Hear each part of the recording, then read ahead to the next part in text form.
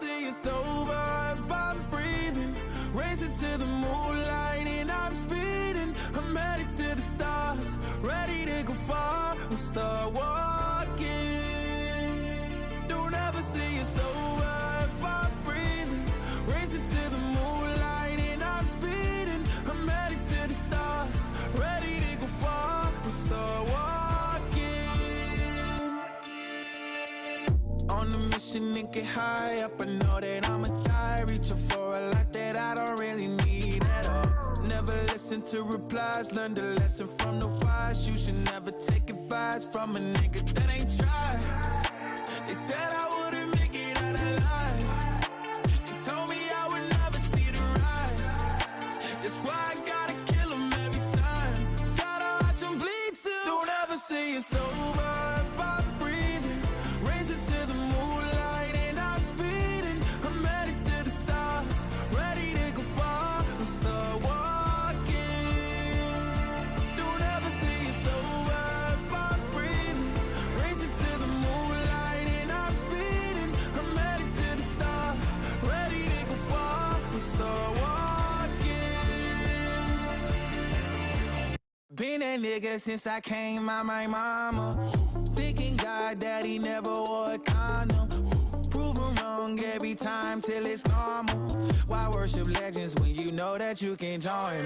These niggas don't like me, they don't like me. Likely they wanna fight me. Come on, try it out, try me. They put me down, but I never cried out. Why me? We're from the wise. Don't put worth inside a nigga that ain't tried. They said I wouldn't make it out alive. They told me I would never see the rise. That's why I gotta kill them every time. Gotta watch them bleed too. Don't ever say it's over if I'm breathing. Racing to the moonlight and I'm speeding. I'm headed to the stars, ready to go far. We'll start walking. Don't ever say it's over if I'm breathing. Racing to the moonlight and I'm speeding. I'm headed to the stars, ready to go far. We'll start walking.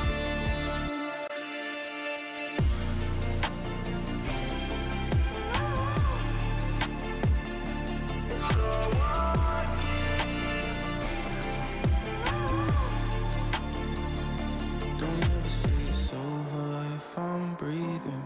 Racing to the moonlight and I'm speeding. I'm headed to the stars, ready to go far. I'm start walking.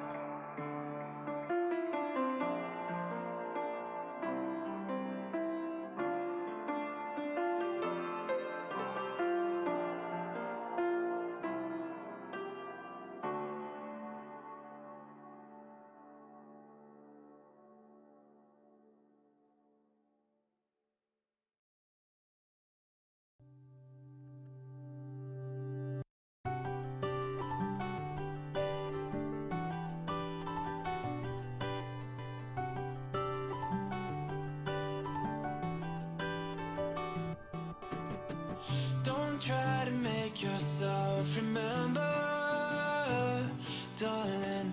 Don't look for me, I'm just a story you've been told. So let's pretend a little longer, 'cause when we're gone, everything goes on. You were staring at the window, and I said, I wanna take you to the sea. And when I'm better, we'll do everything. I've gotta stop making promises I can't keep. But if I was gone tomorrow, won't the waves crash on? Is it selfish that I'm happy as we pass the setting sun? Someday I'll be overcast, but you won't have to cry, 'cause we'll do the grieving while I'm by your side. I said, don't try to make yourself remember, darling. Don't look for me, I'm just a story you've been told. So let's pretend a little longer, 'cause when we're gone, everything goes on.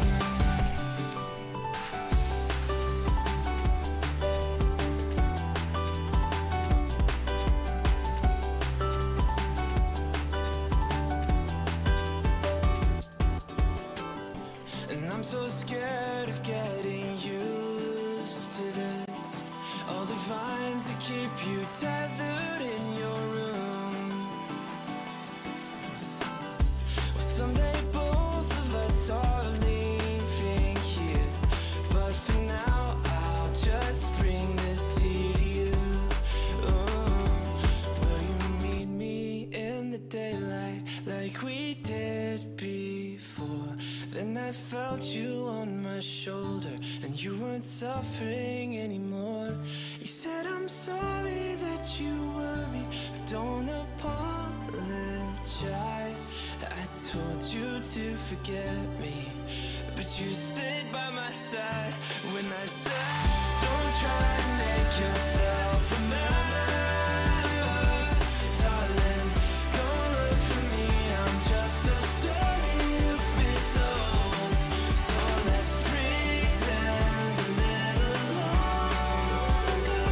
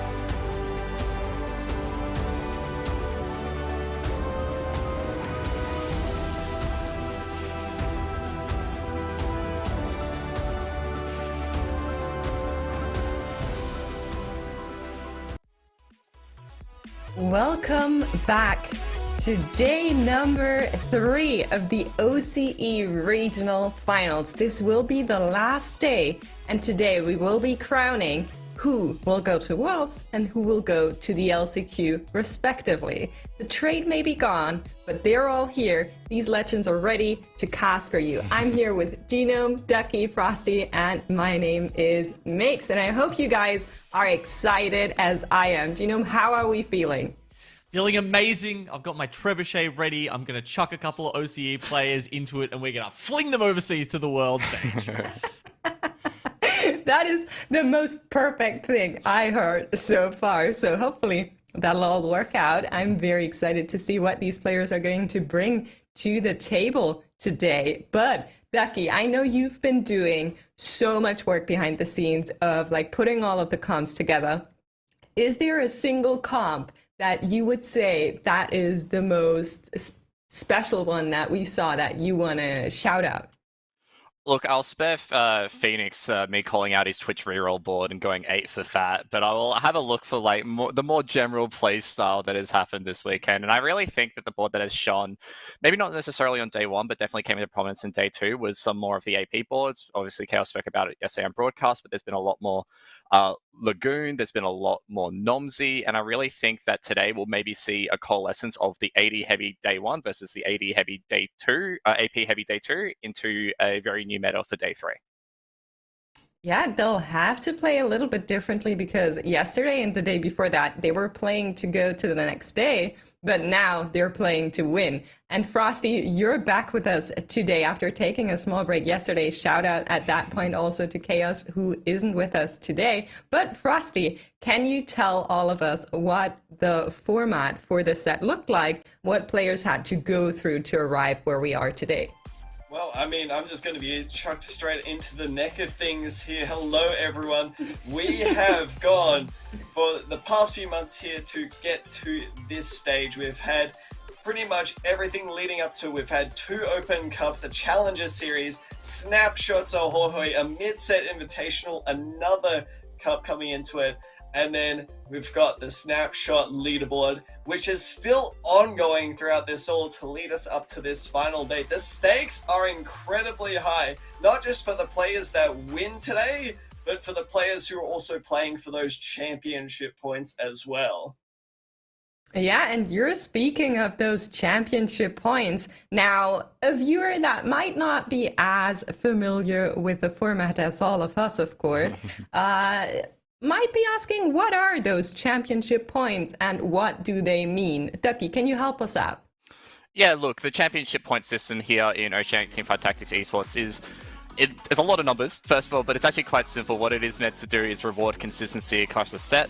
So players have earned points all across set 7 and set 7.5, whether it is through their ranked snapshots and their places on the leaderboard, Challenger Series, tournament performances at the mid-set invitational and regional finals.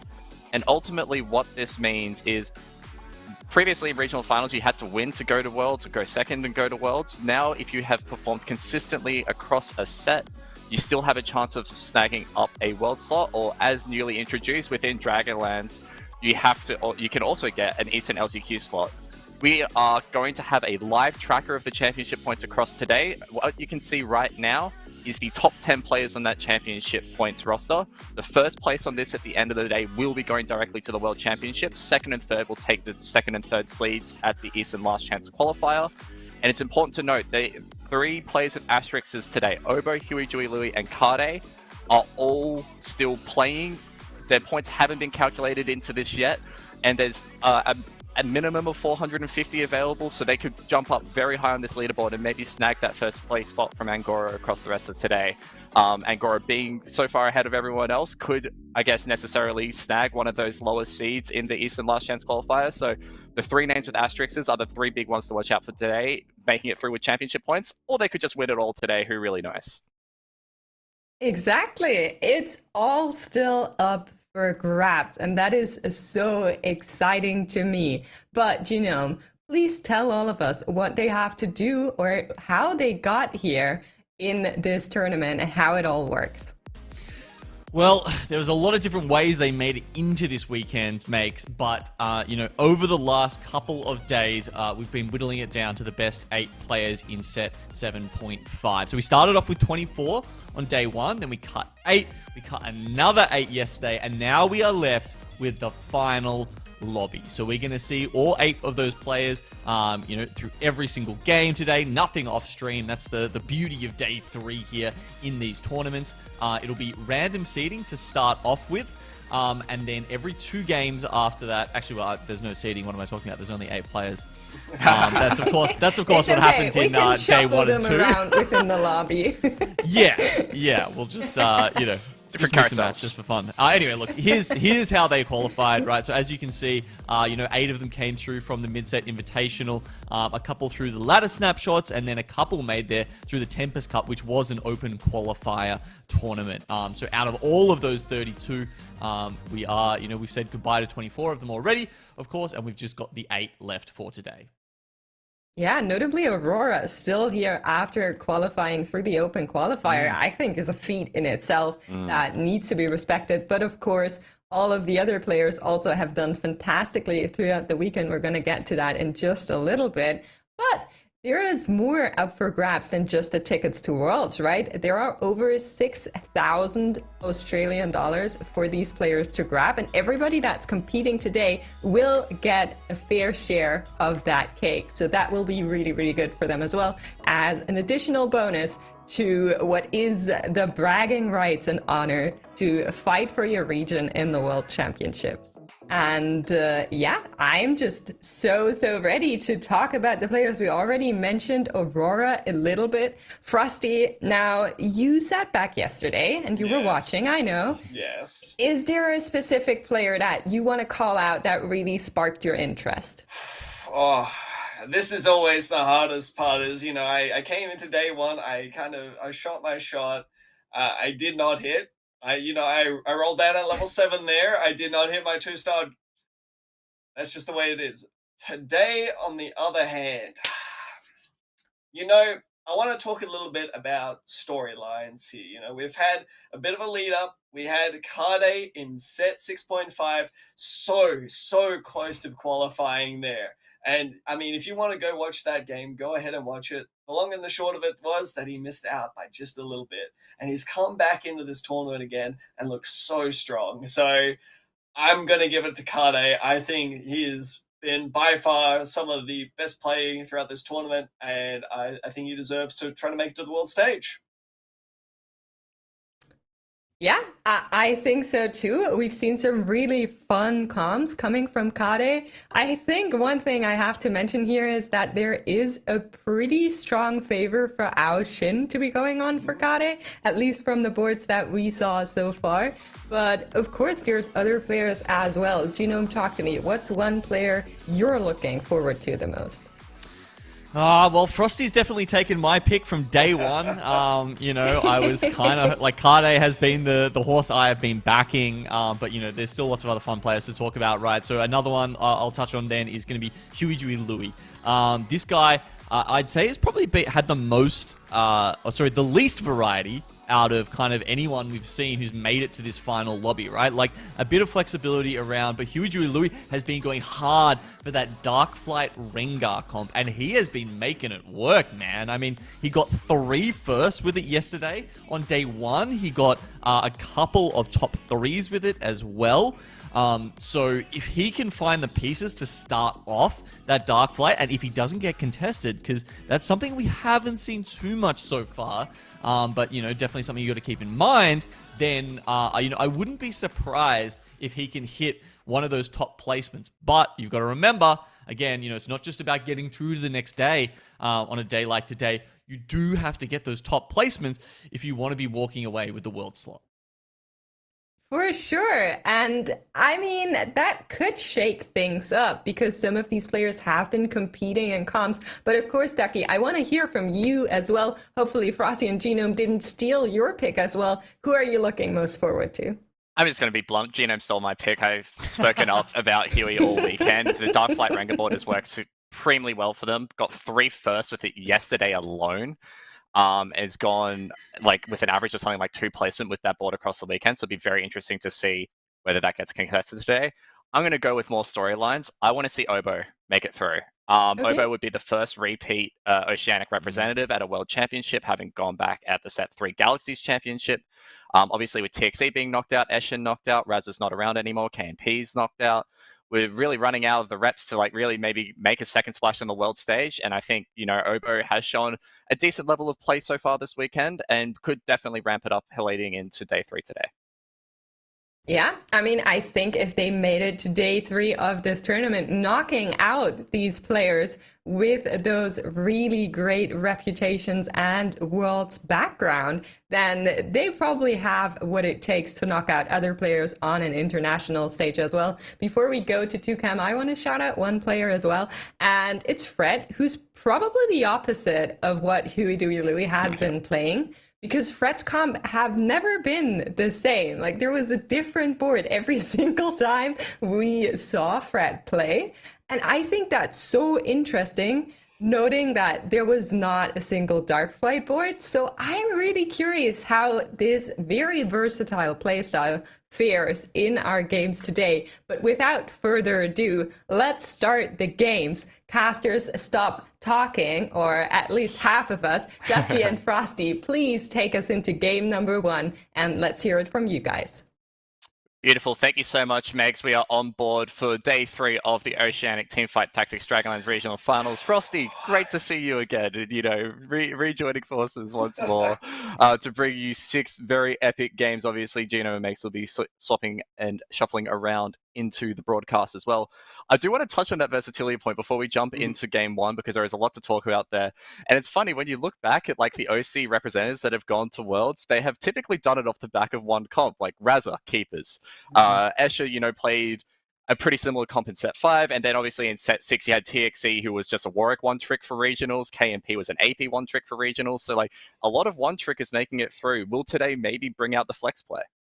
Well, it's definitely something that they've got to suss out. I think that more often than not, they've got to figure out what is a good composition, and there's one that really sticks out. You mentioned Alshin. Alshin has got the highest win percentage, not only in just, playing a lot of dragons, but also, things like centralized comps like Dragonmancers, and just as a general AP flex. Another thing that I wanted to highlight there was Soifin. Soifin coming into today, very high win rate. Players are definitely going to start focusing in there. And the thing is, it's as versatile as well. You're not locked into playing Soifin with the itemization that you can go for. So, if you open up with something like a Hand of Justice, you're not going to necessarily be locked into it. You can go for things like Guild Deja as well. You can go for things like Xayah as well. We've seen a bit of a resurgence for Xayah even after the nerfs that have come out. Yeah, and I mean, Xayah is also a pretty big point to bring up, because while we were talking about, Huey Dewey Louie being the Darkflight one trick, especially with that Rengar build, Percy Jackson across this weekend, I think, has played 9 or 10 games of Guild Xayah. Yep. I think their day 1 was all Guild Xayah, just 6 games straight of it, and it got them a really high placement. And obviously, day 2, they changed it up a little bit, and they showed us how they were building those boards on day 2 as well. Like, they were going into the Astral Swift Shots, they were building around the Varus, using the Astrals for Econ, and moving out of that. But I think that really goes to show that there is a lot of different ways to play in this set. We are going to see, I think, a little bit more flexibility. I would be a little bit surprised if the one trickers win out today, especially considering how much of the lobbies so far have been just varieties of different boards winning out. Hasn't necessarily been a clear favorite all weekend, except for maybe that high cap Dragons board. But I think this set really favors versatility, and players have been more versatile as the set has gone on and as more options have opened up, especially with multiple dragons. And I think that will be the name of the game this weekend. Yeah, versatility is going to be the name of the game, especially in terms of compositions as well. It's not just been reroll. It's not just been, late game fast 9 styles of boards. Every single versatile little bit of gameplay has been different. We've seen lobbies that have been dictated by Soifin. We've been seeing lobbies that have had Dragonlands Karma as well, going from these high 5-cost boards to just purely reroll for things like Kai'Sa as well. There's just been a heck of a lot. And honestly, Ducky, I'm excited to see what the players are going to pull out for the final day. Yeah, look, what kind of game are you kind of expecting for game one? Like, we were talking about this and joking about a little bit of a broadcast yesterday. Are we just got to get the default silver, silver, gold augment, regular treasure dragon? Or are you hoping for a double or triple prismatic, get the excitement rolling, really get the blood flowing for game one? Unfortunately, I feel like I am the curse. You know, every single time that I've ended up casting here, I've ended up getting nothing but silver, gold, silver, or gold, gold, silver, or whatever you want to call it. I think today we're going to start off with a very safe game. I think we're going to start, look, I'm going to call it now, gold, gold, silver. That's going to be my bet. I'm going to hold you to that with the 2-1 prismatic. We are not too far away from jumping into game, guys, just sorting out some things, but we will be there in just a second. So we're not just talking for the sake of talking. The players are just jumping into lobby. And I do want to bring up before we maybe throw into game in just a little second, I guess more of these players as well. I think failed to mention Tamura, who off the back of yesterday performed really, really well. Tamura and Aurora were two of the players that none of us really mentioned in the pre-show, but were the two most consistent performers across yesterday, coming in as top 1 and 2 seed. As we are jumping on board right now with Huey, Dewey, Louie, the Dark Flight player that we spoke so much about in the pre-show. Yes, this is game 1 starting day 3 of the Oceanic Teamfight Tactics Dragonlands Regional Finals. And I just want to loop back to that point while we are going to be in these stage 1 neutrals of Tamura, a very flexible player. Aurora showed a lot of flexibility yesterday. And if they can carry on that form into today, they could walk away with at least a spot in the ELCQ or even at Worlds.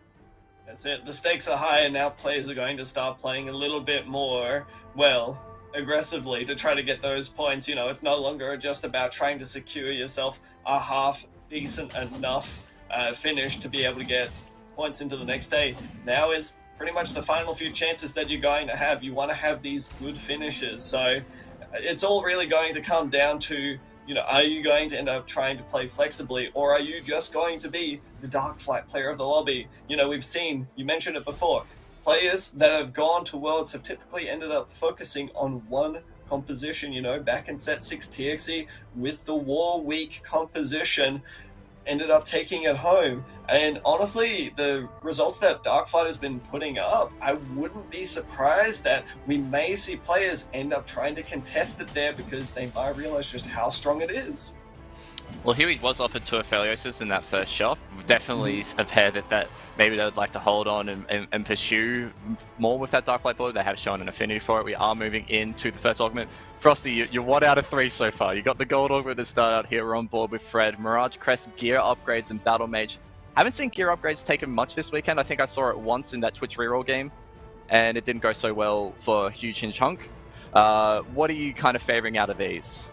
I'm looking either at a Mirage Crest or a reroll right about now. I'm typically going towards a reroll. Mirage is Executioners here. There's the reroll. I think Portable Forge or Better Together. We see players typically going for a Better Together, but Portable Forge coming out here. Gold Collector, early Snowball potential, and it's going to be picked up by Fred here. Picks up the good old rat to go alongside with it here, and that's going to be an early Snowball for Fred. Especially throwing that onto like the 2-star Wukong just to farm up that gold with the extra star powers on that unit. Very strong, the Jade Warrior. 1 cost coming in for set 7.5 has been a quite powerful transition unit for a lot of the players this weekend. As we hop on board with Aurora, who's taken the Beast Stem. Spoke about this a little bit yesterday, but the Shapeshifters, especially just playing around this Na, who is a very popular flex on these like Xiaoyu Siphon boards, having that 35% bonus attack speed is very, very key. And also he's got the Ginsu on this Nidalee as well, who will be benefiting from that. Yeah, you mentioned it there. The Siphon board really does benefit incredibly well. That dual carry between the Siphon and the Xiaoyu really does benefit from attack speed because it's not naturally built. They're more chunky carries. You know, you can feel like you can really get your bites worth out of a Siphon there. And, you know, Xiaoyu ends up dealing quite a bit of damage, but it's just incredibly nice being able to give your carries that little extra oomph that you'd like to get out of them. Can see down there in the shop that Nomsy this game is going to be Mage. It's basically just been Mage or Evoker Nomsy played all of this weekend. It's kind of been split in terms of like the win rates and the top 4 rates. It's all hovering around that 5.5 placement, so it hasn't been too successful. On board with Colourful now. Got the Dark Flight, so maybe we'll see a little bit of contention with Huey Dewey Louie. This is something I raised up at the end of the broadcast yesterday, but if someone can contest Huey Dewey Louie on this comp that he's found so much success on this weekend, might not be an easy run for him across these 6 games.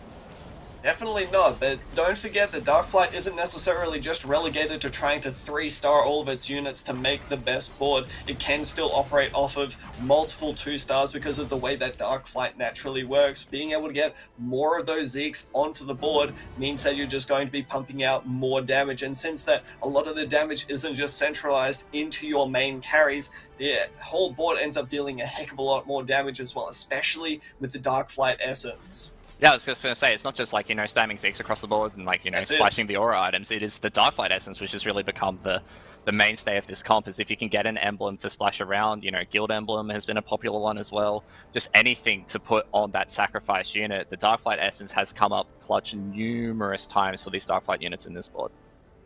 Absolutely. We're going to move over to Huey Dewey Lou, who ends up picking up the Guardian Crest. Now, this isn't something that we typically see all too often, and is not really indicative of which kind of direction these players would like to go up.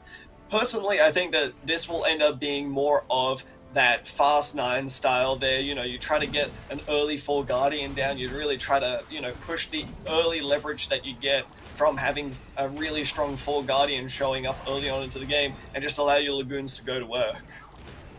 I'm seeing some really strong star-leveled boards across this opening stage that we have come across here. Karde's got the Mirage emblem onto this 2-star Lilia. Obviously with Execution and Mirage, there could be a play around that, the IE Jeweled Gauntlet.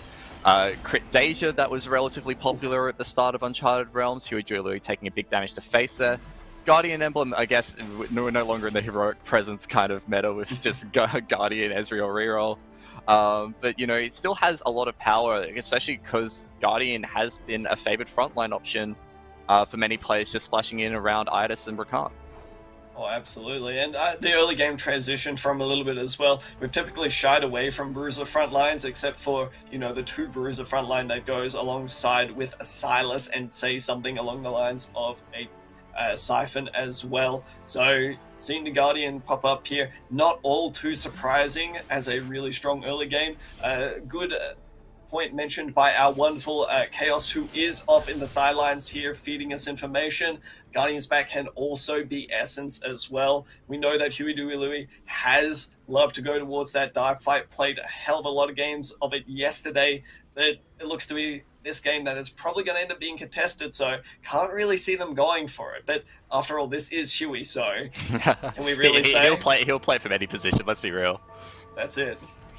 I do want to point out that this Guardian frontline is probably one of the strongest that you can have this early on. He's got the 4 Guardian in. That's a big shield being spread across every time that the Guardian gets dropped below 50% health.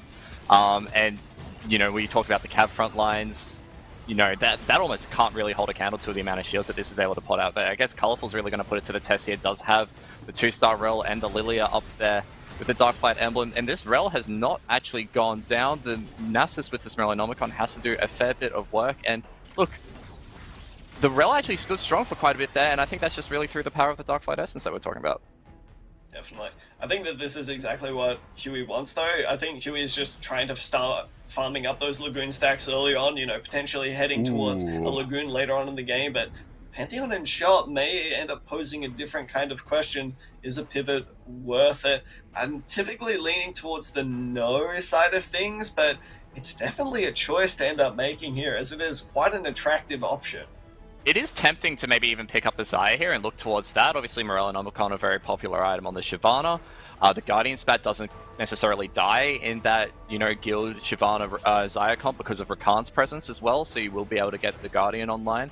So there are options here, but the real question is, does he want to hold on to, a 4 gold unit on bench this early when he's already sitting on only 20 interest? It could be potentially detrimental, holding something like you have to sell off so many of your other pairs. And I mean, look, even Huey Dewey Louie is considering right now, do they want to buy up a Vladimir 2? I think it's a really smart choice to not buy it up, to try to secure this lose streak. But even still, Tamura is decently strong, but is it going to be enough? The Zach ends up going out there. It seems to me like Huey Dewey Louie is not going to be able to lose streak into Krugs there.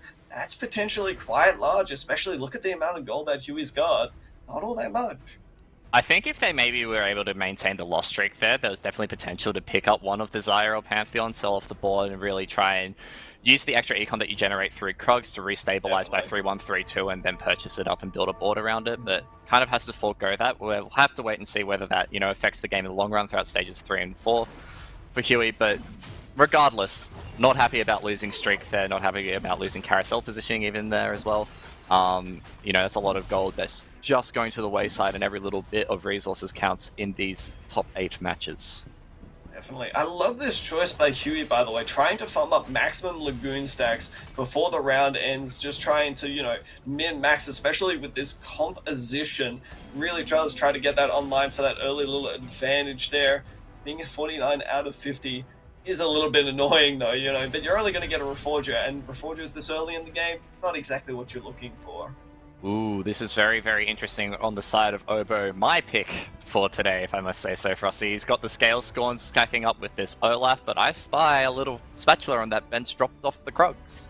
I also saw something incredibly interesting as well. Look at the first augment choice. That's personal training. So this could lean more into, more of the Olaf style game. We haven't really talked about scale scorn all too much. It hasn't really been showing up in the tournament thus far, but I definitely think that it is still an incredibly interesting option that you could go for. It's pretty darn strong, especially when you do hit those 3 stars. And if players are going to end up playing a more 3-cost reroll along the lines of, say, Darkflight, it means that you're going to more likely hit things like those Olafs and Dianas, which you really need to be able to maximize the composition. And Ovo has been one of the more favored Scale Scorn players across this weekend. Played it twice yesterday, went 3rd, went 5th. So, okay placements when you're considering it all in all. Everyone's going to be playing for wins, obviously, but you can't necessarily be too sad if you're just in the middle of the pack, just keeping those points ticking over. That's how the players like Colourful made it through to today. We move into the second augment choice here. Two from you here, Frosty. Gold augments offered again, and that Scale Scorn emblem is going to be a huge pickup. Yeah, that if it was a little bit shaky before on what exactly Obo was trying to do, now it is almost certainly the case that we will be seeing a 4 scale scorn game from them. And we were talking a little bit before about what is the optimal amount of scale scorns. You really do want to try to hit 6, but even 4 ends up getting the job more often than not. So in Obo's position there, they're in a really good spot. They've been stacking up an Olaf as well. They've been getting that personal training down. When you finally hit that critical mass on Olaf, you are going to snowball. Moving over to Aurora's board, one of the 2 win streak players so far. Aurora and Fred both on 100 HP. Still Colourful also got the flaming hot ring around the little legend. 92 HP moving up against Huey, Dewey, Louie. Got some very nice items onto this. I guess it's just a lot of AP onto this Nidalee. But there's still a lot of options that you can play around with this. The Archangels is still a necessarily flexible option. The Beast then kind of maybe limits where the comp kind of goes, because you'll think, wow, double Archangels on something like a Deju would be super nice. But, there's still different ways that, Aurora can pilot this board. Oh, absolutely. You say that's fairly limiting, but don't forget there are massive endgame shapeshifters that we end up seeing a ton. Units like Shyvana and Jace is a typical flex that we see in a lot of compositions. And if you're really trying to hit that late game AP option, those can both be really good item carriers as well. Double Archangels tends to be quite flexible between all of the AP that you get later on in the game. So with a star like Aurora's here, it's not too uncommon that we're going to see a really strong late game from them. Move over to Colourful here, picked up a tome, the Ancient Archives, from that Augment selection, and popped it here. What are you thinking about these options, Rusty? They suck. They're not a Darkflight emblem. They're not Darkflight Essence. They suck. They are not what Colourful was looking for in this game. So, trying to pick up a Cannoneer spat is kind of the lesser of most evils that you are offered. Still, not exactly what you want to be seeing there. Well, have to make do. That's the nature of TFT. Still looking for a pick like that. Rengar has a couple of Felioses in. Playing around that Cannoneer, still hasn't gotten the 4 Cannoneer online. Obviously that has changed a little bit, so a little bit sad here. And taking potentially a big hit to face here. A 3-unit loss it's looking like against Obo, who's just slowly stacking up this Olaf. Doesn't get the 4 AD from the death there. But from Colourful's position here, still has a decent amount of gold. You reckon there's a potential for a 3-5 level 7 here, maybe stalling out until stage 4? Yeah, that's a good question. It's perhaps, especially in Colourful's position when you're such high health here, you know, the lobby isn't necessarily going all too fast. We do see players that aren't under 50 health quite yet, you know, the danger zone as we like to refer to it. I'd say that it's probably going to be taken quite slow. You're only at 50 gold, and, you know, while you may be missing a few pairs, it's so unlikely that you're going to hit that I'd probably, you know, take the foot off of the gas pedal and try to just play it a little bit slower. Moving over towards Tamura here, speaking about that danger zone, 52 HP, Lose Streak player at heart had picked up, you know, stuff like consistency in tournament yesterday. Really likes going for those weaker stages 2, maybe even into 3 to really spike later on. That playstyle worked for them across yesterday, hitting some very, very capped boards. And has, you know, been econing throughout the start of this game with the Astral, just ticking that over with a couple of units in there. It's not too much orb value, but now is playing in the Pantheon, slowly spiking after this 3-5 and really pushing towards maybe contesting on this Olaf. I would doubt it, but potential. There's potential. That it doesn't really look good. You know, these items are not really Olaf items. What Olaf really wants is something like a scoped weapons or a rapid fire cannon. We don't really see assassin emblem happening all too much now. You know, it is an elusive emblem nowadays. So more often than not, you got to try to make up for that for somehow, because the danger is that your Olaf just runs in, takes it target fire, and then ends up dying. So while I do think that, you know, there is the chance that we see an Olaf game, there is some danger associated, especially if you don't pick up those bows. Guess we'll have to wait and see.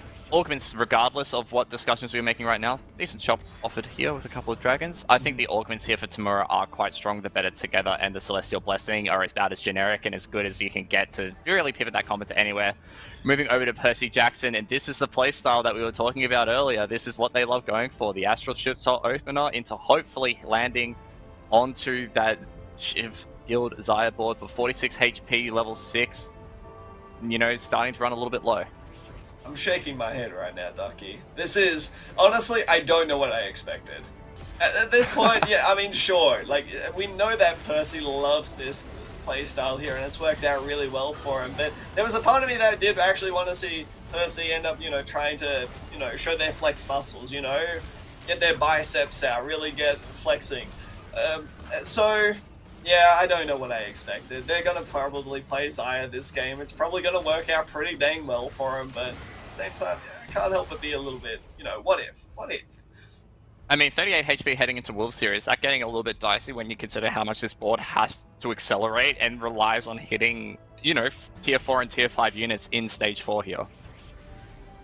Yeah, it's definitely a little bit dicey, but the good news is that they've hit 2 Jaces, which are a massive spike. You know, you could end up hitting a Jace 2. That's probably going to be enough to stabilize, especially with 4 Bruiser, and then only really looking for another Zaya in there, you know, just to be able to cap out the composition.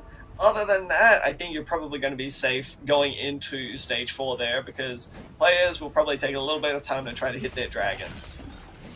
I wonder what Karde's playing this game. I honestly couldn't, you know, point, you know, it's just so wild to think what he could potentially be playing with. All these Cavaliers, Mirages, Executioners this game. He's hoping to maybe get a little bit more of those Executioner style items. Got the Mirage emblem. I'm pretty sure he's looking into that Mirage kind of Cavalier build around the Danger. We'll have to wait and see. We're going down on Percy Jackson's rolldown, as we were mentioning earlier. Hit the level 7, is looking for these eyes, does find the 2-star Jace.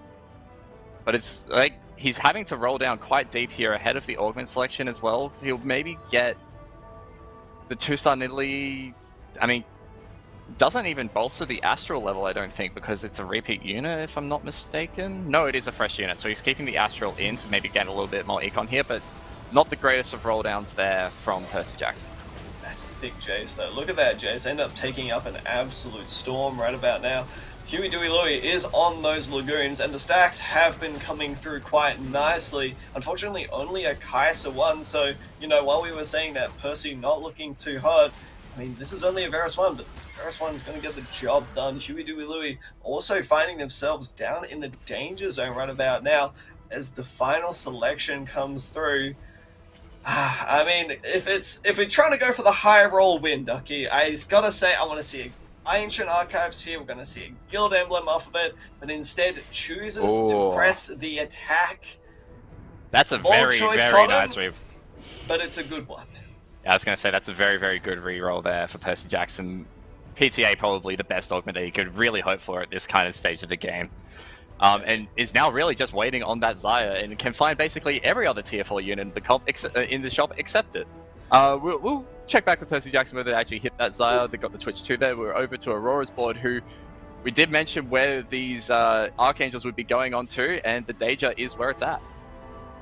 Danger is definitely where it's at, and look, there's also been a guild emblem being picked up here, so, you know, the potential for beasts tend to be a little bit of a dead item, or, you know, a dead trait there could potentially come up, but I think, you know, it's probably still going to be active. We see that Jace is such a flexible unit that even something, you know, as simple as sticking a Gnar in there as well is going to end up working wonders. As you see, all it needs is just raw damage. Executioners ends up dealing a ton. Is very, very powerful. Also, the guild emblem picked up there. Nice little splash into this comp as well. Can itemize vertically towards that. What do you think the Mirage kind of caps out here? Do you reckon he's going to be chasing that 6 Mirage, or is just going to be sitting at 4 for now? While 6 Mirage may be excellent, you know what's also excellent? An egg giveaway in chat right now. Don't forget to type !egged so that you can try to secure your very nice egg. I think that more often than not, players will try to flex towards guild, but getting higher stacks of Executioner can be very, very nice for the composition. You know, it does end up going up to 100%, always dealing those crits, and with that double Archangels, that's a ton of damage, Docky. Yes, it is indeed. And 82 HP has a lot to play around with. Hitting this power spike at level 7, by the way, is kind of nutty. Getting that to the 2-star Danger this early. We are getting a little bit of a look at how Percy Jackson board is going so far, and still in that Xayah waiting room. It's getting a little bit, you know, dire.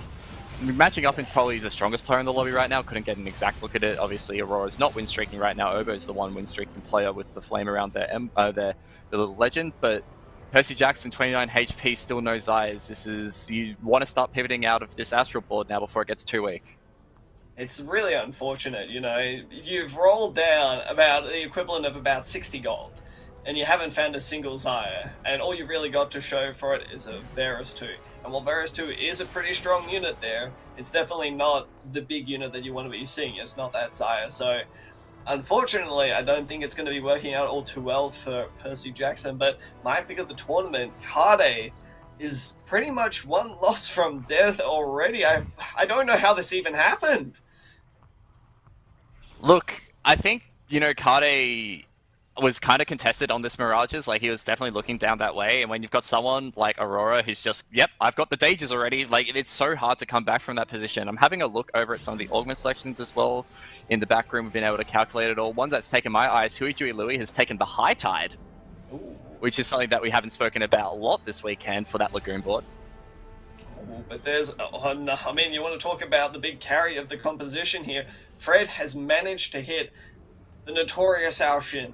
You know, the big carry in these sorts of compositions here. And realistically, it doesn't even matter what's centered around the Alshin, does it, Ducky? Because it just deals so much damage. If an Alshin casts, the fight is pretty much over.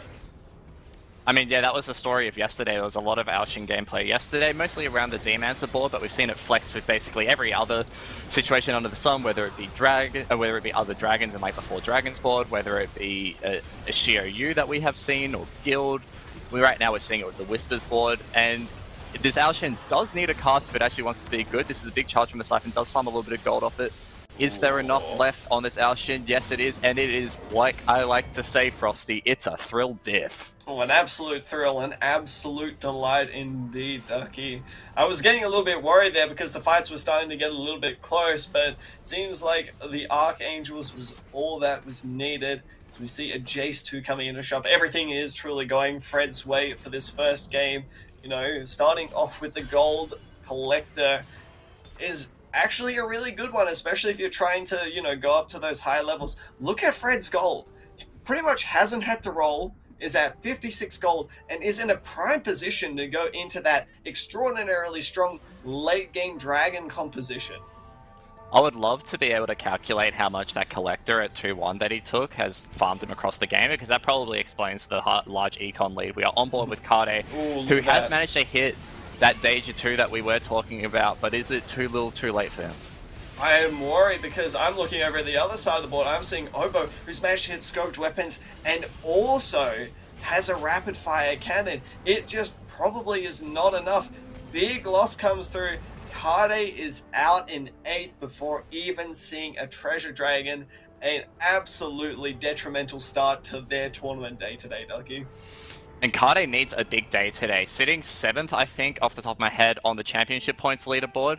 So needs to place around that top 3 kind of position to really push through towards Worlds. Obviously, we'd like a more guaranteed spot in the top 2 with the LCQ points. We move over to the Treasure Dragon here, and we've got an Order Treasure Dragon with the guaranteed Radiant item. Tamura takes the Radiant Rapid Fire Cannon. Yeah, it works really well, especially on that Siphon there. No longer has to go into melee range to charge up that big bite. Siphon 2 also coming into shop here. Tamura's pretty much hit the entire board, Ducky, you know. It's really hard to say exactly what you'd end up wanting to hit here as well, you know. What are you going to replace most of these units with? All that's missing is a Pantheon 2, and, you know, maybe if you're lucky, also a Yasuo 2. I can't think of anything else, though.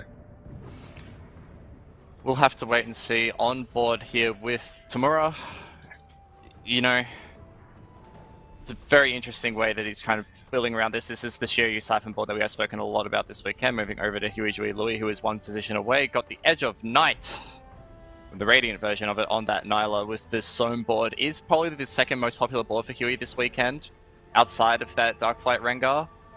Hasn't been able to hit much anyways. Yeah, and it looks like Huey is going to be going Soam really soon if he doesn't manage to secure a win. Coming up against the board of Tamura, who has hit all of their power spikes. I worry for Huey. This is only a Soam 1, and just look at the damage that these dual dragon carries end up pumping out. The Nyla is also no slouch. Big and vuln from Zoe. Big chomp coming down onto the back line there. Can the Tide Blossoms end up popping? No Tide Blossoms. It's all up to Nyla with that Radiant Edge of Night, but it looks like the dual dragons will just be too much. That's Huey out in 7th. And those are some really, like, I think we didn't necessarily touch on it too much. Tamura's got 5 out of 6 items on them as well. Like, sometimes we see these Shiryu Siphon boards where they haven't been able to itemize the 2 dragons. This is a very well itemized Shiryu Siphon board, so could potentially climb up into the top 4. Has been one of the more consistent boards we've seen across this weekend. As we move over to Fred, who, as a determined investor, has finally hit those diamond hands onto this Alshin with the Radiant Jeweled Gauntlet. This is just so scary. Looking at this board and knowing exactly that this isn't even at its final form yet, there's just so much left to go. And sure, I mean, the Shimmer Scale is really nice, but just imagine what happens when the Idas comes into play. The Siobhan as well, the Terror. All things considered, the board will truly be a terror. And coming up against Percy Jackson, noticing that there is still no Xayah on board, the Alshin's going to get a big cast, but it looks like the Diamond Hands won't save it. Seems like Percy Jackson barely manages to cling on for another fight.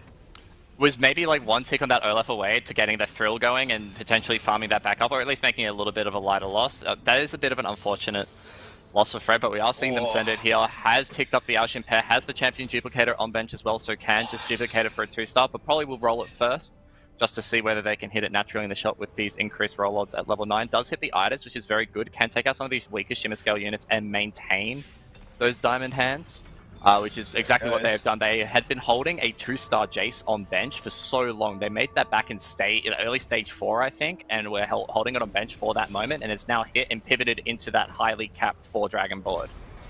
Yeah, but I wonder if this is going to be enough. Tamura is incredibly strong right about now, especially with those good aura items. Watching the Idas try to do its best to tank up against the Siphon and Shioyu. There's too much health on the dragons though, and the health pool is rapidly depleting from this Alshin. Big cast comes through, but the damage just isn't there.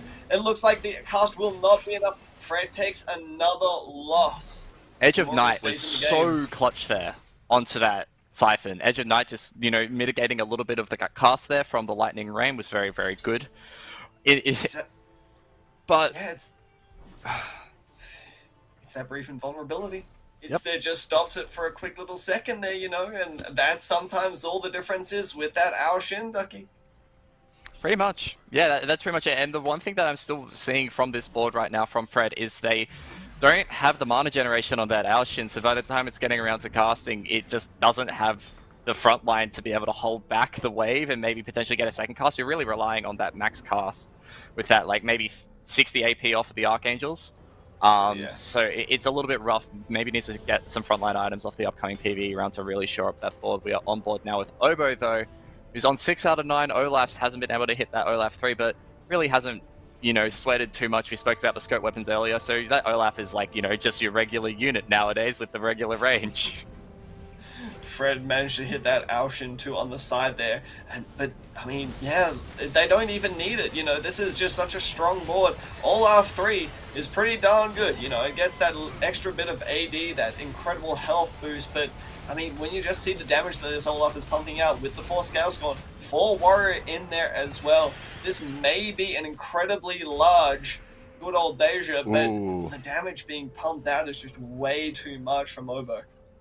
That's a really good loss for Aurora. That was looking like a 5-unit loss, and then the last little wind blast taking out a lot of units did mitigate that somewhat. Only the Olaf left alive. Important to note, Obo's got that Tactician's Crown playing around with, so the extra unit slot as well. We're back on board with Tamura, and we were talking about the strength of the Shiryu Siphon board and hitting now 6 out of 6 items across these two. But the one thing that I'm looking at is the rest of the board is just not there. There's no like decent defensive items on this Pantheon to keep it alive and keep proccing those Whispers. Yeah, but does it really need it? I think it probably when you're pumping out so much damage. I mean, this will probably be the good test here against a board like Colorfuls, right?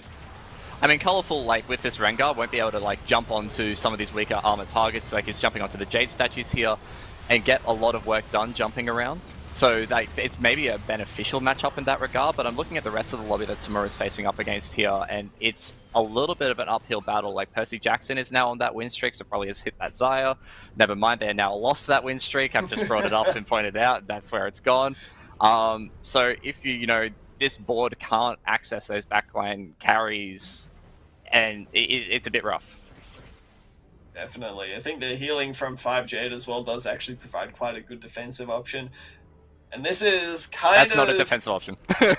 Yeah, that's not a defensive option, but it's also kind of interesting because we've seen full offensive items go onto the Siphon and the Shiryu, but there is no more slots left for this Ginsu's to go on. I mean, the best choice is probably something along the lines of, say, I don't know, a Bard. I guess, yeah, maybe you throw it on the Bard so you can get the extra Temper Fate called, or like Temper Fate casts, and get, you know, more dancing happening. But what's the likelihood of this Bard casting twice in a combat? That's the other question we have to ask ourselves here. Yeah, it's a little bit tough to be able to see. Obo is going to be taking a big roll down on the other hand. Forgoes going level 9 just so that they can really try to hit the Warrior Spike. Manages to find Diana too. That's also kind of an important one to end up hitting there, mind you. Pantheon 2 also going to be quite big, and we're probably going to see them just take it slow from this point on, you know. I think, you know, until Obo's really in that dire situation, we're probably going to see him just try to chill for the rest of the game. 1 Olaf out of the 3 required hit there. Did want to point out that Colourful with that Darkflight board that we mentioned earlier, hitting the Rel 3, so Stein is back with that. Now this is a big test for Tamura actually. I think this is a kind of board where the Shiryu Siphon can get the right targeting here. The Siphon does end up biting onto the Olaf. The Siphon R&D lottery works there in the favor of Tamura, and it might be enough here because obviously that was the main damage threat of this comp. It's kind of unfortunate, you know. I think Mordog probably learned their lesson with Siphon in set 7 there, tried to make it a little bit weaker, but with this composition it ends up being a good old set 7 Siphon running in, killing that one carry that you really didn't want to end up having it targeted. I mean, you know, talking about frustrating experiences, again, I think that is probably up there. Yep. Oh, look at all the Dianas coming into shop here, but, you know, even though Diana is so good in this composition, you just want to hit Olaf here. That's the only thing. It's going to take one more roll. Doesn't end up finding it. Finds a Diana instead, a consolation prize, but is still one Olaf off. Percy going out in 6th as well. Yeah, Percy losing to the board of Colourful there, so didn't actually get to see what Percy's board looked like at the end with the Xayah and building that around, but was very slow in that mid-game to transition, didn't leave themselves a lot of HP to play around with. So that's probably the explanation for that. But you are seeing, like, when this Olaf board doesn't get sniped randomly by a Xiaoyu Siphon, it can be very potent. And this board from Aurora can't stand up for long enough for these Deja Wind Blasts to go through. And it's just a matchup diff, honestly, for Obo at this point. Yeah, absolutely. Important thing to note on the sidelines, Fred, you know, our level 9, our fast 9, level 2 Dragons play hit Alshin already, is at 1 shot now. Yeah, that one life. 6. That's it. It's, I mean, you know, we were talking about the power of this board, but looking around, it seems like everyone else is kind of able to match that power. Look at all of these units, Ducky. There's a Shyvana 2, there's an Idas 2, there's a Terra 2, there's an Alshin 2, and these combats are still not going their way. Yeah, that's a little bit surprising when you think about it. And, like, the Terra is very strong, and it's got the immunity off the Diamond Hands as well. Let's be real, the Shyvana items aren't the greatest, but they're making do with what they can with this board. And the Idas 2 upgrade hit just before that combat could be key here. Up against Obo, though, this, you know, Terra has a lot of work to do to try and keep this Olaf at bay, and it's just getting absolutely chunked out so far. We're looking at the mana bar of this Alshin. It's at 70% now, creeping up towards 80%, but the Olaf is slowly pushing through. The Shyvana has big work to do. The Hand of Justice coming through clutch with this healing and just leaving enough time for the Lightning Rain to come through. The Dragon's Claw soaking up a fair chunk of damage here on this Braum, and as well as the Radiant Warmogs with that extra bonus healing from the Radiant item, but this Braum will eventually go down. Yet the Collector proc come through, and Obo lives on with 1 HP. And by the way, our entire lobby is basically one hit now. 14, 9, 8, 3, and 3. Yeah, but I mean, looking at the item choices here, Obo manages to get the Shroud, which is absolutely massive in these late game fights. Both players, Aurora and Obo, recognizing the importance of these utility items. We've seen fights being won and lost depending on the positioning of these Zephyrs, of these Shrouds, and you know, also really important to note, Alshin's mana bar is at 200. So you shrouding that is going to add on another, I believe, 80 or so mana if my math checks out there. I mean, we're casters, we're not here to do math. It's a 40% mana reave or something, so 40%. Something like that. Yeah, so that would be 80. If it's 40, so, I can't quite remember. But yes, it's a significant amount, especially when it doesn't have mana gem with like attack speed or an augment like Cybernetic Uplink or the Sphere of Shojin. So yeah, it is a long time for this Alshin to cast, and that will be the one weakness of this board. Back on board with Tamura, who has felt like the Shiryu Cypher board has felt so hot, so not so hot again. He's getting a decent amount of stand value now. Got those 8 traits online for this stand too. The Celestial Blessing, the Better Together. Very nice augments as well, something that we maybe have failed to mention in the past. The Soraka heal coming through quite clutch as well. The Soraka is not something that we've necessarily considered so far this game. That one heal might even be enough to potentially live through this combat if they took one more unit, but no.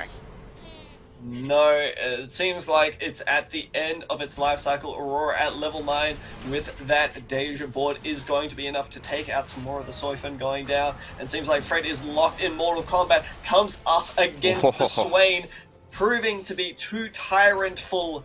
That's not a word. For you tried. I tried.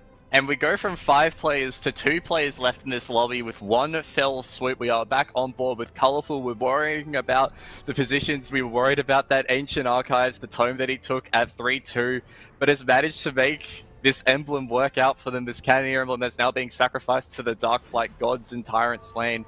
And could be on par for a first here up against Aurora and this Deja, but it's all about this Rengar potentially assassinating the Deja. Oh, and look at that beautiful positioning around the Zephyr as well, allows the Swain, but there's so much damage coming through. The Swain's already gone, but it looks like the Stabby Tabby manages to find its way onto the backline there. Huge electro damage coming through. There is going to be one winner, and it is going to be Aurora, who is going to be taking it home with that Executioner Deja composition. Well played. Well played. And this is our player who has qualified through the Last Chance Tempest Cup leading into this event, winning that, open qualifier. Doesn't have a lot of tourney experience here in Oceania, but they have really shown up, especially on day 2. Yesterday, they were just consistently in the top 2, top 3 of these games, and now showing up with a win to start off day 3. No better way to start off this important final 6-game stretch leading into Worlds. And it's got to feel good, right? You know, you've come up against all of these players, all these storied players, you know, players like TXT, Angora, you know, the players that you hear so much about, and the fact that you're able to stand toe-to-toe with them and also, you know, kind of flex your muscles. You know, it's not just about one composition with Aurora. They've been playing a bit of flex throughout all of these few days here. So I think that for a first game showing, couldn't ask anymore. We'll bring Genome and Makes back into the conversation here to break down that very, very intense game one, Makes. There was a lot happening. Yeah. Frosty basically got the Augment predictions down pat perfect at the start, but I want to hear your thoughts about what you saw that we maybe missed. Well, in general, I think not you guys missed it, but some of the players have missed out on actually making this Guild Mirage a priority, honestly, because we've seen throughout just a ladder gameplay that Guild Mirage does really, really well. And we haven't seen it much except from Aurora in this entire tournament. So I feel like this game just now might be causing some brains to click, and we might see more Guild Deja boards if the Mirage isn't terrible. So I think that could definitely be something that starts happening now. But Genome, what are you thinking? Yeah, because, I mean, he bought out the Guild Deja a lot in day one. I think he only played it once in day two, but you can see here just how powerful it is, right? Because, I mean, I was watching that game just being like, there was so many strong boards, right? Especially, I think, the Order Treasure Dragon. Like, I've never seen that many people in a lobby hit, like, the right Radiant item that they needed, you know? Like having the Brink of Dawn coming out, the Rapid Light Cannon, there was so many that just fit perfectly into the comps. And I'm just looking at all these compositions being like, how can this lose? Like, how can this... There were like 3 or 4 comps that I was like, wow, they all kind of feel like they should win. They've high rolled so much, right? Yeah, it was really cool to see, those really high capping boards come out. And honestly, I was surprised that Guild Deja was the best of all of them. Yeah, let's have a look at our leaderboard and how that translates to the numbers, Frosty. And of course, after game one, not much to speak about in terms of narratives, but some surprises in there, right? Oh, yeah, I mean, we managed to cast a curse our picks. Kade ended up going 8th, Huey ended up going 7th. Fred did manage to put up a pretty decent showing. It's uncanny, honestly, how much power that we have as casters here. I think that, honestly, perhaps what should we talk about a little bit more often, because I don't want this responsibility. I don't want to end up cursing these players. I want it. I'm going to use it. Okay, you can have it. Okay, but with that, we're going to go into a quick break. Don't go anywhere. We will be right back with game number 2.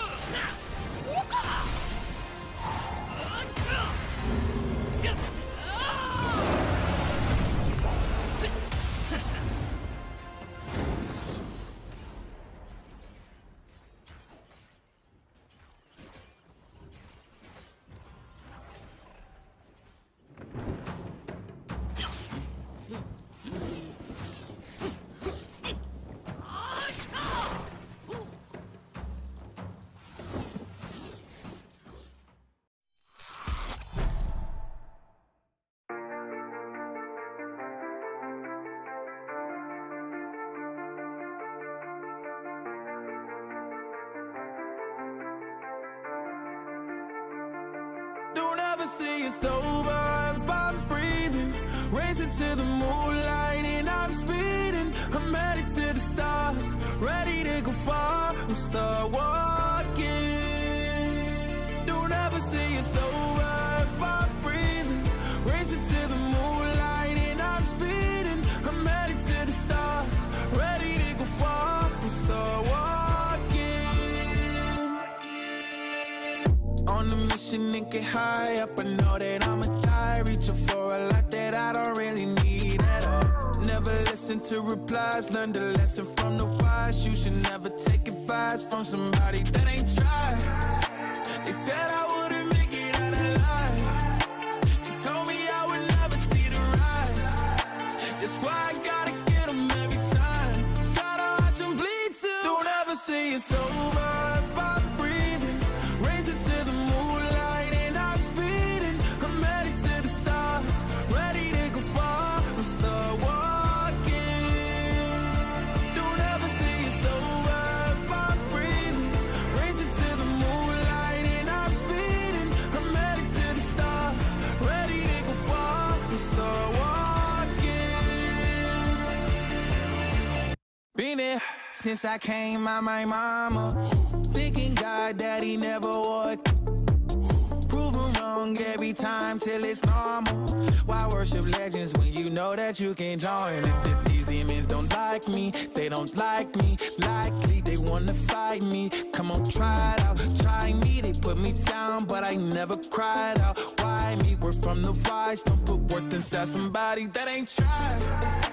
They said I wouldn't make it out alive. They told me I would never see the rise. That's why I gotta get them every time. Gotta watch them bleed too. Don't ever say it's over if I'm breathing. Raise it to the moonlight and I'm speeding. I'm headed to the stars, ready to go far. I'm start walking. Don't ever say it's over if I'm breathing. Raise it to the moonlight and I'm speeding.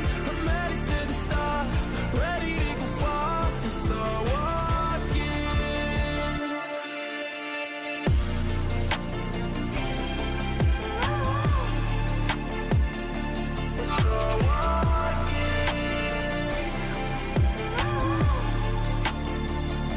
Don't ever say it's over if I'm breathing.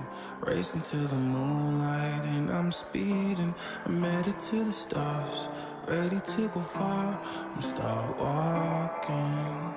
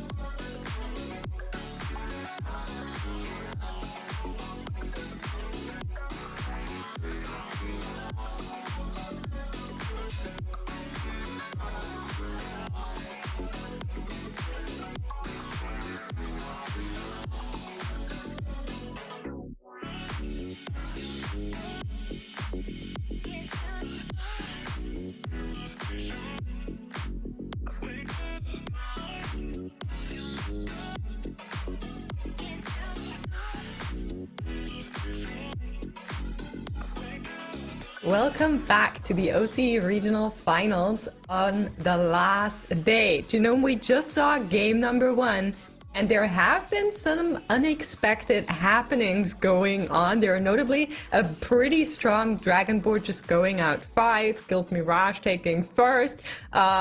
Anything else you wanted to talk about just before we go into the next game?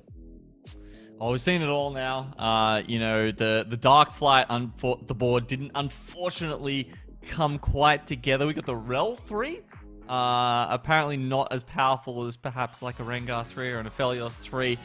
You know, maybe even a Tyrant Swain 3. So couldn't quite get that one over the line. But yeah, as you said, the Dragon boards since day one have definitely not been capping out quite as high.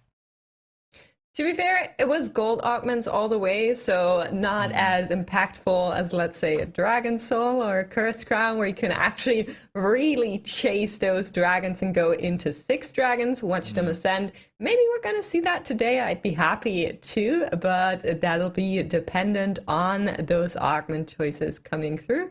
Maybe prismatics. I think we're going to keep that one for the later games. At least that's how the script looked when I checked it the other day, but you know, we're gonna figure that one out. Watching back a little bit, Day 1, Day 2, Day 3, there has been a big change in that tournament meta. On Day 1, there was a lot of AD heavy comms, lots and lots of Soifin. Day 2, a lot more Lagoons, of course, dependent on that start. What do you think the tournament will look like today in the next couple of games?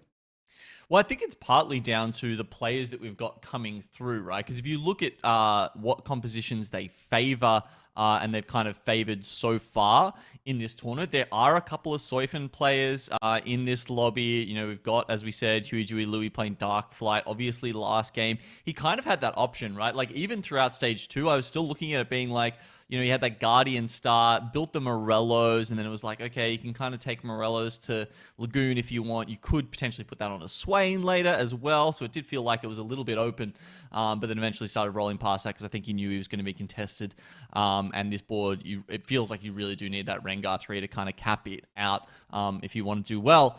And then, yeah, you know, Percy Jackson, Shivzaya, we saw him trying to hit that again there, and Aurora, Guild Mirage. So a lot of them have been playing towards their strengths of what we've had so far in the rest of the tournament. So let's see in our game 2 here if that trend continues.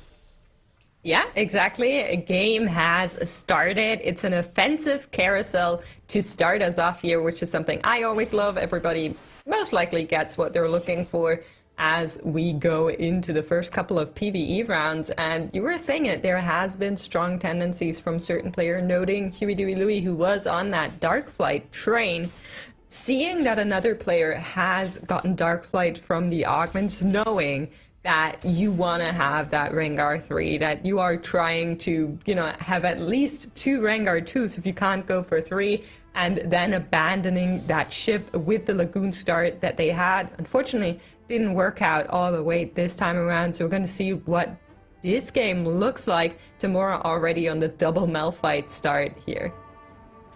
Yeah, because it's not even like they had, you know, some like random augments, some, you know, flexible augments, right? Where you're like, oh, I've just hit a couple of Dark Flight units and I'm thinking about going there. It was like, no, I am like putting the stamp down right now. The augment is Dark Flight. It's Dark Flight only. There is no other option for me now going forward in this game. And anyone else seeing that, I think, would have to be pretty brave to try and contest that. Oh yeah, for sure. We are just getting word from our lovely observers that this game is going to be a rerun of what we just saw. It's Mage Nomsy and Executioner's Mirage, once again, same as game number 1. So with that Mirage Deja doing so well in game number 1, where it was also Executioners, this might be very, very interesting to players now. Yeah, I mean, we didn't see Mage Nomsy get picked up last game, did we? So, I mean, there hasn't been a lot of, ooh, you know what? Don't worry about that. Prismatic Augments. Mirage Crown looking mighty fine. I mean, there's, yeah, look, a lot of interesting options here with Mirage being Executioners. Who are we looking at here? Tamura. Okay, so not our guild Deja player, who is of course Aurora. You know, I could have seen him possibly picking that up. Woodland Charm is great if you're going to go for you know, a Lagoon Mage kind of option, but yeah, I feel like Woodland Charm is that one. Okay, we've got the scoped weapons as well. For anyone who hasn't been following along for the last couple of days, so far this has got a first and a second. That's how good that one augment is. Basically, you go for Yone 2, you build a Gwinsu's Rage Blade on him straight away. And honestly, I think we've even seen someone like carry with Yone 1 and scoped weapons 2 into stage 3 and stage 4 and still be streaking on 100 health. Okay, I need to quote something because we just heard our lovely analysts in our green room commentate on that scoped weapons pickup, and Ducky has all the facts for you. He's saying Huey has won the video game. So I think that's a very good and straight up fact that we will take into this game for consideration. But we also have seen scope weapons take second. It is a super strong augment that cannot be overstated. But it's not an auto-win in a prismatic lobby because there's other very strong boards that you can build and can get away with. Yeah, and I swear Chaos said it was an auto win, and then backtracked when we saw it come second yesterday. Yeah, he did. to say that it's a guaranteed top 2, but at the very least, it's incredibly strong. We're seeing lucky gloves here. Of course, that gifts you one lucky glove, which is Thieves' Gloves, which becomes a lucky glove, I suppose, which is started off on the Skarner, and he does have another glove to play with, so that's a good start. The last time we saw someone take this, they didn't actually end up getting too many gloves, so they didn't kind of like max out the usefulness of this. Ducky's coming in again, super fast on the info here. Apparently, it was fire in my lungs. Of course, my memory never really helping me out with this stuff at all. And he went 6 with it, and I think that was largely because he just didn't hit enough sparring gloves, right? Because you almost wish you just only had sparring gloves, and then you get 2 items per 2 components you have, which is a pretty good deal, frankly.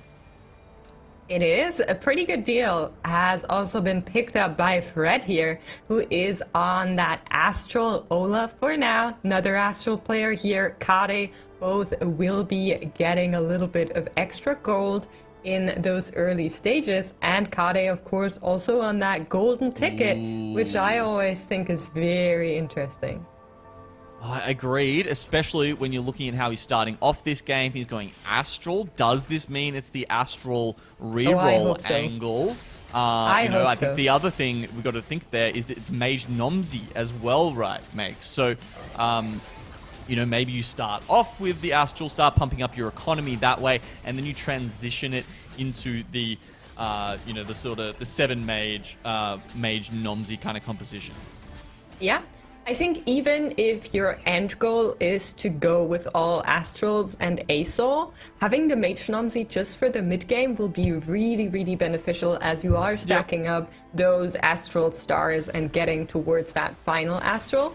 And that's definitely a very good angle for Kade here to try and hold up in this prismatic lobby. So we're gonna wait and see what happens with that.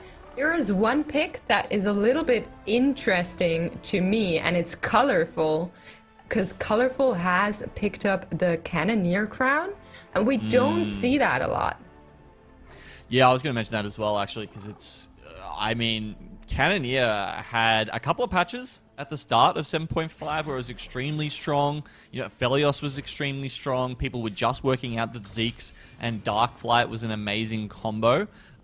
You also saw it, you could put a Cannoneer crest on Rengar and make that work a little bit, and Cannoneer Nomzi with 6 Cannoneers was also quite strong. But all of those options, every single one I just mentioned, I think has actually gone down in effectiveness quite significantly since then, and it leaves you to wonder, okay, Colorful, you're probably going to be uncontested for whatever you're going for here, because I'm not sure what it is, because, as I said, Cannoneer comps have kind of been out of the meta for a little while now. Yeah, please. So the thing is, right, with the Cannoneer crown, you do not only get the Cannoneer emblem, of course, but you also get the Giant Slayer. And since there's also been an IE slammed from Colorful, this Cannoneer emblem most likely is going to be turned into Darkflight Essence. I think that's the angle that Colorful is going for in the long run. So just having that Cannoneer emblem, slamming it, getting Darkflight Essence, and using the item they got from that augment choice is going to be, I think, the road that we're taking up here. Yeah, I think you absolutely hit the nail on the head there. As soon as you said it, I was like, that makes perfect sense. All the puzzle pieces falling into place. And yeah, we have seen that across the weekend, right? Like every now and then someone just picks up a weird emblem, and you're just like, oh, that kind of, what's going on here? And then, yeah, inevitably, I feel like it does kind of fall into Darklight Essence. And as you say, the items are kind of getting there as well. We're seeing another one of the organs we haven't talked about as much, and that was Cybernetic Uplink 3, with an early Nomzi as well. I can see that being kind of cool, but a couple of people sort of angling towards that with the Astrals and the Nomzis and whatnot could be a little bit contested here, actually. Could be. We're gonna see where that one goes. I just need to note one more thing that our production and co-casters just came through with. The Shimmer Scale item this game is going to be the Draven's Axe, as Percy has picked up an Idas. We just found that one. So that is also interesting, right? Of course, Shimmer Scale being not necessarily a chase trait unless you can actually unlock specific emblems, but with the level up and Shimmer Scale Idas in this early round, that should be pretty good in getting some extra golden and stabilizing. Yeah, and you can see Percy's just trying to, make his board as weak as possible, so that we do get as many stacks on the Draven's Axe here. Of course, PvE rounds, you got to try and work out however you can to try and, maximize that for yourself. And that was perfect, right? Almost all 3 Krugs had all their health down and then get reset every single time. So that was actually a beautiful placement by Percy Jackson. I don't know. It's just one of the things that I like nerd out a little bit on TFT is absolutely gaming the PvE rounds to the nth degree. Yeah, that was really, really nice. Another thing really, really nice is for you guys, you can get an egg from us if you type !egg into chat. The giveaway is live right now. Don't sleep on it. Be quick. It's not going to be open for long, so hop on in while you can. Here's the Astral board. Just hit that Vladimir 3. Really good. If you're playing Astral and you're finding a 3-star that early on, that just gives you bench space. And looking at Kade's board, you need it, right? So very, very good to have that here right now. Oh. And you can see it has to sell something, but here's another 3-star coming through. Has rolled down all the way. That 3-1 roll down for the Astrals is, something we're very familiar with, but also has hit some units here, so that's pretty good for Kade. Yeah, but rolling to 0, man, that is a commitment and a half. I mean, yes, you want to make the most of those level 4 odds where you're still getting 55% on your 1-cost units. I feel like you don't usually see people roll down to 0, though, right? That is a big hit for your economy, and sure, they're going to be rolling out of this with a 3-star Skana and a 3-star Nidalee and a 3-star Vlad. So that's all of your 1-costs hit, and means you kind of can move towards level 6 and then start worrying about your Luxes and your Varuses after that. Even got the Silas there, which will be great once they can just roll up into level 6 and slot that straight in for the 3 mage buff. But yeah, wow, that's a pretty massive commitment, especially considering they have Golden Ticket. Yeah, but they also have Astral, right? And with now 3 stars of Astral, you will be able to get some extra gold back. It's not going to be as easy with going down to 0, but it will be helpful in trying to get that economy growing and back up. So that's really good to see for Kade. We're going to keep an eye on how that one goes. And we're just checking in with where Colorful is right now, and it looks like that's a Jade Cannoneer board for now. Has found a Siphon, notably. Or is that actually not his Siphon? I think it's Tamura's Siphon. Yep, little... yeah, it's Tamura's Siphon. Couldn't be Colorful's because of the traits. So has not found a Siphon, but is on that Jade angle for now. I'm not convinced that that's where it's going to stay. I think Colorful is still looking to turn this into Darkflight if it's possible, but for now, a way to stabilize for sure.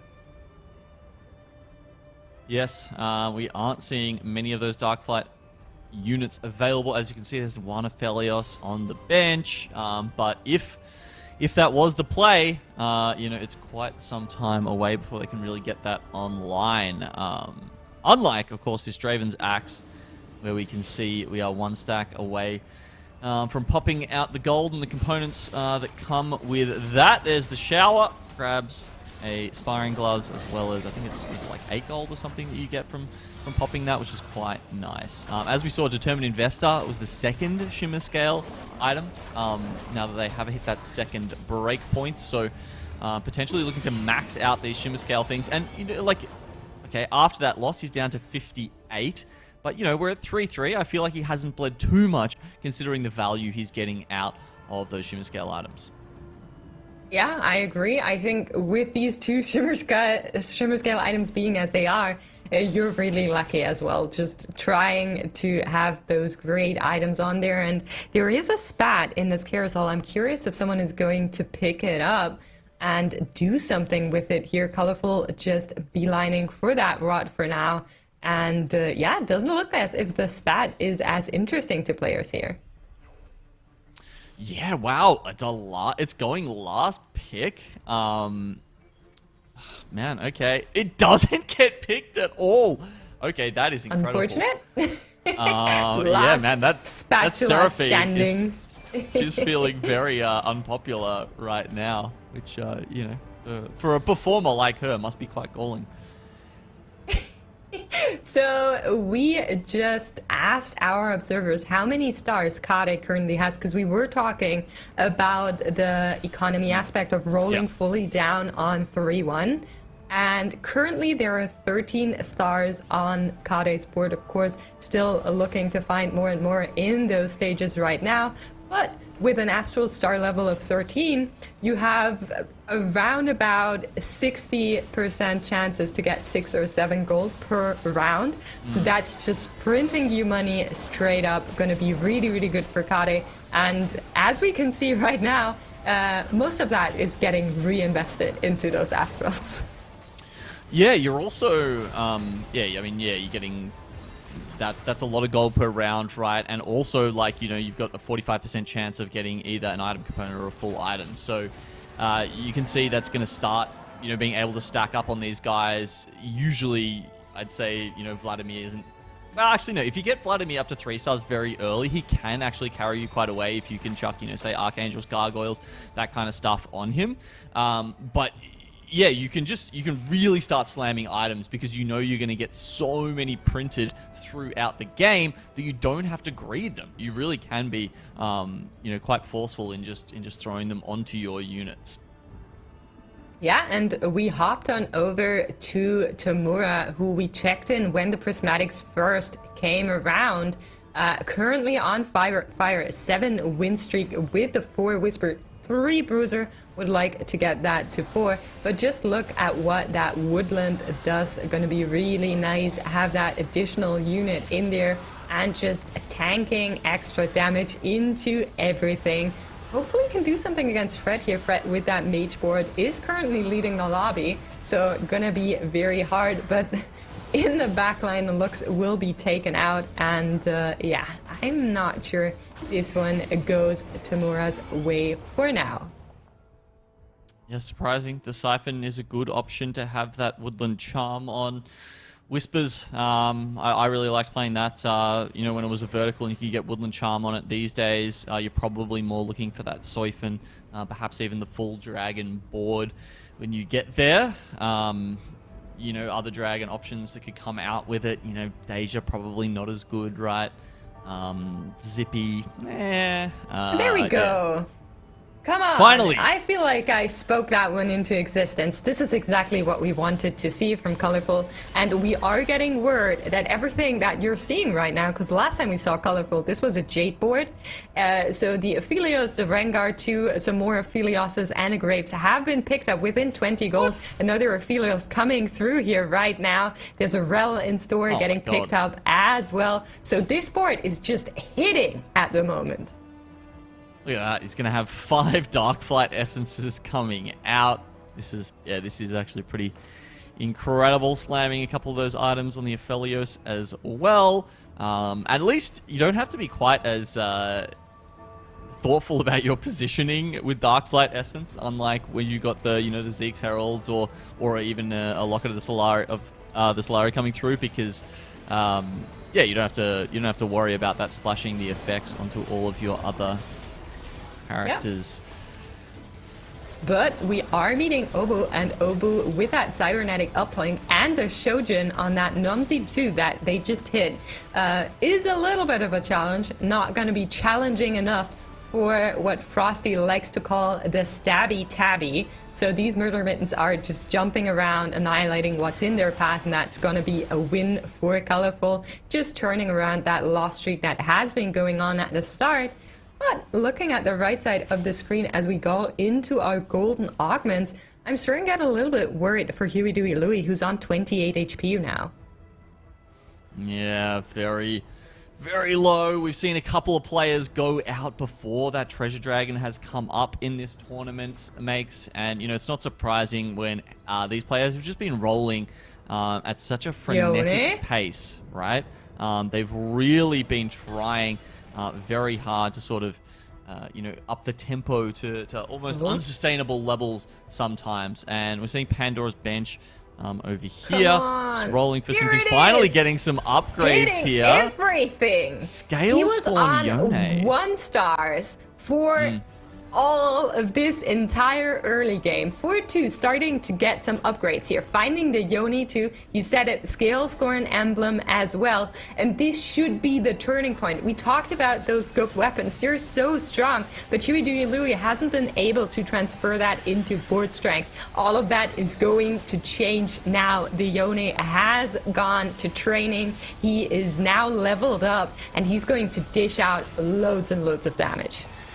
Yeah, well, I think it's really the Olap that we've got to look at here, right? Because I think, you know, the other boards we've seen with scoped weapons too, they have tended to hit the Yones earlier and hit that Gwinsu's Rage Blade on them earlier, but Olaf realistically is probably the better carry. It's just that, you know, people want to guarantee that win streak and get that going a little bit earlier. Obviously, that is not what happened for Huey, Dewey, Louie in this game, struggling early on.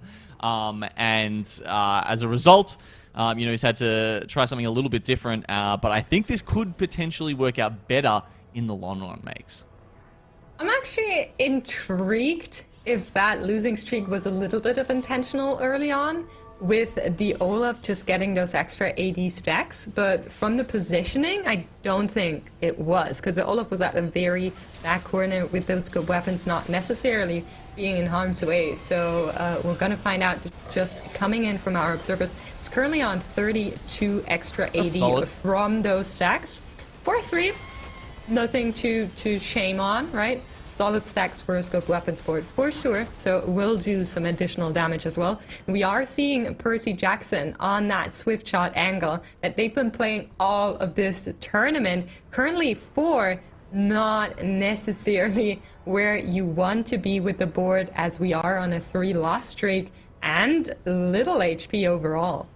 Yeah, and looking at this is a very interesting way to play this board, right? And I feel like what we're getting from Percy Jackson here as we go into this carousel is just a look into the one trick, right? Like someone who knows this board back and forth, because they're not necessarily playing it, you know, in the typical way you might see. He found a Zaya with a bow. I'm Oh sorry to God. know, but that What is a the crazy biggest pickup. thing Percy Jackson could have found in any carousel. Oh, it's nuts. It's just, that's going to be incredibly helpful.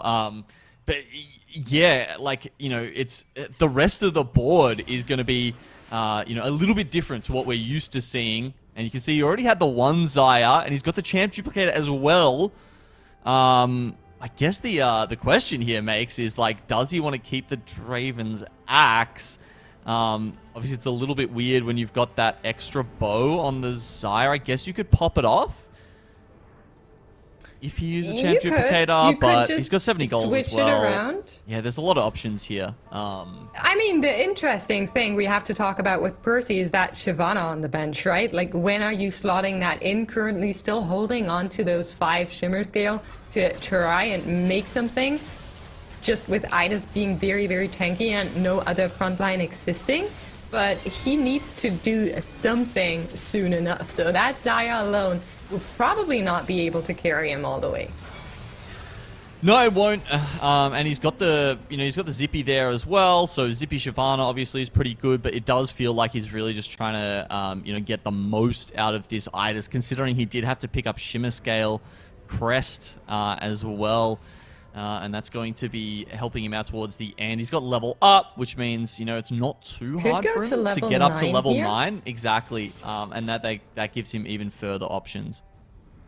Okay, he needs to do something, right? We're in agreement for that. 15 HP, round 4-6. You're probably not going to survive if you take another loss going into this. But Percy Jackson seems to be reluctant to do that. Does not want to give us the rear range of units, does not want to go there, will stay on the board that they're currently running and just hold that Shyvana on bench with the gold that they currently have. I mean, probably thinking about those Draven's X stacks, but this is shocking.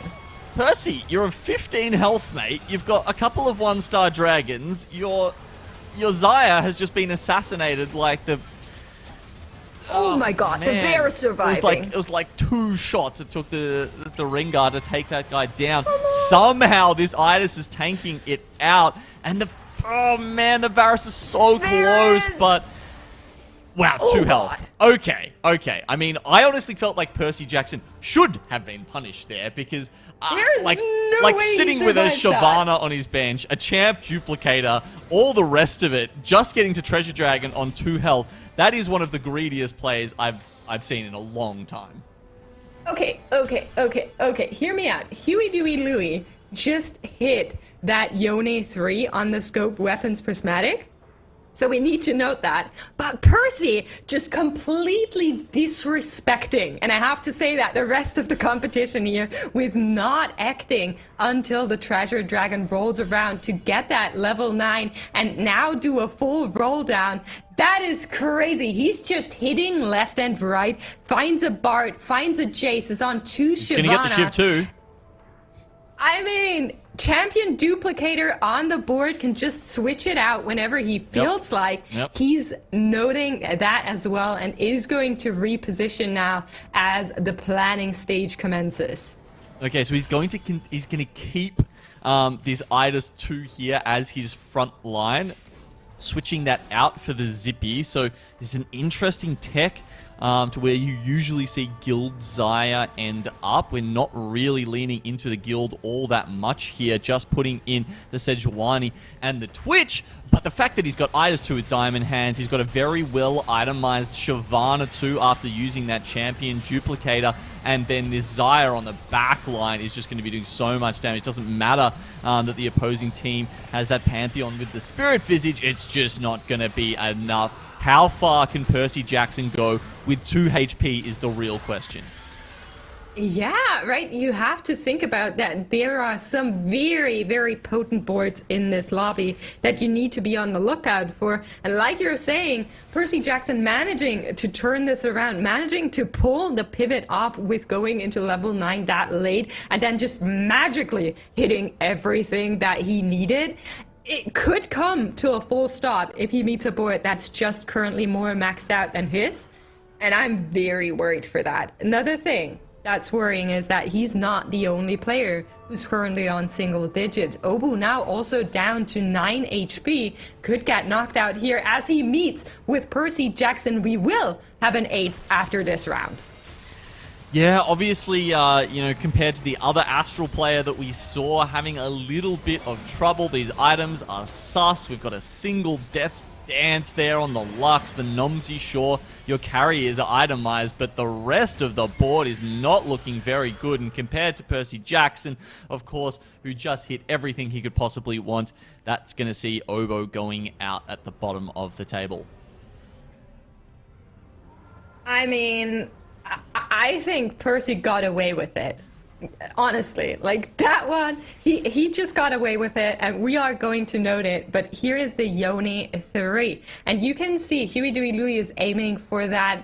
Olaf 3 as well is looking to find some extra units, currently stacking up some Pantheons to Pandora's bench, trying to help out as much as possible, as there are some upgraded 2 costs in there waiting to be transformed into an Olaf, possibly, with that board here. And a 6-win streak, nothing that's too surprising with that scope weapons prismatic. We talked about it a lot. He was on a losing streak in the earlier rounds, and ever since finding that Olaf 2, finding that Yone 2, now Yone 3, he's been win streaking, Pat. He's been doing pretty damn well. We've seen the Dark Flight into scope weapons matchup before. It generally goes the scoped weapons way. But that said, the front line for this scoped weapons composition is just not that great this time. And the big boy Swain is too tanky. And that means Huey Louie is going to be down to 15 HP.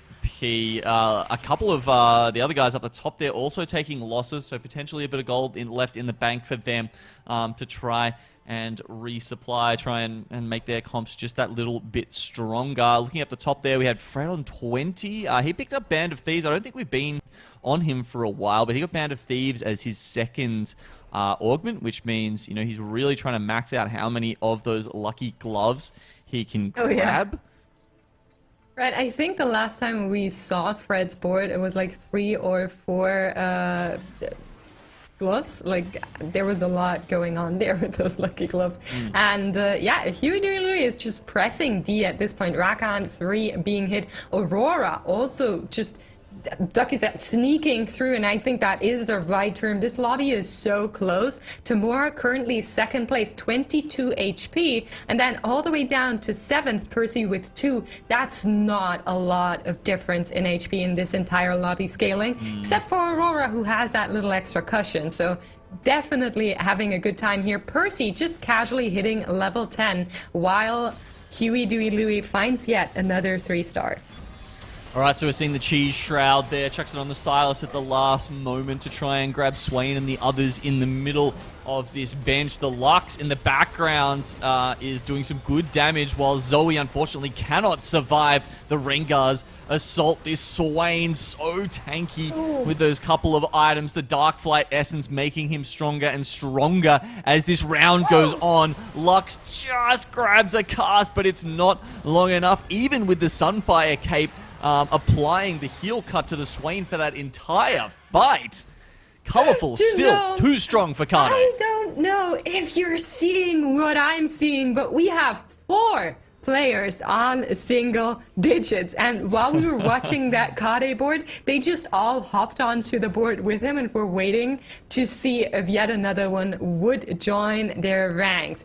And we are currently on Fred's board. This is the Lucky Gloves board. I count 3 for now, and then a fully itemized Deja, fully itemized Shyvana. But of course, both of these dragons are 1-star. So what they're putting out might just not be enough against what Colorful has in store for them.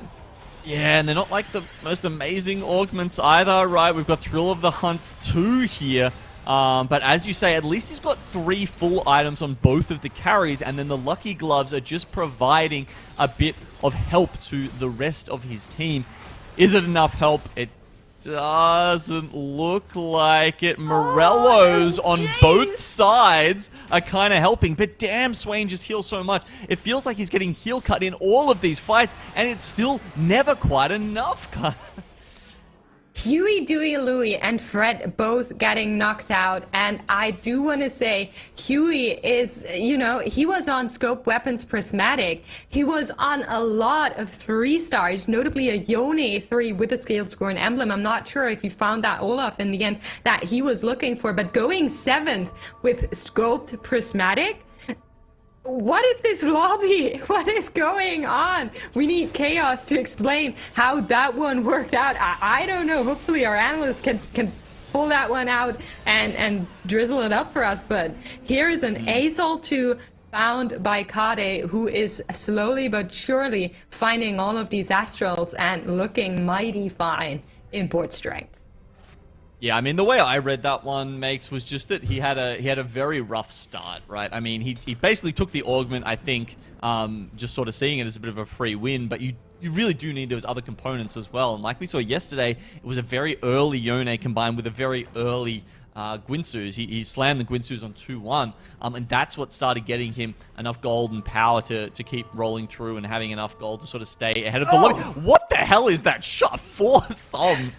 All right, not that it's going to help. It's just fun to see. Has had a Bard on the board for some time, I think. Oh no, it's just the level 10, right? But he did hit a Bard early on, just didn't place it. Is currently looking for the Zaya 3, 2 copies off, did not manage to grasp it, but will try to get a win in against Aurora and decimate that extra HP cushion that Aurora has built. It will work out here. The 5 Shimmer Scale, 5 Rage Wing, 3 Swift Trot Bard is coming in clutch for Percy Jackson here, as more and more players are getting eliminated here. We are down to top 4. Kade managing to find a win as well. Yeah, look at these 2 off Zaya 3, as well. And at level 10, he's getting Come on. 40% chances there to hit those level to hit the level 4 cost units. Just not showing up. No, I mean, obviously there's a lot out of the pool already when you're that close to hitting your 3-star. Percy Jackson, man, this is like an unreal level of just make it work at exactly the time you need. Instead of like the calculated loss, this is like the absolute calculated running it down to the last possible second. He's was so close to going out in 8th, and now has managed to top 4. He's streaking. He's got 6 wins. This is looking really Look good at for the Percy. damage from that Zaya, just smashing to the Zephyrs. Came in clutch as they lifted up the Siphon and managed to buy some time for that Zaya to actually get her damage out. Percy Jackson persisting in this lobby after what we thought was just hanging on by a mere thread on 2 HP. 2 more players getting knocked out here, Kare and Tamura, and we are down to our top 2, Aurora and Percy. And Percy has been on that 7-win streak. Okay, I saw another Zaya in the shop, and then I realized it looks like he sold all of the other ones off, right? He knows it's the last fight, so he was just looking for whatever upgrade he could get, which of course was, the Jace 2, which he did find in the end. So he'll be that little bit stronger for our last fight, makes. Here we go. Aurora versus Percy Jackson. Can he bring it back from the brink of death? The Swift Shot Hecarim will start it off, celebrating with another Draven's Axe proc here. Zaya providing the CC in this Deja with only 2 items in the background is not going to be enough for the Ragewing board. Percy Jackson take a bow. That was a movie finish to go with his name if I have ever seen one.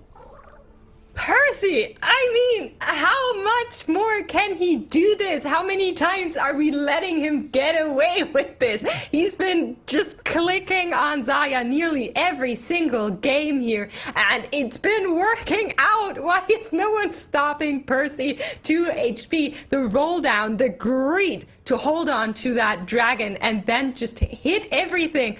I need our analysts to come in. Ducky, Frosty, tell me what was going on in that lobby.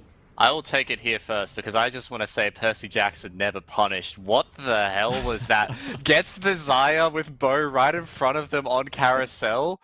Doesn't need to walk across the rest of the board and have someone potentially snipe it. Gets the perfect roll down going along. Just gets the perfect transition. Gets the Shyvana very early at level 7. That is just... Yeah, you can say like a lot of things went right there, but in that kind of lobby, that felt incredibly lucky, and sometimes that's all TFT games really need. You say Yeah, I lucky. mean... You say lucky. I say... You say calculated. Oh, God. Someone make a gif out of that. But yeah, scoped weapons, a 7th place, question mark.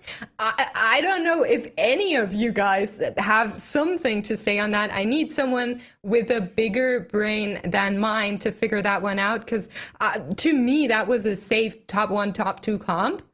But this lobby just worked out the entire different way. Anybody know what happened? Frosty? Well, I'll just say it's very unfortunate that it ended up going 7th there, but sometimes in a fast-paced lobby like this one, where everyone is hitting very often and you've had a weak early game, that initial power spike that you'll have later on is just not going to be enough to keep up with the rest of the lobby there. It's not always likely that you're going to win every single round from that point on, unlike Percy did, by the way. Took level up, ended up winning the game pretty darn good.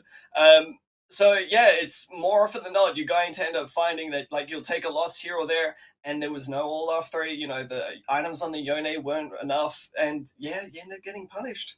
Just adding on to that before we throw away is like, he was a very underleveled board throughout the entirety of like stages 2 to 4. Basically was just sitting on 1-star units the whole way through and bled so much HP in a prismatic lobby, which you can't really afford at that point in the game. Like in a prismatic lobby, especially at 2-1, you have to try and keep up with the tempo, and it's a higher tempo. Scout Weapons is a great tempo maker in and of itself, but you need to actually have the star powers on board, even if it's just a Yone 2. Not hitting that until stage 4 really hampered Huey. Oh yeah, for sure. He bled a lot. But let's have a look at what our scores look like after game number 2, because I think there's been a trend in the first 2 games. Aurora taking first, back to back with second Genome. How are we feeling on these? Aurora, the player that we hadn't seen a lot of coming into this Dragonlands final here, is just absolutely blowing us away here. Tamura as well, Percy Jackson, these aren't necessarily the names that, before this might have inspired fear in OCE TFT, but they certainly will afterwards. Our tried and true names, Obo, Kade, Huey, Dewey, Louie, all sitting down the bottom. Yeah, and that's really something players need to look out for, right? If you're Huey, if you're Obo, if you're Kade, you need to start really looking for wins to get up in here. It is only this one lobby. 2 out of 6 games have already happened, and they need to start finding those angles. They need to start finding those wins somehow, and hopefully they can manage to do that. Our break is ready, so we're going to go into a quick break, and then we'll be right back with our in-game casters for game number 3, so don't go anywhere.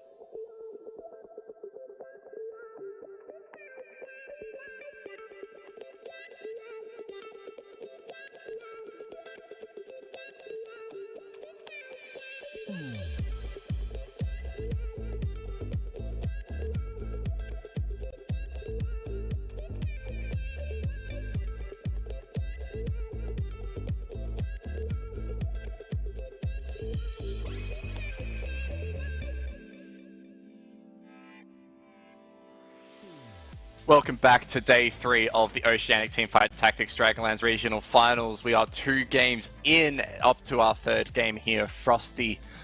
And we've had some very exciting gameplay for the first 2 games. I would just like to say, how close have these lobbies been?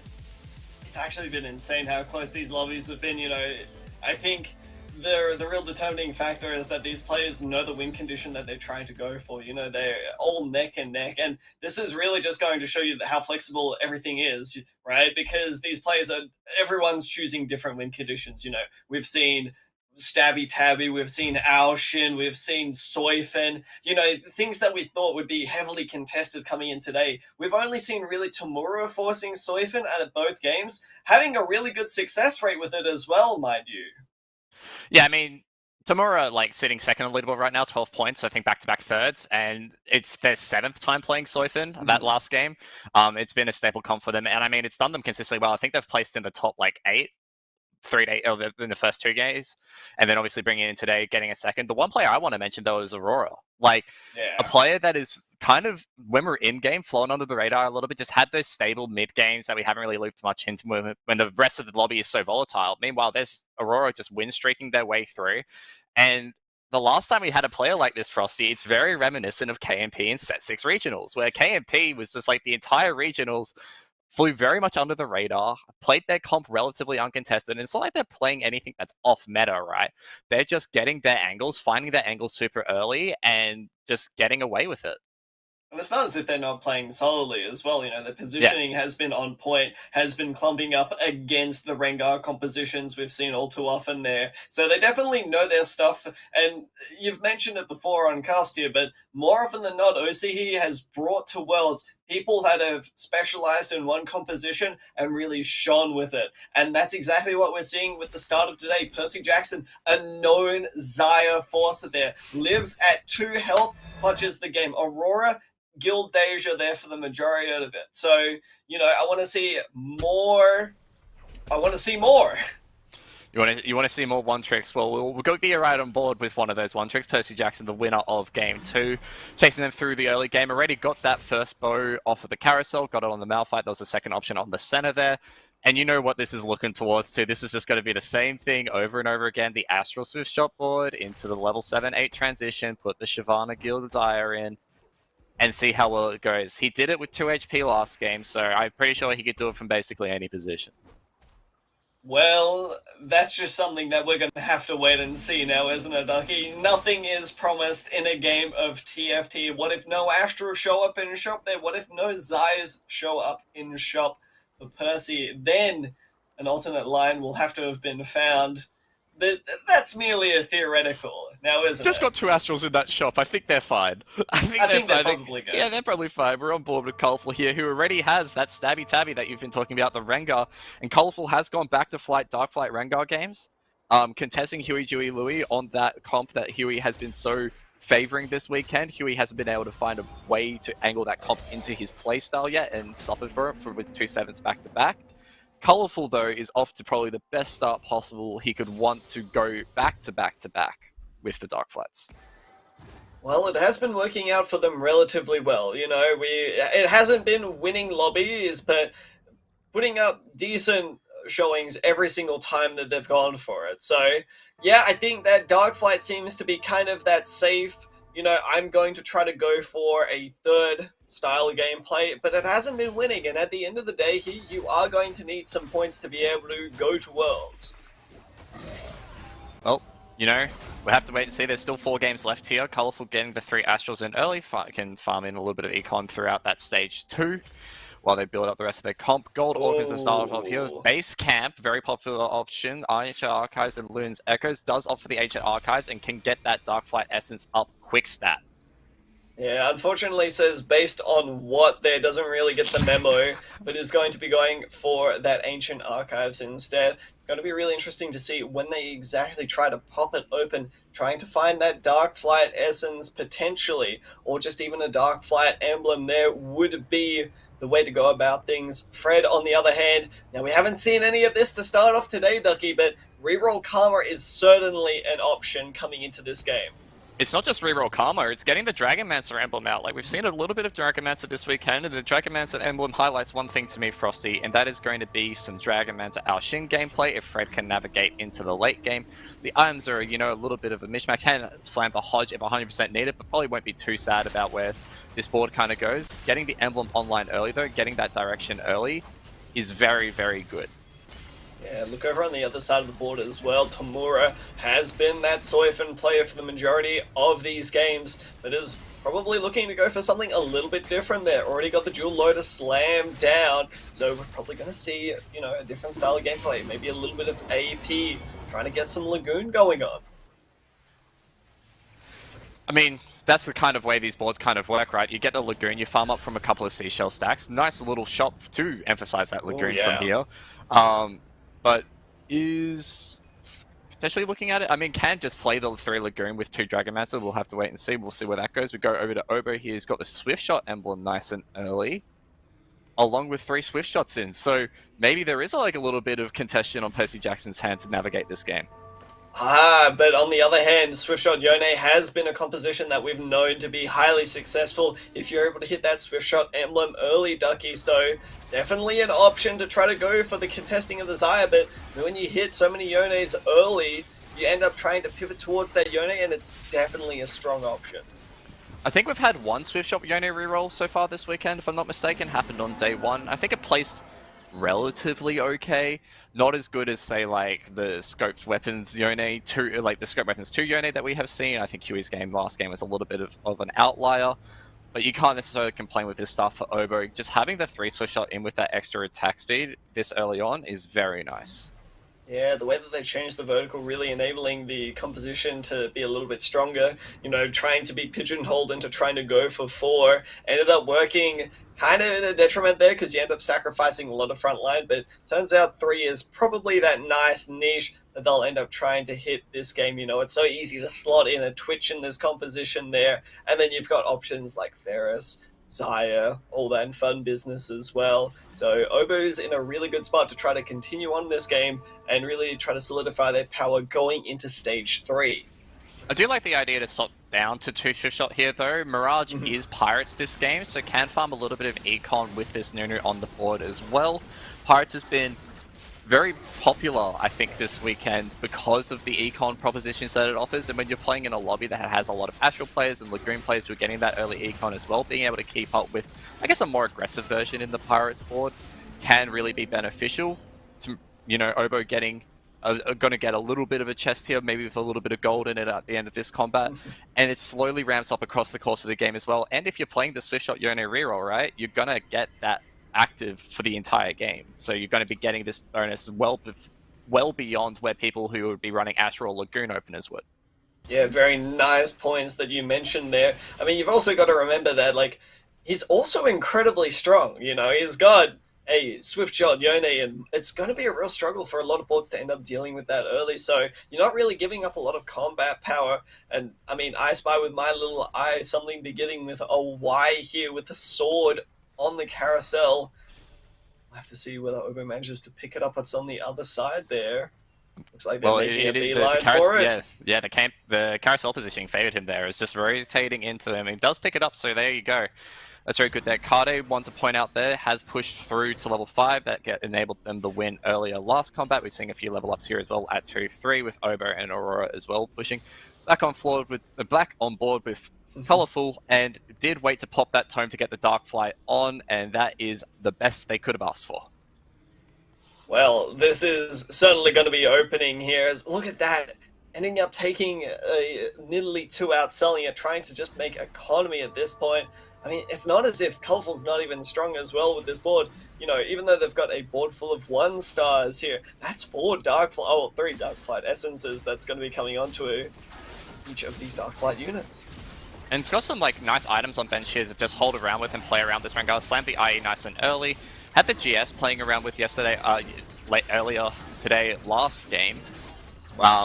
Didn't obviously go too well in terms of getting eliminated. I think it was in 5th last game, but it's still like Zeke's components there. The bow in any way is good. So Colourful is getting this board online a lot earlier than he has been for the rest of today. And kind of went away with that Astral Opener, threw it away, and I think it's right to do that when you have that strong of a Darkflight board to open up the game with. Wow, look at this, Ducky. Gear, I mean, you were mentioning earlier, gear upgrades is one of those traits that we haven't ended up seeing all too much, one of those augments that has been quite unpopular, but Kade is win streaking with 5 guild, has already found a Zippy at this stage of the game, and is looking incredibly strong. Yeah, I mean, there's a few different ways you can kind of take this gear upgrades board, right? Like, previously, like, there's been, like, AP Jace builds, like, there's still a lot of guild boards to play around here. If you get an Emblem, that's where things get really spicy, because you can play around with Deiji, you can play around with Xayah, there's a lot of different outs there. Wouldn't go for maybe, like, a Twitch route. We've seen Twitch Hero once this weekend, and it hasn't gone too well, but there's still plenty of options here to play, and having just this much guild online so early is a very big power spike for Kade, and I guess a bit understanding of why they have managed to win streak all the way through Stage 2.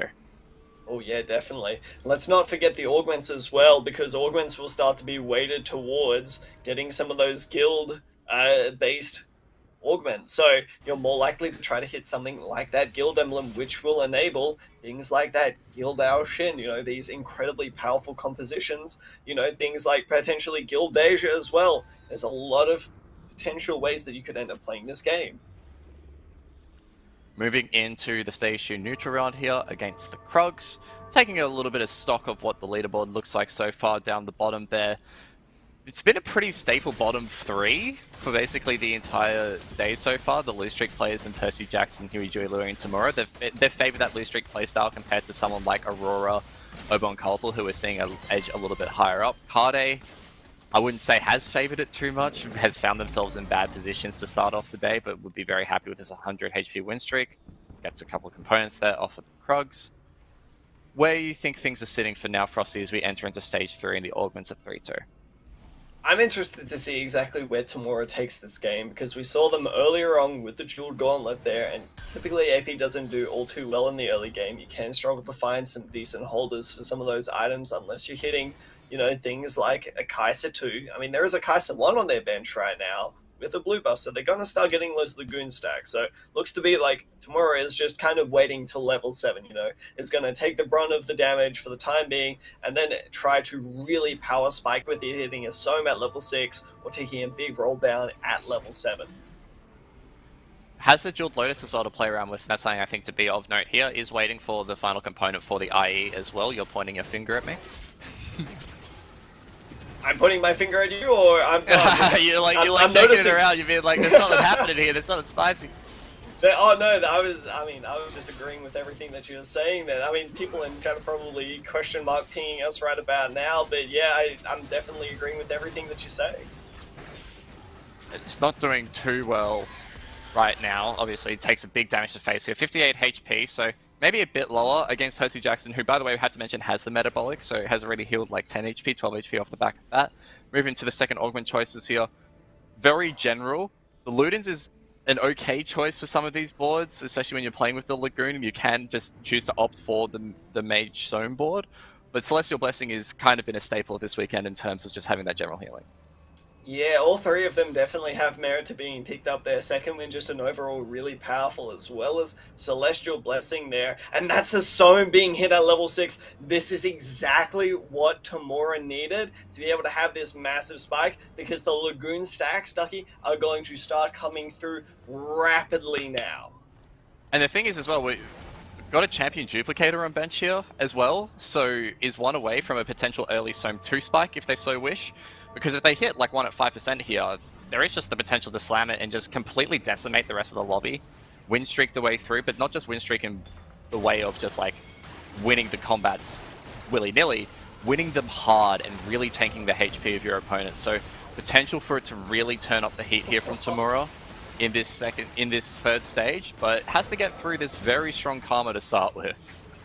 I mean, it's not even bad if you end up taking this loss here, because again, look at just how many Lagoon stacks. I mean, Tomorrow managed to high roll there, finding a glove off of the Lagoon, immediately slamming it down. But I mean, you've gone from essentially having no Lagoon stacks to you are going to start farming up 20 plus casts every single combat, and the board is only going to get better from here. You found your critical piece, but chat needs to find their critical exclamation mark chest in chat right now to be able to pick up that chest. Don't forget, you cannot buy this chest, so this is one of the only opportunities that you're going to have to pick it up, so exclamation mark chest to be able to pick that up. On the other hand, we see that Obu has picked up 7 Yones and has an Infinity Edge slammed already. There is a Swift Shot emblem, a Warrior emblem on their board as well. This is looking to be a fairly stock standard game for Obu. I reckon Huey's looking at Obo's board going, where were all these Yones for me last game? Like, this is like super early online Yone here, and he's still stacking up that Mirage Pirates value off of just getting the 2 Mirage in. I wonder how much that's played into the econ. Did send it there at 3-2 and 3-3, so it is out of gold for now. But with the relative board strength that they've been able to build and how close they are to Yone 3, they're only like a couple of lucky rolls away from being able to just completely steamroll the rest of the lobby, basically all the way through stage 5. Yeah, you look at their gold count, they are down into the single digits at this point. However, they do have the pirate gold to be able to recoup some of that, so it's not all doom and gloom for the time being, you know. They are going to have time to be able to, you know, have a chance to roll down for it again. And for where they're at in the lobby right now, they're looking pretty. Fred has taken the spatula. We saw it passed in last game. Fred playing that Dragonmancer board, got the Dragonmancer crest early on, so definitely playing around these spatulas, and we have seen it just stack up and stack up. We probably won't talk about Esh's game yesterday, where he had a billion spatulas, a billion Dragonmancers flying around, and just wasn't able to make anything of it, got very dizzy, but we have seen it to great success from some other players like Aurora and Tamura. So it remains to be seen what Fred's board's going to look like, but it does continue pushing towards that angle of Dragonmancer, Aurelion Soul. On board with Kade here, got the gear upgrades, the Portable Forge. The Eternal Winds is a really nice item here.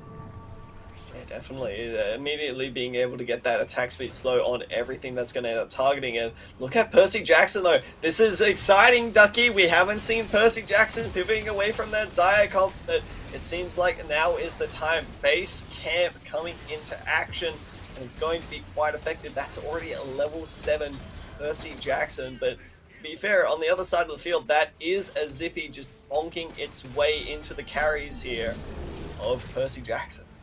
Look, the rapid fire cannon, you know, the Eternal Winter doesn't really care about that. It's still going to freeze up the Olaf no matter how many times you attack it. The attacks will go through, they won't be dodged, but, you know, will freeze up the Olaf, and that's what ultimately goes through and is Percy Jackson's downfall. I don't mind this, because Percy Jackson has the time with this Metabolic Accelerator, has given themselves maybe a couple more lives across just the general healing from 2-1 to be able to maybe make this Olaf board go online. And this, you know, we're still waiting for the fully stacked base camp to come through, so we'll have to wait and see where that goes as we move over to Fred with that 4 Dragonmancer sitting on the emblem on bench as well as a spatula. Is the Karma the end game here? Probably not, but it is a very strong mid-game unit to carry this board through to around stage 5-6. But notice, Ducky, Fred's only level 5. Fred has chosen to stay level 5 and is slow rolling for these Karmas, so it looks to be like Karma may in fact be the end game. You know, Fred is going to just try to end up trying to go for these Karmas. Now, they really need to take a big spike soon because they're bleeding out a lot of health. Even with, you know, some of these better losses, you really need to hit the power spike of the Karma 3 so that you can end up actually putting your Dragonmancer emblems on units, because otherwise you're just going to end up stuck. And I guess having those Dragonmancer emblems on the bench, not giving you much value. That's it. Moving forward into the neutral round here, Colourful maintained the win streak. Aurora lost their win streak heading into that neutral round, so that's a big loss for them, losing the red ring of fire, as I like to call it. The set getting picked up there, that's the set 3. We have seen a couple of players opt into this just 3-star everything on your Dragonmancer board, maximize the Dragonmancer star level buff that it gives you when you can, you know, buff up the health and the ability power based off the star level of the units on board. So yeah, and it has, I guess, a bit of direction in terms of that way. I just am thinking more generally about how this board has performed over the weekend. It has gone better when players have pressed the F key more than the D key. I would tend to agree with you. I think this is a little bit of a risky one, and you can see kind of the awkward nature of it here, where it's stage 4 and you haven't hit your main carry, right? You've been continuously rolling down, you just haven't hit, and this is where the danger zone comes into play, where you're starting to not slow roll, but you're not finding anything, so you're trying to press D more, but the more that you press D, the more that you lose tempo later on into the game, and it's just so detrimental to you that this is the risk. This is the risk that you take while playing these level 1 reroll compositions, is that sometimes you don't. This isn't Astrals of old. And is probably waiting for this 4-2 augment choice to really decide where this board goes, because they will maybe have to just send it here to really stabilize and make sure that they can get through this mid game, because there's, this Karma doesn't quite get the cast off, not enough healing through that Hand of Justice to win that combat. Up against Huey Jui Louis, who has a trade sector as well and is kind of contesting him on at least one of these. The cast is not ultimately too important for this board. Not the greatest augments here to maybe make this way. The second win's okay for some healing, but you down for a reroll? Yep. Yeah, I'm down for a reroll, and I'm down for a Jewel Lotus immediately here. Jewel Lotus, pretty darn good. You're not really going to be taking Dragon Imperialist at this stage of the game, though. If it was in a better position, if it did end up taking your line where, for example, you've already put levels into trying to hit, say, the Dragonmancer Aoshin, Dragon Imperialist would be insane. But, I mean, there's still something to consider. Best Friends is still going to be half decent, and Best Friends is going to come into play. I don't mind it, because it's just a little bit of defensive utility on a board that doesn't have it right now, and is about to hit that level 6, so we'll be able to get... Everyone will have a Best Friend eventually. Maybe not for this combat. Please move away the Lee Sin. So the front line's not getting the Best Friends this combat, was very much focusing on that roll down and sent it down to 20. But the positioning could have been a bit better to maximize that Best Friends. Will it ultimately matter in the combat? Probably still losing to this Sun board of Tamura's, but maybe could have gotten an extra unit kill, who knows. I'm so worried now. Look at this. This is 19 gold. You're still level 5, and it doesn't get better for the next few rounds. You have to hit this combo. You've invested so much into it at this point that you are going to be stuck rolling down for, well, your main carry. That's he has to send it. He has to. And what if he doesn't hit? Well, we saw what happened to Escher yesterday when he sent it and didn't hit anything. So, hoping there's no repeat for Fred. He does hit it. Has to sell something to get the level up here. And he also needs to reposition his board to maximize his Best Friend's value. He is holding on to these Volley Bears. Will he move? Yep, alright. Moves the Lee Sin, so can start building defensive utility onto this front line. Can also slam the Dragonmancer M1 to get 6 Dragonmancers on. Is this board stable enough from here? Well, Obo's Swift Shot 3 Yone is definitely going to test it out. Well, it's a raid boss Karma at this point. 3-star Karma does end up pumping out a ton of damage, but this is a Braum. And look at the healing coming through from these Karma swings, but the Yone is no slouch either. And the damage, 1,000 damage coming through on each of these shots. No crits though. It's a 1v1, a Kaiser versus a stacked Rat. And it looks like the XDD will come through. Another loss for Fred. That was a couple of warrior procs coming through there as well. A little bit of a difference maker there, just getting a little bit of bonus damage there. And it's very dicey from here for Fred. It's very hard to navigate from this position because of just sending it that early and not hitting, and now them delaying that entire game plan. It does make you think whether the leveling up strategy and getting in that Aoshin could have played a part in helping that. This is all hypotheticals that we can only talk about here. Fred has just got to make do with their board for the rest of the game. Looking across the rest of the lobby, on board with Huey Jui Louis now, who's sitting below Fred at 26 HP, still waiting for that Soam 2. There is a couple of Soam players in this lobby as well. Got a couple of ZZ rods, which is very nice for this Lagoon front line with that often struggles, and the Mage Zyra. Yeah, looking at, what Huey Dewey Lou's got going on, I'd say that they're in a fairly decent spot. The ZZ Rots are a massive part of this Lagoon composition, just being able to buy yourself more time, get more of those stacks off. But yes, not hitting a Soam 2 at this stage of the game is going to be kind of important, especially as Obu has just hit Yone 3 as well. One saving grace is Neela 2, being able to dash around and dealing out a ton of damage in the back line, giving your Soam enough time to cast, and also doing a really good job of cleaning up. And look at this, the Yone is just absolutely cleaving through everything that Huey Dewey Louie has got. Yeah, this is a very strong board from Obo. That is mildly terrifying. If I'm not going to be... It's a little terrifying. I reckon Huey's looking at this, and I said it a little bit earlier, and Huey's going, why couldn't that be me last game, man? This is what I was missing out on. Does find the Soam there. He's rolling down here to try and hit this Soam 2. It's a very big power spike for him. Won't hit it on this turn, but could lock shop potentially from here on out. But at least one extra life. We'll get the Treasure Dragon after this to play around with as we go on board with Aurora at 39 HP. In probably one of the more dire spots that we've seen them so far today, but taking a leaf out of Percy Jackson's book and running this Xayah, and has got the Xayah to it. Yeah, but this is such a different way of playing the composition now. This is something that we don't end up seeing a lot, is 5 Shimmer Scale. When your Shimmer Scale items are really good, we see the Draven's Axe and the Bag of Gold. This is something that you can end up running as an alternative to the guild composition. And, if you end up high rolling a bit with, such big gold swings, then you end up getting massive pays off. And look at the damage that's pumping out, Even the Karma 3 is struggling to be able to deal with a Xayah 2. I mean, that's just the front line as well for the mana generation for that Karma, and it just couldn't get the targeting down. Ooh, Is offered. big. This is big because the Magnetic Remover and the Ginsu's Reckoning there could be pulled off the Xayah, but he rolls past it. Wow. What do you think he's looking for here, Frosty? I'd say that they're probably looking for more defensive itemization at this point. Is going to end up taking the Banshee Silence. They're getting that Team Wild Spell Shield there. And I gotta agree, that is a pretty safe option, especially if you're just looking to pump out a ton of damage with his Xayah. I have to wait and see as we swap over to Tamura's board. He's got the 9 Lagoon online. That Static Shiv Radiant item, very strong as well. Actually recently nerfed, if I'm not mistaken. I believe so, yes. Yeah, it has been recently nerfed. And this is the board that Huey wishes they had. He's got the Soam 2, he's got the Jeweled Lotus with the IE. Basically perfect items for Tamura here, and this is just emblematic of how well they've been playing today to navigate to this position. And 9 Lagoon as well at this stage of the game means that you're going to get a ton of attack speed and, a ton of extra AP as well. You probably don't even need a blue buff on your Soam to be able to get repeatable casts off. It's just an extra bonus at this point.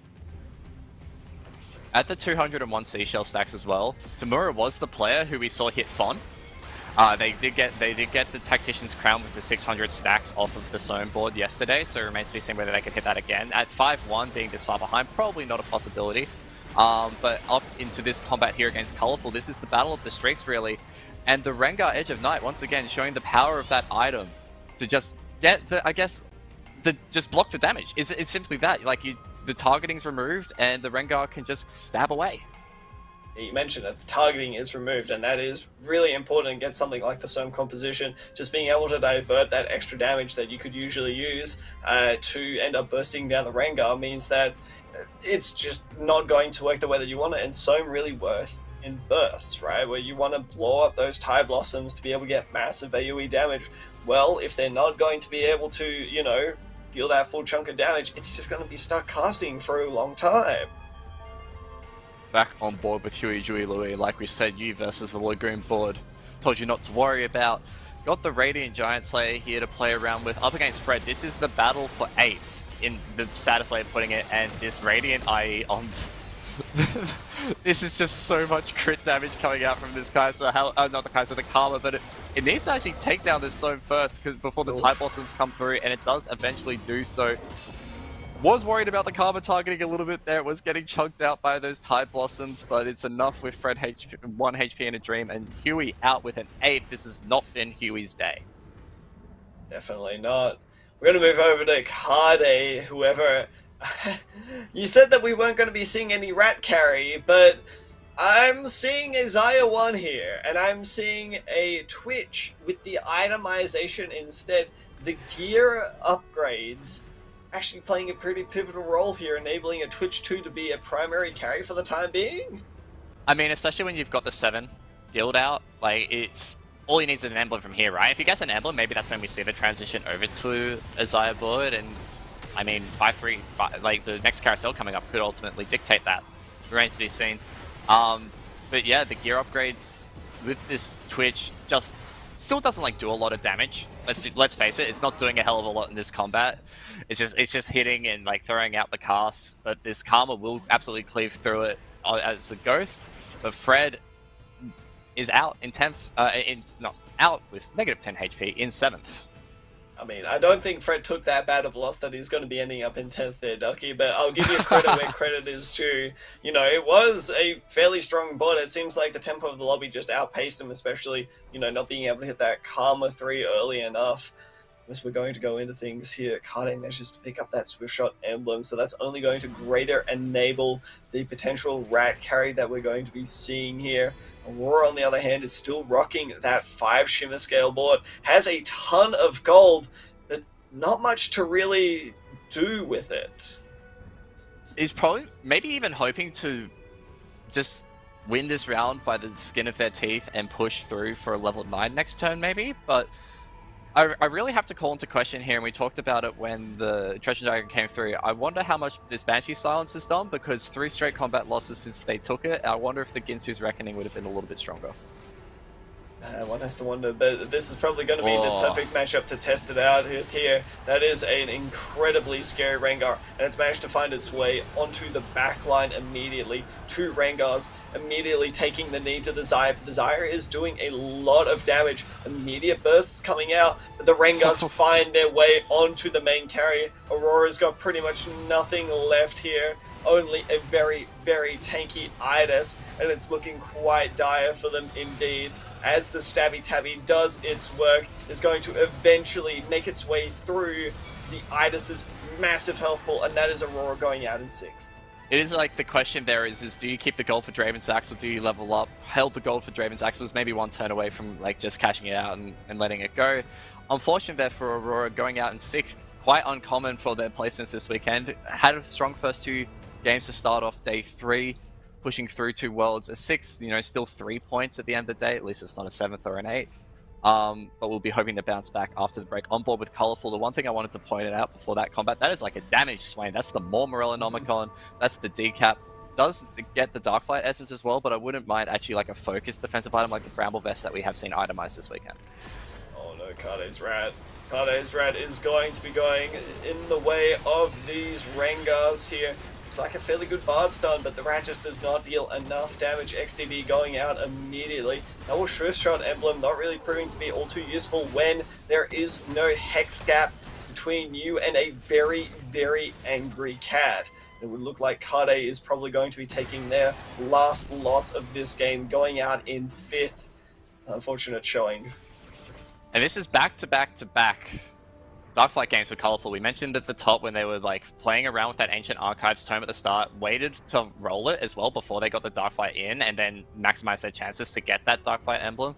Playing around with it now, got the 7 Darkflight, very nice. Into our top 4 for the rest of this lobby. Colourful way out ahead with 79 HP. Tamura, again, consistently performing today, 31 HP. Percy Jackson and Obo holding on for dear life, 18 and 2 HP respectively. BT here, yeah, it's an okay item. It's pretty good, you know. I'd like to say that I just wanted to give Colourful a shout out here, being really good at recognizing exactly the situations that they're in. Hasn't chosen to try to roll down for a Rengar 3 at this point of the game. Recognizes that just going for a level 9 is probably going to be adding more to a board. And you know what they're probably going to end up adding, Ducky? Probably going to end up adding a Rel 1 at this point, just because it's another Darkflight. Yeah, and feeding that Darkflight essence, right? That's the ultimate goal from here. On board with Obo here. On 2 HP, the Swift Shot Yone reroll. Maybe losing a little bit of power. Potentially facing up into Percy Jackson here. That is right with this Scale Scorn Olaf that we saw earlier. The Olaf not at 2-star yet. The Shroud of Stillness, the wider beam off the Radiant item, capturing the whole board of Percy Jackson, and this Yone is just carving through it. The Olaf doesn't have enough damage. The Divine Judgment coming out from the Zoe there in the back corner of Percy Jackson's board. Maybe enough, no, not quite enough to carve through that Yone, and allowing the Olaf to carve through that Yone, might I add. And a big win for Obo there as he is fighting for every single bit of placement possible. Yeah, it's pretty much whoever rolls into Colorful at this point of the game here is going to be mating a swift death. I think that's just the reality that we're in, Ducky. Yeah, pretty much. But, you know, there is also a stabby tabby that we're talking about here. So good positioning is required for that, because we have seen poor positioning this weekend really hamper some very strong boards. Well, I mean, you want to talk about good positioning. Tamura is just trying to position everything around, you know, getting those ZZ rots in a nice position to try to counter it. Still ends up taking the last round. Too Colorful is going to be up against Obo. This is potentially the last matchup for Obo here, especially if the Tie Blossoms get a good pop. That's going to be a big AoE coming through. Half of the Yone's health immediately chunked out, and the Morello is doing so much work preventing this heal cut. Unfortunately, the big boom coming through, and that is Obo and Percy out in 4th and 3rd respectively. Obo taking big damage there, does end up going out in 4th, while Percy Jackson does eke out the 3rd there. 1 point, we're talking about these 1 points, they make all the difference at the end of the day. We're into the one-on-one against Tamura and Colorful. 2 players who have performed very well today so far. And big roll down here from Colorful as well, hitting the Nyla 2, hitting the Rengar 3. That is a very scary cat now. That could just jump on this Soam if not well positioned, but I think Tamura is aware of this fact and is giving their Soam every little bit of inch of room to try and make it work. I almost wonder if that was correct, making the Rengar 3 at this point, simply because it may have been better to keep 2 Rengar 2s to give better backline access, you know, instead of getting a little bit unlucky. I mean, we'll just have to wait and see as the Rengar does get shrouded. Looks like the damage is coming through, but the Rengar just has so much healing, Ducky. It's just unkillable at this stage of the game. The Soam deals big bursts of damage, but manages to find its way into the backline. It looks like Mora's in dire straits right now. And it was jumping around as well. It couldn't quite get the lowest armor character. Well, you couldn't quite get the Soam to be the lowest armor character, so it was just jumping around trying to finally carve through the rest of the backline to end up hitting the Soam. And it just didn't matter at that point. Tamura, though, with the Mage Cap, could potentially change things up as well. That is going to only empower the board. I think he can maybe enable 5 or 7 Mage from here. I'm going to do a little bit of counting, because that is 1, 2, 3... Could look for the 5. The double Bard cast as well is something that has to be pointed out. It is very strong regardless. Double the chance, I guess, to hit Rengar, but it has to hit the Rengar and then burst it down with a perfectly placed Tie Blossom. I saw that it even hit the Rengar last fight though, Ducky. It hit the Rengar and it didn't do anything. There was just not enough damage. There's just not enough burst damage on the side that's able to burst through a Rengar 3, so I guess I've answered my own question. It was correct to end up making it. There's going to be a side swap. The Rengar does go over to the other side, but Rengar known for leaping around massive quantities here, and the Soam 2 is just gone. Soam 2, the one chance that Tamura had for winning this fight is now completely gone, and it looks to me like Tamura's had their last chance in this game. Dark Flight is going to be taking it home. A dominant game from Tamura. Yeah, Colorful there with the 18 win streak to win that game out, Game 3 of the final day of the OCE Regional Finals here for the Teamfight Tactics Dragonlands Series. He basically just win streaked the entire way from when he pivoted at stage 2 into that full Darklight forward. He had it online, the 4 Darklights at 2-5, and it was just completely settled from there. That was just as smooth sailing as you get. Hit basically everything. Now we know why these players are trying to force it so often, right? We now see, you know, everything finally came together. Rengar, just incredibly strong. Doesn't even require the 3-star there, but ends up just hitting it naturally at level 9, even with decreased odds. Doesn't even really make a difference there, as we just see the entire backline from Tamura immediately deleted. We're going to bring in our wonderful co-casters of Makes and Genome to chat about that Game 3. Makes, as a cat owner yourself, you know how fearful these creatures can be at times, and that was one scary tabby.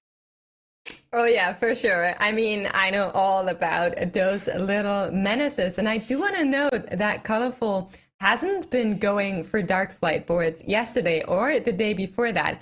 Finds that Darkflight emblem in game number 1, gets second place, And now coming back here, just taking it home. Wow, what's going on? Really looking for those Dark Flight boards now and doing them really well. Do you know, what were your thoughts on that game?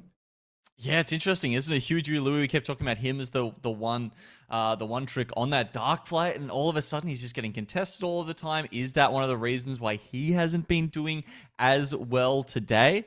And then some of the other things I noticed from that game, I think, I mean, I'm really surprised that that Dark Flight board won without building tank on Swain, right? That's what we know him as in this composition. He's the drain tank, but they go the Rabadons and the more Elonomicon, I think it's called, right? Which does, I think it's something, is it 100% of your health over 30 seconds or 60%? Anyway, it's huge, right, compared to the normal version of that item.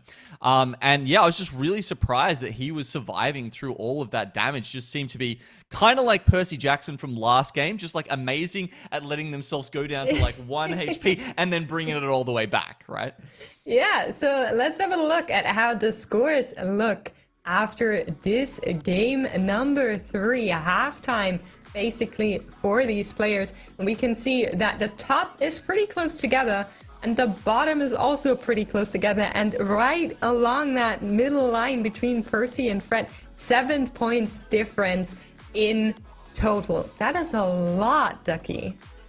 It is a lot, and it's interesting who's above and below the line. Kade, Obo, Huey, Dewey, Louie, our tournament veterans here in OC, not showing up so far today. Tamura has been a very solid competitor in past sets as well. Maybe not so much in set 6, but definitely in set 5 showed what they were worth.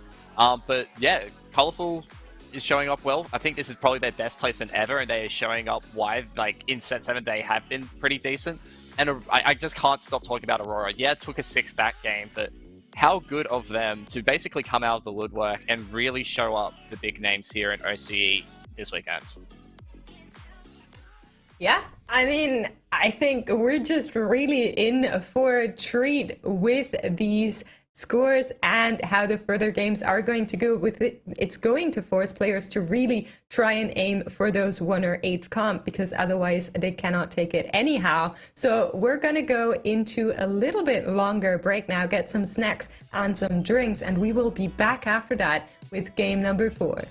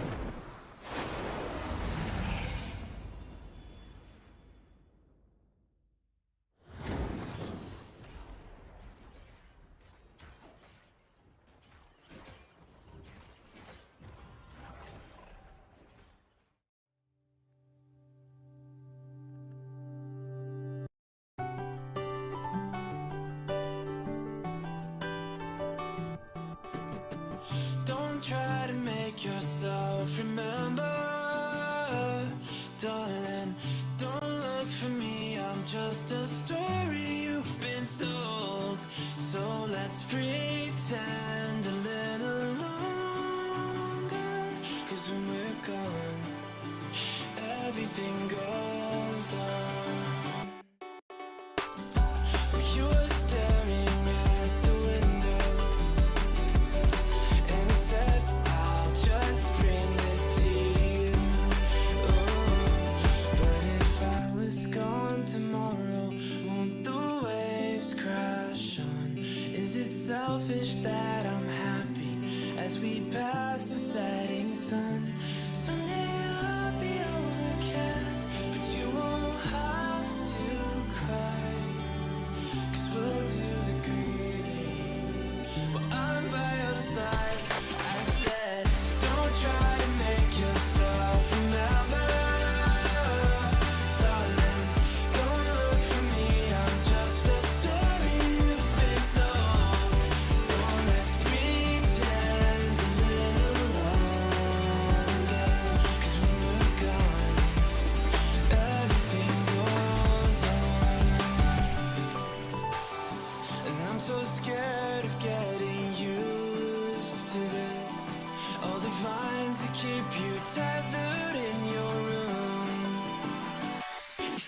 sorry that you worry, don't apologize.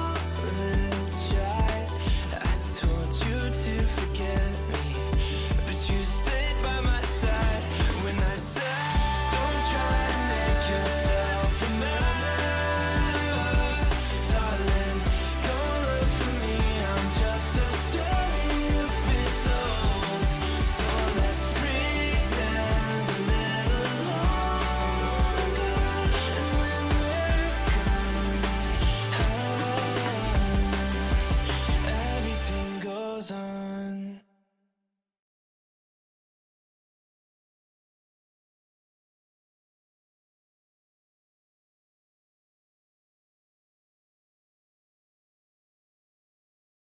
Hi everyone, Michael Sherman here with an update on the TFT Dragonlands Championship. With the launch of Dragonlands in June, we've been working behind the scenes to share updates on the upcoming Global Championship. First, I'm excited to announce that the championship will take place over the course of 3 days from November 18th through the 20th.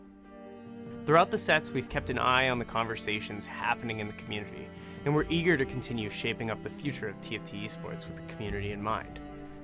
One of the biggest updates for this championship will be an increase to the prize pool.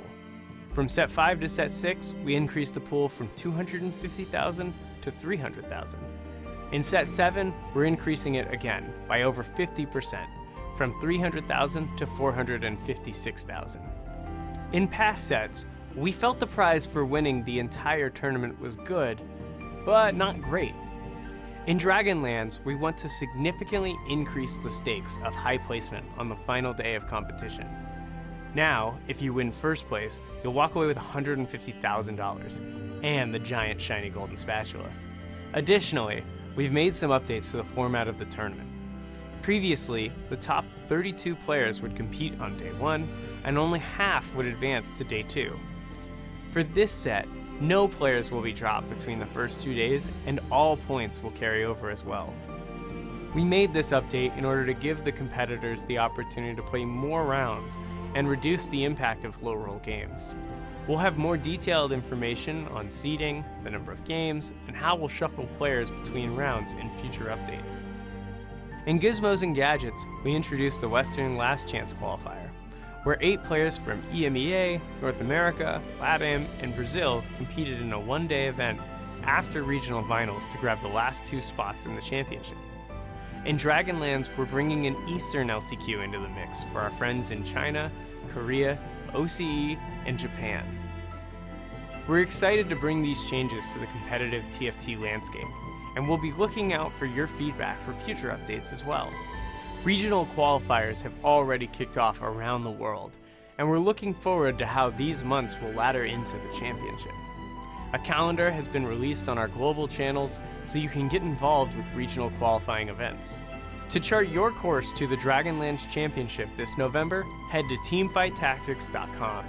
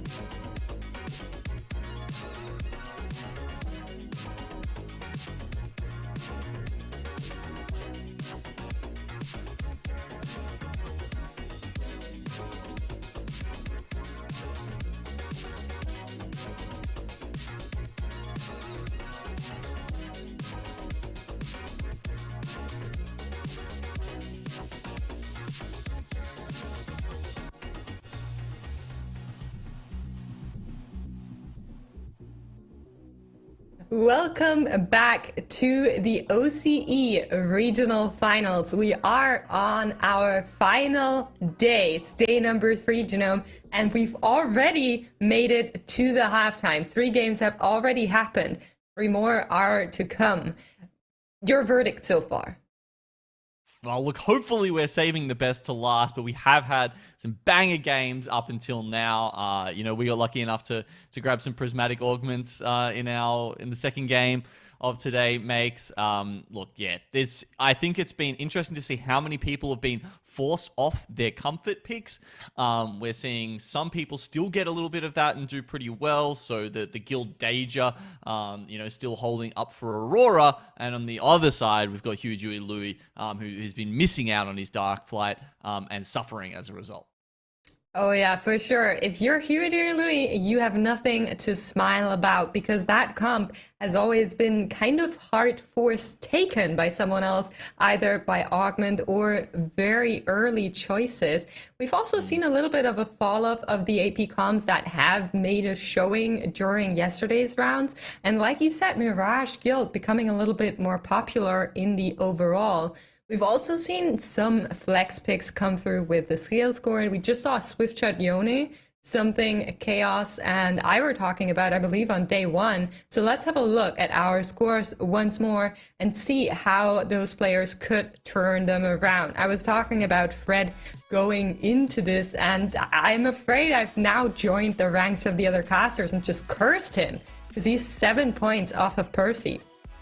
Well, maybe if I just don't mention who I picked at the start of the day, they'll continue slowly making their way back up the leaderboard because they've done a little bit better since game 1. It's Kade.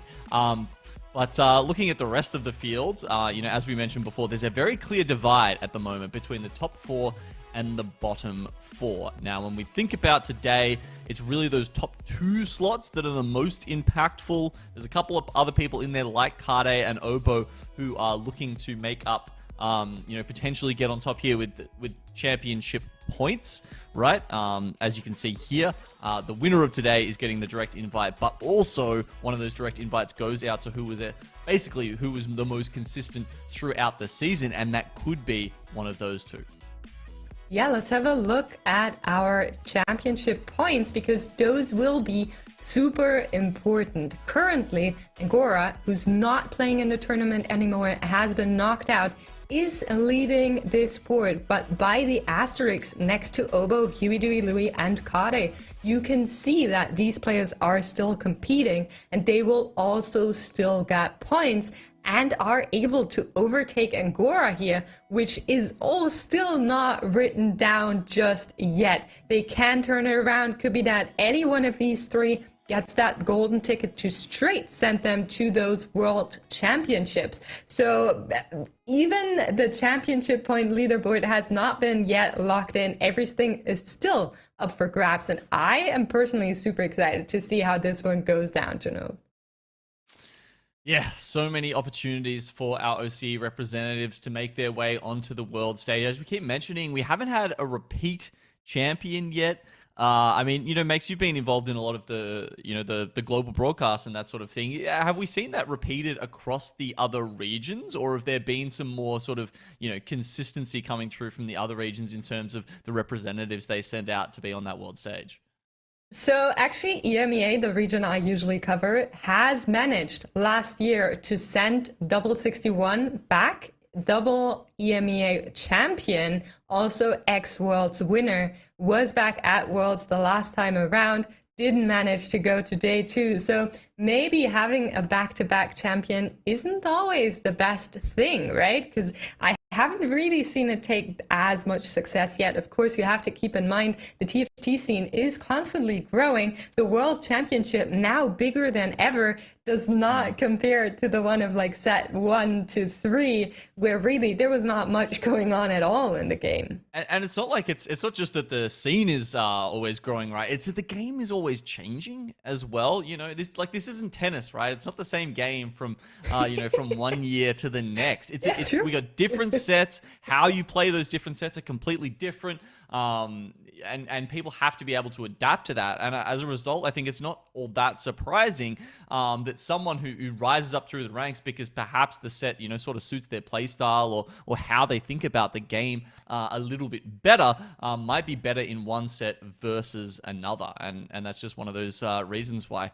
I think we've seen a lot of changing of the guard here in OCE. Actually, I do have to mention something when speaking on an international scale. OCE has been one of the regions that does phenomenal at Worlds. I think Ducky has mentioned it before, but with a 75% chance to make it to day 3, they've just really stomped on through and are definitely one of the regions to look out for, which is why I'm so excited I get to cast these finals, to be honest with you, because we might be looking at the future world champion in this tournament here, and for the sake of all of this region, I hope we do. So as we go into game number 4, let's see how this one plays out. Well, I hope that's not a preemptive caster curse coming out from our European compatriot here who, says she's happy to see OCE at Worlds, but secretly is barracking for them to go down to the EU players. Come on. I can be happy for multiple regions. Don't take that away from me. But appreciate the support. We are getting an all caps lock message from our observers, and that usually is not something to joke about. The Mirage has just come in, and it is a spell sword, so that is definitely going to be very interesting for these players. Yeah, I'm trying to think. Is that the first time we've had that on broadcast this entire tournament so is. far? Because we've had so much Pirates Greed. We've had the occasional, electric overload, and we've had a fair few. What's the other one I'm trying to think of? Duelist Dexterity, I think, as well. But either way, it's definitely one of the first times we've seen it, and yeah, it's a powerful option for those Mirage people. So if we're thinking about who can make the most of this as we get into our first augments, right, maybe that's going to be the Guild Deja players. And of course, that is Aurora.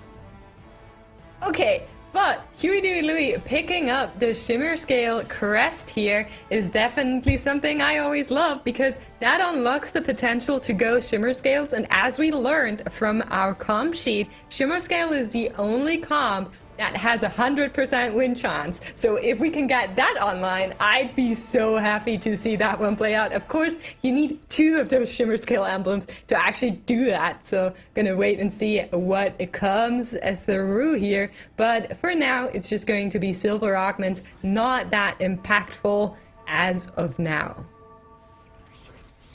Not quite, but yeah, Shimmer, man, it's always an exciting one to see, isn't it? We did have 9 Shimmer Scale game throughout this, and it was Escher, and he went first with it. So you never know if we can pick up that second emblem somehow, carousel, maybe even a lucky tome drop. We could get there again and get that crown of champions. Sorry, the cat just wanted to get a word in as well. We are getting our players' augments delivered by the other casters and our observers right now. And there are some that we need to talk about. So first and foremost, Colorful, we just saw with the Thrill of the Hunt, is most likely going to win streak here in the early rounds if Thrill of the Difference doesn't troll him, because Thrill Diff do be doing that. And we are currently on Kade's board, who has picked up the AFK, but with a Rengar on round 2-2 with that Rage Blade, he's probably not even going to bleed out as much as you would expect with that AFK. So a really strong pick here. Just imagine for a second if you picked AFK and then you came back and you were on a 3-win streak. Like, that would just be the wildest thing. Because usually, right, you pick AFK, you make like a somewhat kind of weak board, you're kind of hoping, you know, you get a kill or two every round, but you're probably going to come out of it with a loss streak, just because obviously you're not doing anything, you're not changing anything, you're not upgrading any units. But, okay, dream's over. Sorry, I'll just shut up now. Kade, he's taking a loss in the second round. Yeah, I mean, it is one level under Aurora, and Aurora's also on Thrill of the Hunt, so there's going to be something going on, but Kari naturally hitting that level 4 now with the AFK, not able to do anything, will pull through for sure. Look, we've just had a very big brain observation by our big brain analyst, Chaos here, who noticed that of the units he had there on that board for AFK, because of course you do naturally hit level 4 in round 2-3, he's going to have activated Dark Flight, and he put Nidalee in the middle, in the spot where the Dark Flight unit will be activated. Yeah, that was really, really good from Akade, and that is definitely some kind of prediction play that you can't just do by accident. So really pulling through here and having that extra Dark Flight. Something else that's extra is our egg giveaway that is now active. To take part, !egg in the chat to get your own egg today, and players will be getting their items now. I love when I say that and chat just starts like spamming from hell. Like, I don't know where all of these people come from. I'd love to see more of you guys, but I'm happy that you're here for the eggs as well. They're here for the eggs. They're here for the amazing OCE gameplay.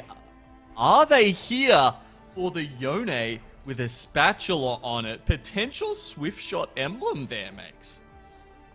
Oh yes, Kade is at it again. Has the Yone, has the spat, and something to prove. So we're gonna see how that one plays out. Yesterday with the scope weapons, it wasn't enough. It was only a second, where our analyst said prior to the game that it was a safe first. So maybe this time around the Swiftshot Yone is going to make a stronger appearance. Aurora, on the other hand, has found Lagoons in the early stages and is already on 30 stacks with that Kaisa Shojin in the backline, which is going to be really nice to stack up that Lagoon. Yeah, it helps a little bit. You know, definitely not ideal, like versus the blue buff, obviously, that you want on the Som later on. Makes a little bit of a difference in terms of, you know, when you're getting those casts off. But, look, not too shabby whatsoever. Got the Dragon Manta activated as well with that set 2 in the front line. You know, just trying to max every little bit out of it with the Chain Burst on there, knowing that he's not going to keep that set going. I guess the other thing we should think about there is that, you know, he does have, as we mentioned before, you know, Spell Sword is the Mirage variation for this game, which makes that Yone Swift Shot, if he does end up going down that path, even stronger. So, in a natural shot here on 2-6, coming in for Aurora, who was on that Lagoon angle. That is just hit if I saw one. Really big pickup here. That is kind of nuts, isn't it? I mean, down to 10 gold, getting into 2-6 is a little bit rough, but hopefully they'll get that, you know, the win streak off the back of that Som to try and make up for that a little bit. Yeah, so we are hearing that Kade, who picked up the spat, also has a Rage Blade and Of course, the spell sword from the Mirage you already mentioned to Gnome, and I am curious when he finds that extra bow to make the Swift Shot emblem to slam it onto the Yone, because that would be really, really interesting from where on out he takes that win. But for now, we are on a win-streaking board, which is Percy Jackson's 100 HP 2-6. Definitely a nice little win streak that's going to give him some extra gold, pulling through into Crux here with the extra gloves. Yeah, sells to make 20. You can see he slammed a lot there, the TGs and the static shiv, not, you know, necessarily the best endgame items, but certainly the ones that are going to save him health now and try and get that economy nice and healthy. Okay, got a Varus on the board here, Tamura, Zaya. Sorry, where did that come from? Who percent Zaya and there's a Hecarim on the bench as well. Okay, yeah, and we're looking at 2 empty slots in the shop. Apparently, they both came from the same shop. That sounds like a shop I would like to visit in my spare time. Oh yeah, for sure. Me too. Hecarim and Zaya naturally on 2-7. That is something we usually only see from Percy Jackson. But those Zaya and Hecarim will be locked in now. Finds an Idus as well. Is this going to be the pivot into the Idus Shimmer Scale frontline? Currently still is running those Astrals to print a little bit of extra gold. But I do like the perspective of picking the Idus to stabilize a little bit further onward. Yeah, we've seen the Idus come in for a few of these boards later on, right? It does seem to be a bit of a tech option that these players have been picking up, and I think it's almost become more popular throughout this sort of 3-day tournament that we've seen going on this weekend. Rinsu's obviously just sticking on the Varus for the moment to activate that Swift Shot. I'm sure we'll get to see that get transferred over eventually, just like this Hecarim who's just chilling on the board. Even though, you know, it could be activating Rage Ring, could be helping out with that that very nice ult that they do have. Second augment now coming up. Let's have a look and see what these guys get. Yeah, that's what I think about those augments. Really? Ascension? I think Ascension is actually really good with the Zaya comp. I think that is probably, if you are looking for the Zaya Hecarim and you're picking those up, then that's what you're aiming for. And I think Ascension definitely is a go there. You could possibly even go for the Bruiser Crest or the Rich Cat Richer. But Tamura decides to reroll here, finds Scorch, which is also very, very attractive, going to be picked up here. Does not want to go with the Ascension, levels up and slams some items. Now we're also getting word that the Shimmer Scale item, this lobby, is the Determined Investor, and that could be something that players are looking for to get those diamond hands onto the board. You know, you'd almost convince me, Makes. I was almost ready to be there with you and be like, I was you know ready. what, Ascension's cool. I'm happy with it. I think, you know, it's for me, it's the fact that they've nerfed it like 3 times. And when it originally came out, it had like, I can't remember, it was like 75% damage or something like that. And it just keeps getting worse and worse to the point where I'm like, I don't know if I want it anymore. But you know, I want it. Then we get the reroll, and they end up with Scorch. So of course they're very happy with that. Once again, we're seeing this Darkflight emblem hands come out. Yeah, was that Huey? Huey already has the Mm-hmm. Determined Investor built out into the diamond hands. Lots and lots of units on that bench there, as some HP has been lost. Just look at the overall lobby standings. Last time we were here together, Genome, we had a lobby that was super, super close. We had players from 1st to 7th, all within the range of 30 HP. Yep. This time around, Percy is on 100, Obu on 94. And then we go all the way down in the right side of the screen. Huey, Dewey, Louie, and Fred both on 48. And you can see we're getting another player playing Darkflight as well. We just seen you know, the option there with the Darkflight emblem, the Cavalier emblem, obviously a very strong way to play that. But Huey Dewey Louie, he's had enough. He said, look, guys, it's my comp. Get the hell off it. I'm tired of you tanking my placements. He says, you know what? I've gone, I think it was like 7th and 7th, at least in the first 2 games or something that I'm just going to try. Yeah. If you guys want to contest me, we can hold hands together. Don't try me. To be be honest, that is something I love about players who hard force comps, because normally they're very good at playing that one specific comp, and that means if you are contesting them, they know how to play it out better, right? In comparison to somebody who's just flexing into it.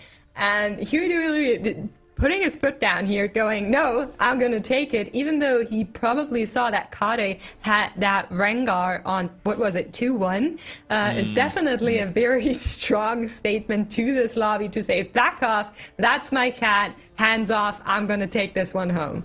You know what I think is hard about being in that position in these very high-tempo professional lobbies, though, makes, is that I feel like when you play it sort of on the ladder, you can... and you're getting contested like that, you can often just like hold on to a lot of gold, wait for them to sort of like, you know, exit out the lobby, and then just slam your re-rolls once those units get put back into the pool. But in these professional lobbies, you don't really have that opportunity. You know, you have to be keeping up with the tempo, or you are going to take so much damage. As we can see right now, you know, Fred down there on like 40 health is struggling. And you just don't really have that opportunity, so it feels like, you know, the potential cap out of these boards is a lot lower when you're in that highly contested situation like we're seeing here. And to be honest, Fred and Huey, Dewey, Louie, as well as Timur, just bleeding out so much early on, I think is partially also due to the assassins and Rengars that are jumping around in those early stages. It's really hard to position in a way where they're not affecting your board as much, and Rengar in itself just always jumps around, so in general it's super hard to protect your carries, because at some point that cluster that you build is going to break up and he will find access to the carry unit that you tried to stack up in the corner. So that is definitely a little bit of a problem for these players. But Huey, Dewey, Louie finds that Rengar 2, and I think it's the first Rengar 2 that is being found in this Darkflight competed lobby, and once again putting his foot down here, trying to say, nope, my cat, hands off, I'm running this, and if you want to go down with me, then so be it. Oh my god, struggle street here for Fred. He's sacrificing a glove right now. I mean, most people, when they're like, oh yeah, I'm going Darkflight, oh okay, I've got Zeke's at 2-1, like that's okay. We're here, we're almost into stage 4, and he's contributing a glove to the rest of these teams. This is ugly for Fred. Well, it's not ugly, at least for Huey, Dewey, Louie. He has found a Swain, and we are getting word that Kade also has that Swain on board. So loads and loads of extra tanking coming in for these Darkflight boards. And you can see that Rengar 2 with the Darkflight essence just putting in the work, securing yet another win for Huey, Dewey, Louie. And Fred slowly but surely starting to really struggle. 30 gold. Not with a stable comp, is competed on the Darkflights, has not hit the Rengar 2, has not hit the Swain. Is this where you pivot out of it? Because the augments surely are kind of basic enough to run any comp. Yeah, exactly. It looks like he's probably going to go towards Seraphine, right? The fact that he's got a 2-star Graves there, he's got the Bloodthirster and the Gwinsu's built on that, solid items for that composition.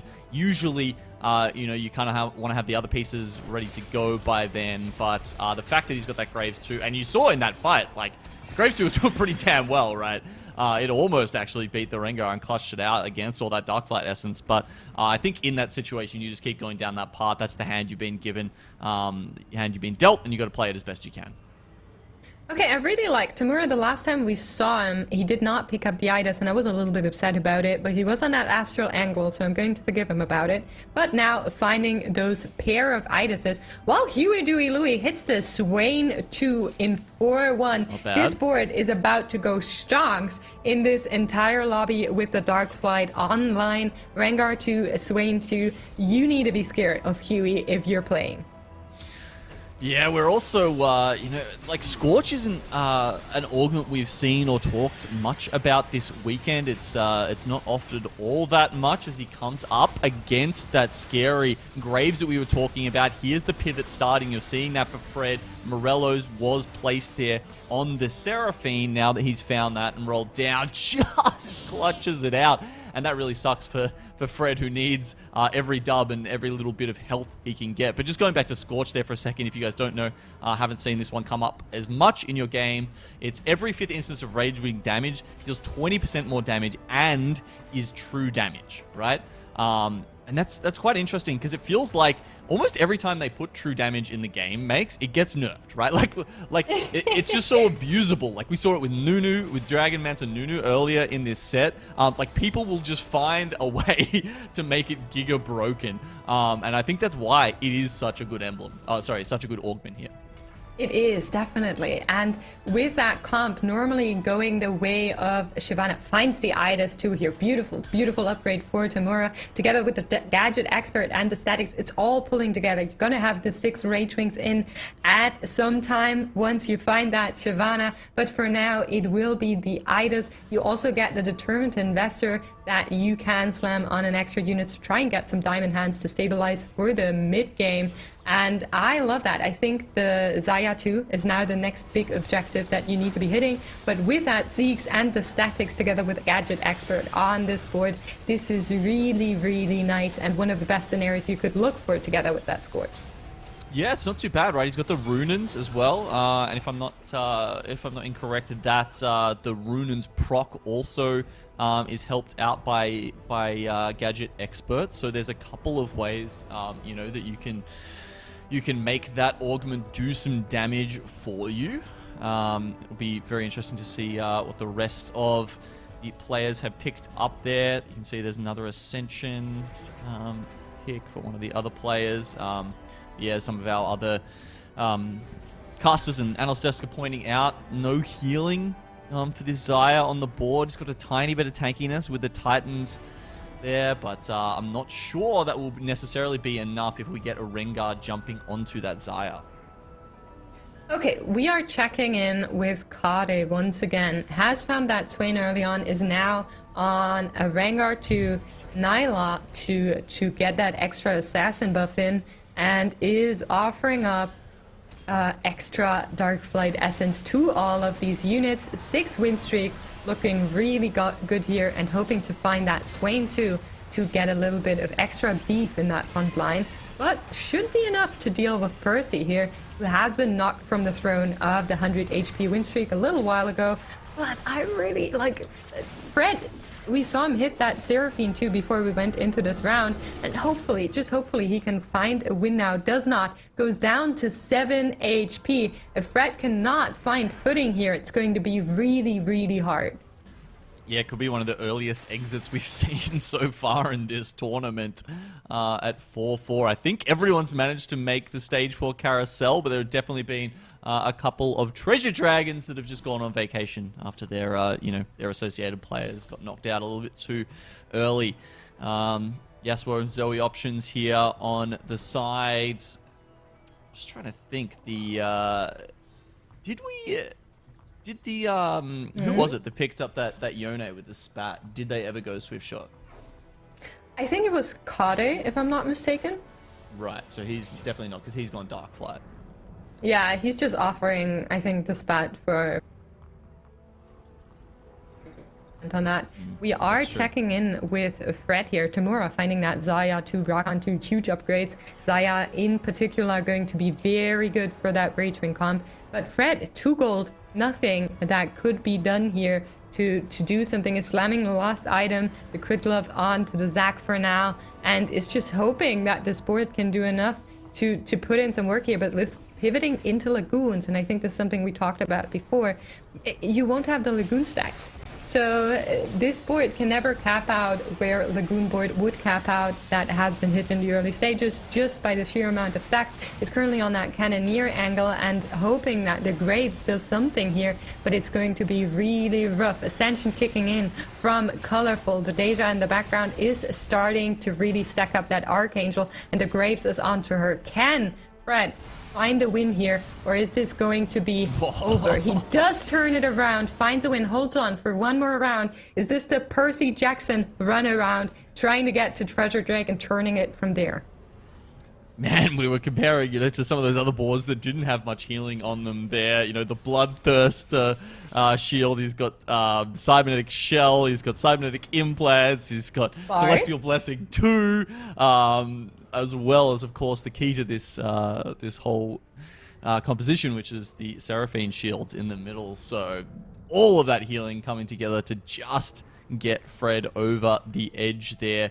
And with 7 health, he needs that to happen once more. And as a result, you can see rolling down to 0, level 7 has, is just hoping to even hit a couple of 2-star upgrades. That at least he's got the core units there up at 2-star with Seraphine, with Pantheon, and of course Graves.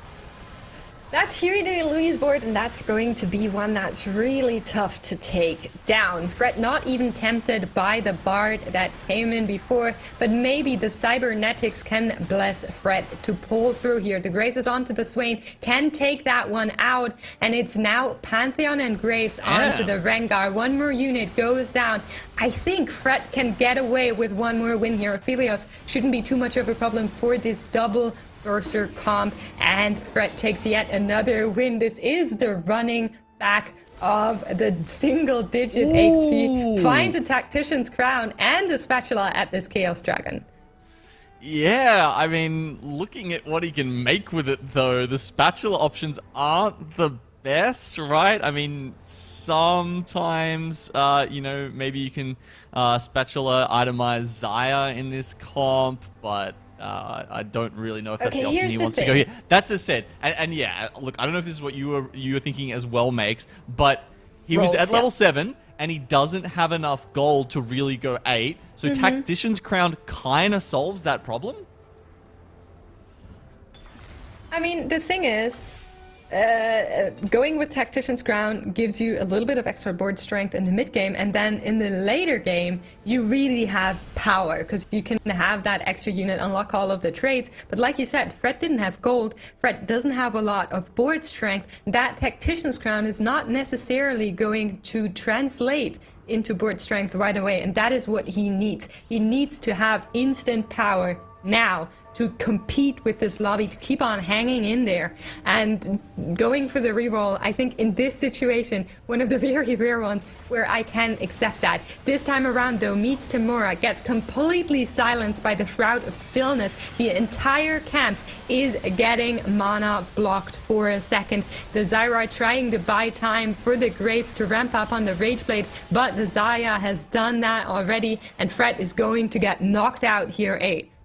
Oh man, yeah. Look, the Shroud certainly is gonna be stilling him there. Unfortunately, in 8th, that was good scouting by his opponent to knock him out. It was a very hard angle for Fred to deal with, basically. And now we are getting to have a look at some of these other boards we haven't seen in quite a while. And Oboe, in the meantime, has managed to completely.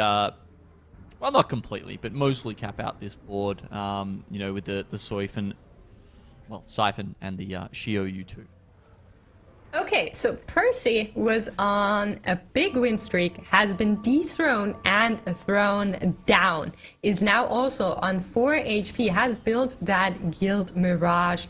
Deja, keep in mind, this is Spell Sword, but he will be meeting once again with a Dark Flight board. There's just so many in this lobby, and they could give that Deja some problems. The Rageblade just stacking up very slowly, and that Hotch will not do enough to keep the Deja alive. Percy will follow a similar way that Fred has just gone under. He will get knocked out here 7th. Nothing he can do about it. And the rest of the lobby will move on, unfortunately. Yeah, it's why I sometimes question when you do have the Rageblade there on Deja, because he has such a low base attack speed that it can be quite hard to get it going, and you need a really buff frontline to be able to build up enough time to get those Rageblade stacks going. Either way, we're over here. We've got the 7 Dark Flight. I guess another thing to point out, if anyone's wondering, why do these people keep going 7 Dark Flight, right, when it's not a break point? And you have a look at this, because they already had the Cav Spat. The Dark Flight Spat came 2nd, I'm pretty sure, if I remember the start of this game. But of course, it just gives you, some extra essence to go with. Though I guess they're hoping that the Nyla is the last one to stay alive here, considering she does have She the 3 heals a items. lot. Not enough, though. I think this is going to be a loss. However, no one's going to get knocked out here. They're both high enough in HP to take this one away. Huey and Kade both on that Dark Flight angle so early on, getting the extra healing from the Essence. But we need to start to worry about Aurora and Tamura. Both have now been knocked down to single digits, 1 and 7 respectively, and this carousel could be their last chance to find some extra upgrades. Yeah, I mean, Aurora is, he's in that top 4 on the leaderboard for today currently, so he's probably not as worried. And then Tamura, of course, is in first place, so both of these guys, not necessarily fighting for their lives here in this game for last couple of rolls and upgrades Aurora's trying to find. It's about that time of the day where you don't have the option anymore. You kind of just have to force it. And you can see these items for some, not exactly best in slot, right? Makes you've got Shojin, Morello, yes, and JG is okay. But certainly when we've seen Som pop off, take out first in these kind of in these finals lobbies, you really do need that solid itemization. Yeah, so the thing is, the items aren't that bad. You already said it, not necessarily super best, but the problem is with all of these kitty cats jumping around, the Sohm is going to have a really tough time to actually target something, right? That's the big problem, and even against that Ragewing comp, it's not going to be enough. The Trap Claw and the Ice Cream Comb couldn't bring that one home. Aurora getting knocked out, and Tamura holding on once more here as we move towards the top 4. Have we seen any dragon boards yet? That's what's surprising me about this game so far. No one making that super late game transition. As we talked about, they keep falling off a little. They fallen off a little bit, as the weekend has dragged on. But my theory yesterday was that was more to do with people trying to force it, rather than sort of having a good early game and then naturally transitioning into level 9 and pushing over there. Of course, we don't have anything, there's no prismatic organs, there's no level up augments going on here, which makes it a little bit harder for you to come across those dragons and then get them to 2 stars. Yeah, for sure. It is going to be another Mirage Splash in this Jade Deja board that we are seeing. Let's see if it can take down the Swain. Absolutely can. Spellsword Enchantment doesn't even need the Ascension to come on through. Thrill of the Hunt just doing wonders here, getting that extra support. And the Ao Shin is just on the bench, waiting to be put in, waiting to get on this field. Tamura, however, getting knocked out 5th. Okay, so that's our top 4. And with 33 health, Obo, I believe he's playing that Soifen board, is sitting up the top and streaking, looking pretty good. It feels, honestly, like a little bit of a low roll lobby. Yeah, would you agree with that, Max? Yeah, I would. I mean, it's partially due to 3 players going for the Dark Flight, right? So they're not actually looking for those high tier comms where you want to hit or dragons. I mean, obviously, when you get to 9 and you find lots of dragons, you're going to put them in. But for the middle and early stages, it's just super fine if you only have kitty cats and Rels to go through and find that one Swain. And we did see some hitting with the Ragewing comp. I personally loved having Scourge and all of that, but it just couldn't come through here. Nyla being hit by Kade here, who's on the last roll down, trying to find the last cat.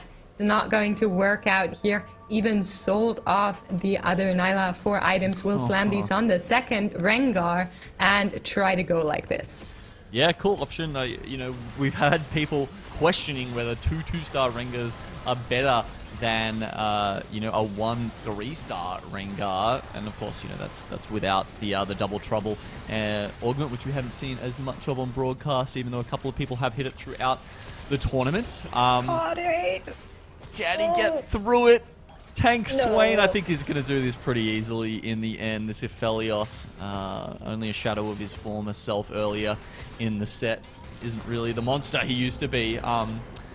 Oh, that's okay. Two players knocked out there. Yeah, that's going to be Colorful versus Kade here.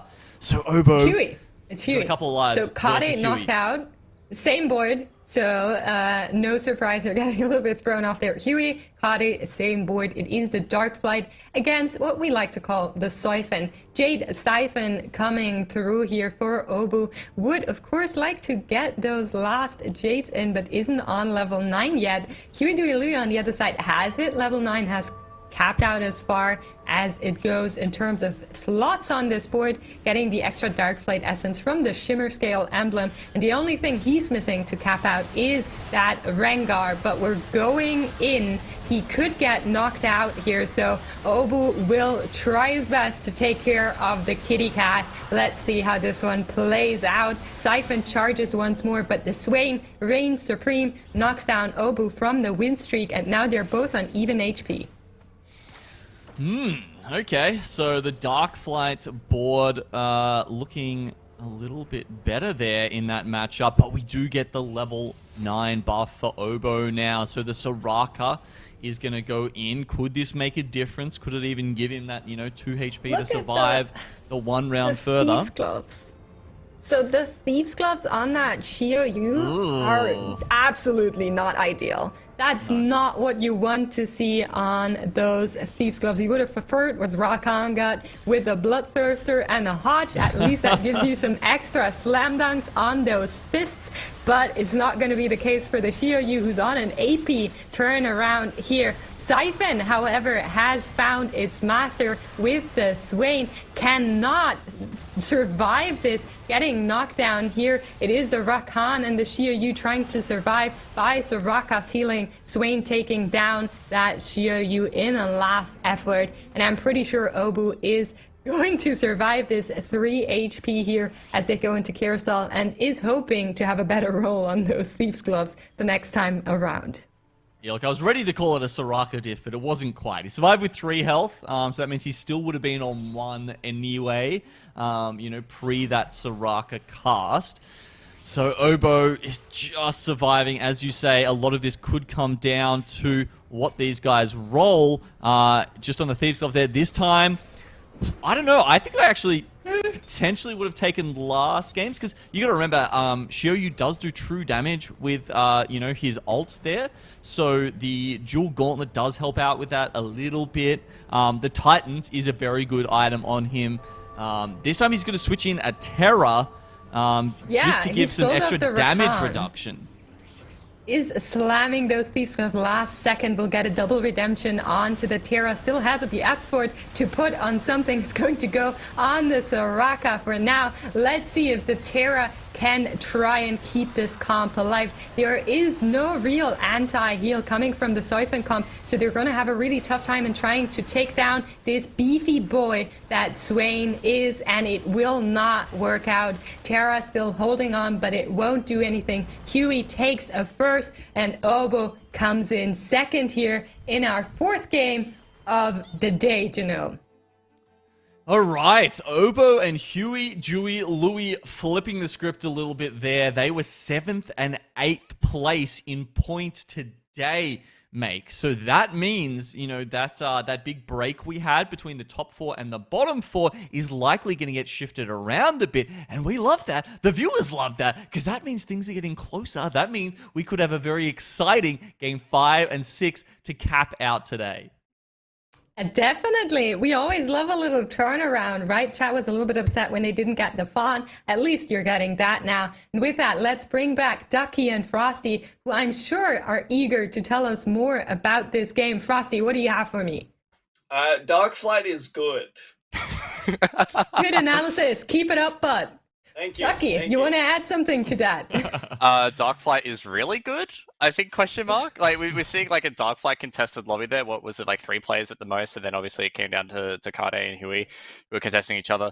Huey finally decided, you know what, I've tried to play flex again. This is exactly what happened to Huey yesterday, and I actually brought it off, like, when we were in break. It was like, Huey, like, played a little bit flexibly yesterday, went 7-7-8, and was like, all right, screw this.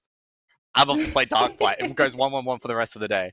Huey is got one of those ones now and is running it back again. So it's very interesting to see how this meta is again evolving. Like we mentioned, day 1, day 2 was different between AD and AP. This one's feeling like a lot more heavy AD day. Like we're seeing the Zayas pop off, we're seeing the Rengars pop off way more, less of like the Ao Shin boards or the Lagoon Son boards doing well that we have seen. And I guess it is favoring some players who have opted more into that AD playstyle as well, even with the Share Use Siphon. Yeah, let's have a look at our scores. And Frosty, maybe you can tell us more about that turnaround that just happened with Huey and Obo getting up there. The lobby has moved a little bit closer altogether, right? Well, I mean, we look at the scores before, it was a clear differential, you know, we had a clear top and bottom half, and now those scores are starting to shift together quite easily, you know. Kade, I mean, really kind of sets the pace here, 15 points. There's just 2 points a gap between pretty much everyone is 2 points apart. I only just noticed this here. How has this happened? I just love how Huey got a first. Huey gets a first, jumps 1 place. Like that's how far behind the pace they were. They were at 5 points. The next was 10. A win jumps them up 1 place, but like when you think about yesterday's results, like 1-1, so that puts them on 29 points. That puts them up in really high point standings, and then obviously that's championship points that we're playing around for here. It gets very complicated with the math. I'm not going to do that right now, Max. I am never up to do math, but I will say the scores look very aesthetic with the 2 point difference at each increment, basically. So that was really, really lovely to see. Now, going into the last 2 games of the day, I mean, I keep banging that drum, it's going to be 1 or 8th. Are we expecting to see more Dark Flight forces, or do you think players are going to go for something else, Juno?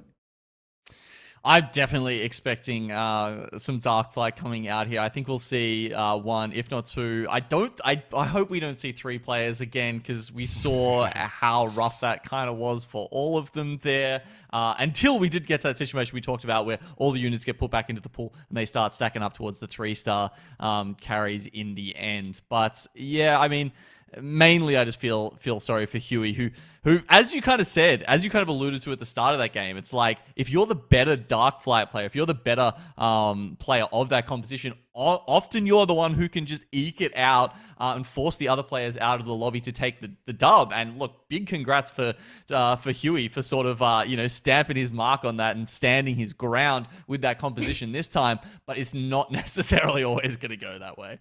Yeah, we're going to see if that is going to be the trend in game number 5. Again, we will go into a quick break, and then after that, Ducky and Frosty will take you through game number 5. And I personally cannot wait. So see you in just a few minutes.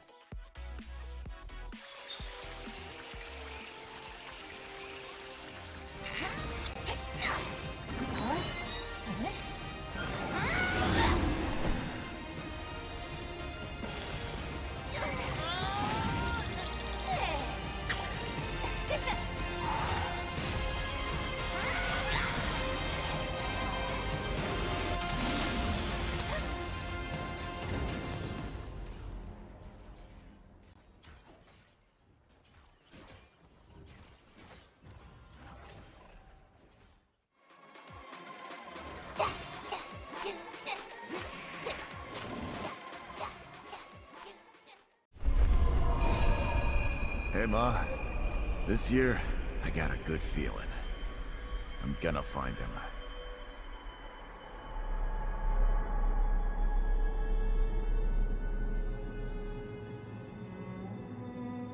It's a long road, but I know the drill.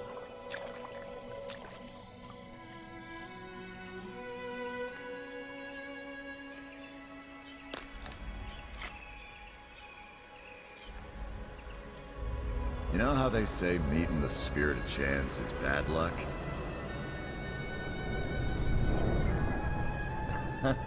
Oh, it's a good thing. I don't believe in luck.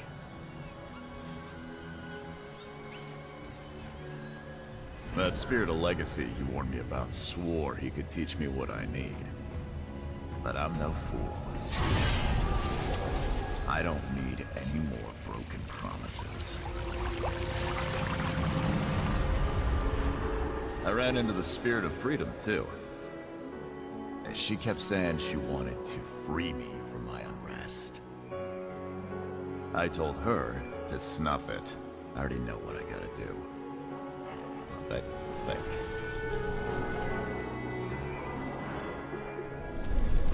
Sorry I left, Mom. I really am. But my spirit hasn't been at rest since he... Look, finding him's the only chance I got. And once I find my peace, I'm coming home. Love you, Mom.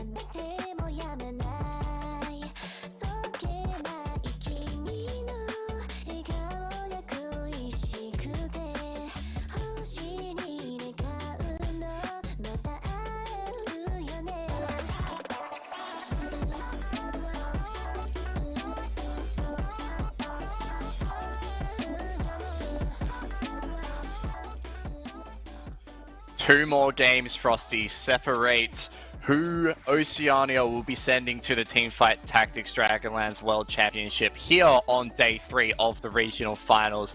And as you mentioned just before the break then, the scoreboard is very spicy. 2-point intervals between each players. Players that we highlighted at the start of the day doing well, high up on the championship point system, like Kade, like Obo, like Huey, Jui, Louie, faltering a little bit. And some of the underdogs, I guess, coming up through the ranks. Colorful, Aurora doing very well, Percy Jackson, and obviously Tamura, who obviously has a little bit of street cred within the scene, kind of showing up while the veterans have faltered a little. Yeah, absolutely. I have to credit everyone who has managed to perform really well today. You know, Colorful, Aurora, Percy Jackson really coming in and showing their stuff, especially, you know, Percy in particular, you know, coming in as a bit of a Zaya one trick, but also kind of flexing their muscles. They're showing that they can play other compositions at a pretty proficient level as well. I think Colorful is probably the one shout out that we have to have here. Like, Colorful has been a tournament player here in OCE. I can't ever remember them making a final day. No. Like across, I guess, set 5 onwards is kind of when I remember them coming onto the scene. I can't remember them ever making a final day out of all of that. And they've come out today, contested Huey, Jui, Lu on their turf of Rengar, made it work, and then also is just playing relatively flexibly around the rest of the game as well. Writes themselves out with a 2-point lead heading into this Game 5. Frosty, what do you think the kind of pacing is from here for them to make it? Because they're quite far behind on the championship points board compared to some of the other names that we've listed. I'm not going to say it's impossible. You know, there is definitely the way the things line up. I refuse to do math on broadcast here. This is not a math. I'm not a math magician. I do not put this together. But there is definitely a possibility that things can line up here. So, even if some of these players like Huidu Louis, like Kade, even if they don't end up having the greatest of two games here, they can still end up making that last chance qualifier and end up still potentially qualifying for Worlds. It's a lot of hypotheticals, really, that we're talking about here. I want to continue on the hypothetical talk here, because I really love when we get to the pointy ends of these tournaments when all of the marbles are really up for grabs and, the pressure's really high. How will players start adapting their play style? We talked about it before the break a little bit, where are we going to see a lot of Darkflight contention? Probably. What does that mean for the rest of the boards that we're going to see, though? Well, I mentioned it in the break a little bit here. Something really important to note is if there is a lot of Darkflight going around in these lobbies, AP boards end up struggling heavily. We've seen it time and time again where there's been such heavy carries, such as an Aoshin 2, just getting assassinated by a Rengar 2, and the difference in cost between these units that you're putting in is not exactly equal, but the board is just so much stronger because of that Darkflight essence, because of the multitude of items that you're printing there, and the fact that Rengar will just always jump to those AP carries. AP boards are very front to back, they want to be attempting, to try to stop the front line there with things like Silas, with really strong ZZ rods there, and Rengar just bypasses all of that. That's the nature of Assassins. It's sometimes the joy for the Assassin player, and it's very much to the detriment of all these players who like playing the fragile backline comps that we have seen. I mean, we have seen a Rengar take down a Zoe 3 this tournament, so, it is a very, very scary kitty. I also like to bring up when we get to the pointy ends of these events is how do the players start adapting their own play styles? Do they start going for the first or eighth, go big or go home to get those spots, or do they just try and keep their consistent placements? Like a player like Colorful has done before today, has always just been consistently placing around 3, 4, 5. Has gotten a couple of first and seconds today. Do you go for a bit more of that first rate strategy to shore it up if you're in the middle of the pack? You definitely could. I think that something that I'm going to say here may sound a little bit controversial, but I think that when players are put in situations like these, they're going to double down even harder. We see Huey, Dewey, Louie get into a tight spot there, say, no, you know what, it doesn't matter if there are 3 players playing Darkflight in this lobby, I do not care, I will contest you, I will beat you with this composition, and I just have to wonder how many players are looking at that saying, it's working for them, I wonder if I can pull it out for these last 2 games. Well, into one of those last 2 games, we go the penultimate game of the Teamfight Tactics Oceania Regional Finals for Dragonlands Set 7 on board with Kade. After last game, I think, Kade has a bit of work to do in rank 6 right now, 15 points. One of those players that can qualify for something like LCQ off of championship points within striking range of names like Angora, who's really just the one waiting on the sidelines waiting to see how these results kind of fall.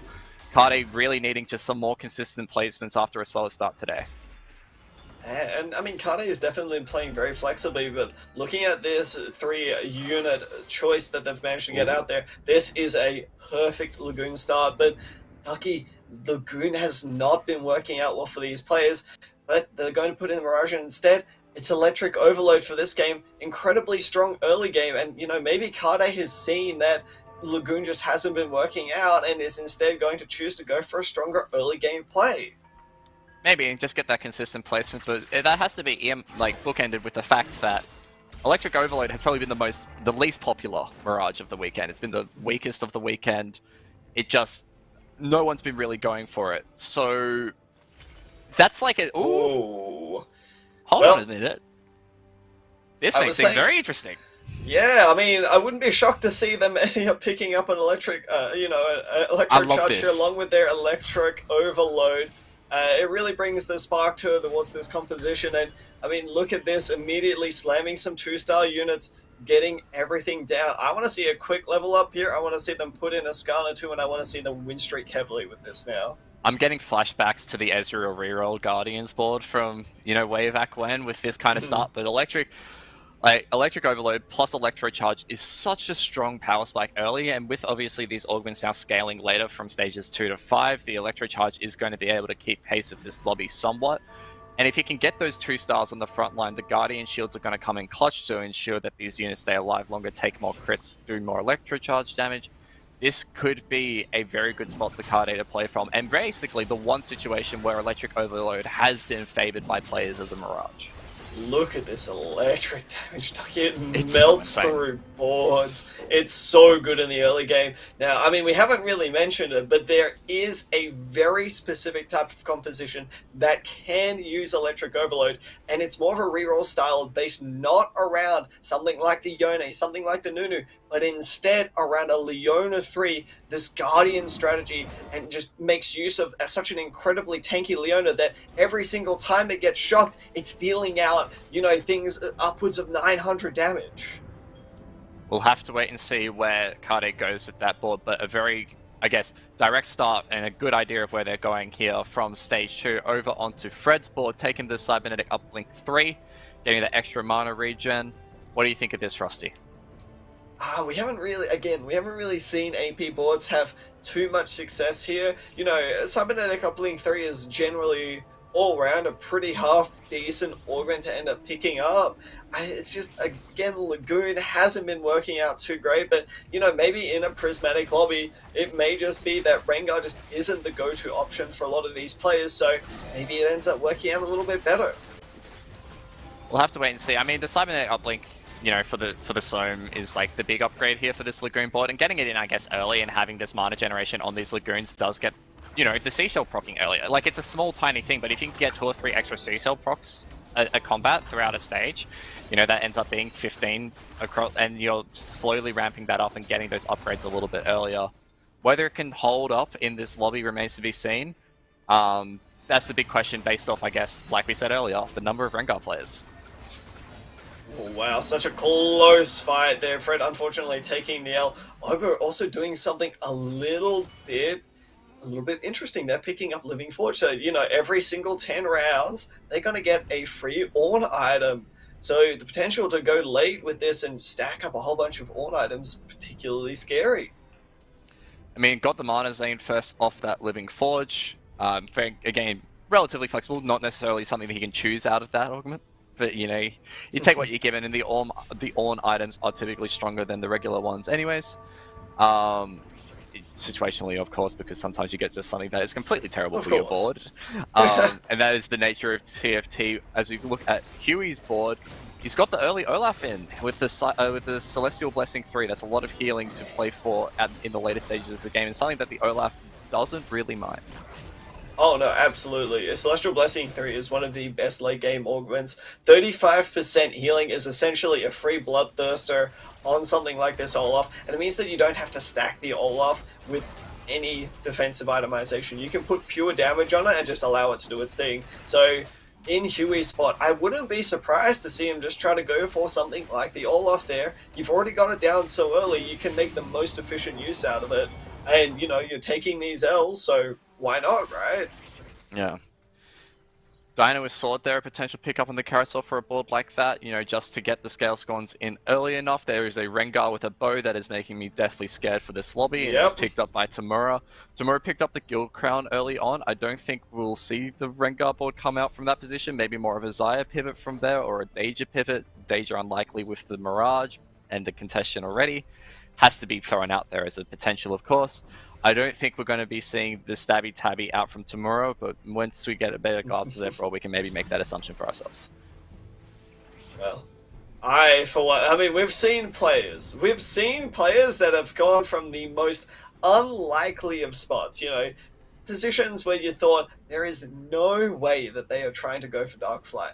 And then they will just turn it around and they will say, look, I have found one Rengar. It is time to force Darkflight now. So yeah, I think that, sure, you probably wouldn't go for it, but, I mean, Tamura's in a little bit of a questionable spot in the tournament right about now, so sometimes you just got to make a big push, right? And we've seen Darkflight work. Yeah. Getting word as well that Nomsy this game will be mage, as we're on board here with Aurora, so that could maybe dictate how these boards kind of shape up as well. We've seen a little bit of Nomsy play. Aurora's board with this Morellonomicon slammed, with the Mage Cap slammed. I have a feeling this is going to be the Soam board.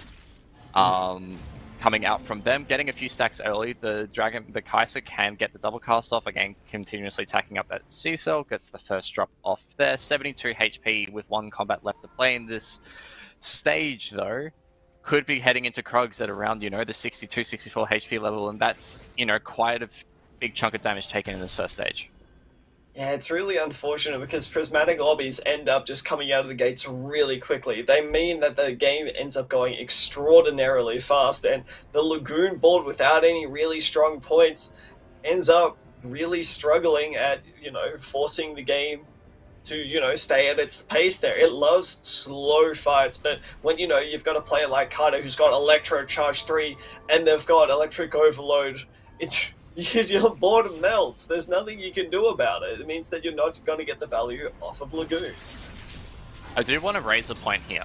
We're seeing a lot of early game reroll centric boards potentially coming out here, at least players positioning for them. If we get a second prismatic here offered at 3-2, how does the game plan evolve? Do players double down on this, or do they start pumping out levels and really maximizing the double prismatic early advantage? I really think it depends on what they're trying to play, Ducky. You know, if you've got a player like Hardy here, I would not be surprised to see them push levels. I think that that would definitely benefit them more than trying to stay and reroll, because reroll in triple prismatic lobbies just falls off so quickly. Everyone is just so powerful. Look at this, though. A Nunu and Willem coming into shop here. And honestly, Kade might just go for it. This would be a really insane option, but it may bite them in the backside if it is triple prismatic. I mean, it is something worth picking up, because you can't really make these decisions in the back of your mind right now at this point in the game, where it's like, oh yeah, I have the foresight. Future Sight has told me this. Like, you know, it's not like that. You just have to play what's given you. A nice Leona out of there. If they... Ooh. Oh my days! Lord. What? There is no shot he just got a Daedra out of that orb. Wow, that is... that's kind of crazy. That is... Oh, man, but the craziest thing is, wow, he actually ends up buying the Nunu there. He's got a roll, so he's actually going for the Leona 3. Wow, this is such a bold strategy from Kade here. He's also 6 out of 9 Yone. Yones as well, and ends up not buying them up there, as instead going to prioritize the Leona odds more than anything else. Is one off of Nasus here as well, but this is the danger zone now. You're at 10 gold, and is just gonna roll it down. Does not find any more Leonas. I don't think it's the end of the world for Kade here, because obviously rolling down here is a little bit detrimental. At least has the Danger security here at level 5, right? So can afford to just put that in, get the Mirage scaling up off the back of that. Doesn't have to worry too much yet. Obviously things could change. We've still got 1 augment to go. Well, 2 augments to go, but 1 key augment to go. Does sell and roll again, finds a Leona. Bit lucky. Just a little bit. You know, I like to just say that this is officially the stop hitting yourself composition Kade is playing right now, because Percy is up to level 6. Kade, with a board full of just, you know, upgraded units, says stop hitting yourself. Let's go! Wow! Double prismatic to start off here, and this is... Oh, this is a little bit risky. It ends up re-rolling Cursed Crown High Roller. Wow, there is some potential options here. Cursed Crown isn't even... Like, it is an actual option. He takes Cursed Crown. Wow. This is going to be some high-paced gameplay. And that's 6 Mirage in, because, yeah, he gets a level up to level 5. The Nunu, and this is... Ooh. This lobby is getting very good.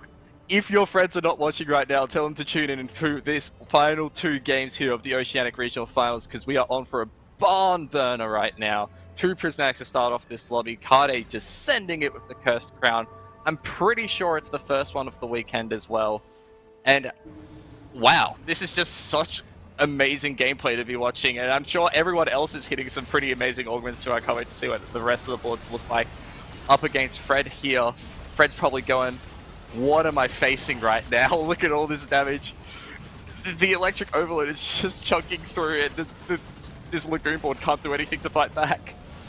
board? What board? Fred's got no board. Kade's absolutely deleted it there. They just can't get through the maximum health of these Guardians. Kade's in such a good spot going into the game here. And, you know, as soon as you hit this Leona 3, another Guardian spot opens up. So it just gets better from here. Ends up just pretty much essentially gunning it. Finds the Leona 3 as well. Wow, Kade is in such a good spot going into this. They've got tempo throughout the rest of the game. Yeah, and you say that. It's literally the rest of the game. The Daedra out of the orb. The Leona's now fully stacked up. The Nasus is also hit on the way down. It's just... They don't really need to do much else from here. They can just kind of wait and see what the game serves up to them. Like, this is just such a strong spot from Kade, as evidenced by the fact they're the only win-streaking player left in this lobby, 100 HP. Up against Obo here, he's got the Band of Thieves 2 to get the double TG out. And he's also got that Living Forge to play around with. That's going to be a lot of items Obo is juggling later on in this game. The crazy thing as well is that Kade being last pick on Carousel actually benefits them, Ducky, because what does Kade want to hit here? Kade wants to hit defensive itemization. Kade wants to hit Warmogs right now, and what is going to be one of the least prioritized items? Warmogs, belts, all these defensive items that you could get off of it. It's just going, everything is lining up for Kade. And this is a game Kade needs to play well, but look, we've basically spoken about Kade for a stage and a half. There's 7 other players in this lobby. You can take a look around as we're on board with Huey, Dewey, Louie now sitting at this spot they have found themselves many times. Frosty at the bottom of the lobby, 56 HP. Got the Astrals in for a little bit of econ. Picks up above the Carousel Hell. We'll need to have a look here. And look, guys, in chat, type ! egg in chat to enter a giveaway. If you wanted to get in for some luck like these lucky gamers right now, all of these prismatics flying around, you too could get a little bit lucky with whatever egg you get offered from this giveaway. So please enter in the giveaway ! egg. As we now take a deeper look at Huey, Dewey, Louie's board. Got the Olaf 2 online. Nice edge as well. Nice edge CB. These are very flexible augments to be playing around for this game. Yeah, but look, there's an Olaf 2 on the board there as well, so it looks like Huey has got a clear game plan going. And chat, I hear that if we get a triple prismatic game, that egg could actually end up being the golden egg. So just be on the lookout there as well. Had to make that pun here. It's the last cast that I'm going to get in today, so I got to make sure that I get all of them out of my system as soon as possible. Look, it wouldn't be a cast with you without as many puns in as few words as possible. We have a look over here at Obo. Like, yeah, we've mentioned it before, the double TG Living Forge. I'm very interested to see, will Huey just commit to this Olaf angle, or is there a potential to look for maybe a Soifan with these Knife's Edge CB kind of playstyle here? Because I feel like in a triple prismatic lobby, this sheer use Siphon is going to hold up a lot better compared to a reroll Olaf. There is definitely the possibility. You can see Huey's already considering with the double jacks on bench, and they've got the potential to end up switching into it. It really depends on the level 7 roll down, Ducky. You know, if you don't end up finding any siphons, any Shiryus there, you've already got such a strong angle that you can just potentially stick to it. If your roll down includes quite a few Olafs, you're probably going to end up picking them up anyway. We're going to move over to Colorful here, who ended up picking up those lucky gloves, and this is looking to be more of that Siphon Shiryu board that we're used to. They've already got the CB3 as well. It's coming up against the board of Kade here. Take a little bit of stock of how Kade's board's progressed since we last saw, and absolutely nothing has changed. Doesn't need to. Doesn't need to, yeah. Doesn't need to. The Lucky Gloves has been like a little bit of a divisive augment so far this weekend. Probably maybe holds up a little bit better in a game like this, where if you can get a few more TGs online. Colorful has the extra sparring gloves on bench to build a second one. It's just going to get slapped around like most people are by Kade's board right now. Kade is still level 5, by the way, while everyone else in this prismatic lobby is pushing 6, 7. I wouldn't be surprised to see an 8 relatively soon. And Kade's just like, no, I don't need it. I've got the Curse Crown. I've got so much board strength already. Where does Colorful kind of take this board? You mentioned like the Shiryu Siphon. Is that kind of the best angle from here, or is that going to be maybe too contested once we get into these later dragons and just has to force his way in? I have to imagine with the way that their board is progressing and the itemization that they've got as well, that'll lean more heavily towards it. You know, we already see the Infinity Edge coming out there. You know, typically you'll end up either prioritizing an Olaf or something like a Rengar with that. And it also works really well on the two aforementioned dragons. As we see double Rengar entering shop here, I have to see whether this gets picked up. Might be a potential angle, but it's also a little bit difficult. You've got no pre-existing dark flights, so this is a bit of a consideration. Colorful may also just try to look to go to level 9 as their gold total is starting to get pretty high. I think the lack of bows is kind of turning me off potentially looking for this Rengar pivot. Like if there was like some bows to play around with, then you can consider it. I do think maybe the right play is just pushing that F key, going for those quicker levels.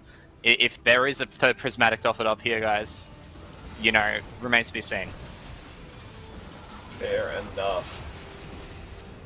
Fred is going to be coming up against Colorful here. Fred's massive damage being pumped out from this Kai'Sa 1. Only a Kai'Sa 1 still at this stage of the game. And you see the amount of damage that it's ending up doing here is going to be plenty enough. Lagoon actually holding up still at this stage of the game, but I'd say that's more indicative of Colorful's board starting to really fall off. It's triple prismatic Dragon Soul! Ducky with Dragon Soul. Look, Frosty, you hadn't gotten a single prismatic all weekend. How does it feel? Triple prismatic ended like off. He does reroll here. Radiant Relics, a potential option here. Binary airdrop, not too bad as well, although with the lucky gloves, it kind of the value falls off there. Does still up for it though. I mean, it's got to feel like it's probably your best option. Big roll down coming as we see a lot of units being taken off of the bench here. We're going to move over to Tamora, who's got high-end shopping, has got that guild, I believe it's Soul in as well, and has got Stand Together 3, Handshakage 3. This is going to be an insanely stacked board. We've already seen the power of late-game guild boards, Ducky, and I mean, this is a guild Zaya. This is a guild sire. I'm very hopeful someone's picked up the golden egg, by the way. We will get confirmation on that from the observers as soon as we can. Triple prismatic. This guild sire is something so strong that we've been talking about all weekend, and Tamura is just so dominantly online by the fact that they've got this 6 Rage Ring active already. This is the thing a lot of people have struggled with the Shyvana board, with this Zaya board this weekend, is getting the vertical online and getting that 6 Rage Ring in, because the boost that it gives to this Zaya is absolutely immense. Probably doesn't even need the Ginsu at this point. Like, you know, the attack speed is just so fast, right? Well, you don't need it, but it certainly does. That's a Shyvana 2 at stage 4. Shyvana 2 at stage 4 here. Tamura is in such a good position. You know, being bottom of the lobby right now doesn't even matter because the power spike is so insane. We saw Percy Jackson coming back from 2 health to win out the entire lobby with this board. I can't state just how strong it is, but look, Kade has taken Mirage Soul as well, is at 7 Mirage, and is still incredibly strong with that Cursed Crown. We see the level up taken here from Freed. That was one of the augments that got Percy Jackson the win earlier today in that double prismatic lobby. How will hold up prismatic? We don't know. I do like to point out here with Kade, 1 Yasuo away from that 8 Electric Overload Mirage. And we've been speaking about the fact that, you know, Electric Overloads may be slightly weaker than the other Mirages, but when you have a start like this in Kade's position, if you can get that Yasuo in, it's going to be massive. I am a little bit worried about Kade's position for one reason though. He's got that Cursed Crown. If he starts taking losses here at the end of stage 4 and the start of stage 5, he's going to bleed out infinite amounts of HP before he can get that Yasuo in. You're not wrong, and Ducky, it's a triple prismatic lobby, which means that everyone's boards are going to be insanely strong. So if Kade doesn't manage to keep the pace going, then guess what? He's going to die quickly. Now, just a reminder, chat, we actually have 10 winners because it's a triple prismatic lobby here. It truly was the golden egg giveaway, so let's get exclamation mark egg in the chat once more, everyone. Come on, let's give it one more go around. Yes, guys, exclamation mark egg in chat for the 10 potential chances at getting some wonderful little legend. But yes, let's go on to the game because there's a lot to talk about here. We've been talking about all these insane boards, by the way, Frosty. Let's have a look at the right-hand side here on this HP that we're looking at here. Kade at 100, yes. 60 to 25 for the rest of the lobby. Like, the HP is just shredding off in these triple prismatic lobbies. I have a feeling that it's just like a lot of people taking a lot of big losses, and that's why we're seeing the HP shred throughout this mid-game.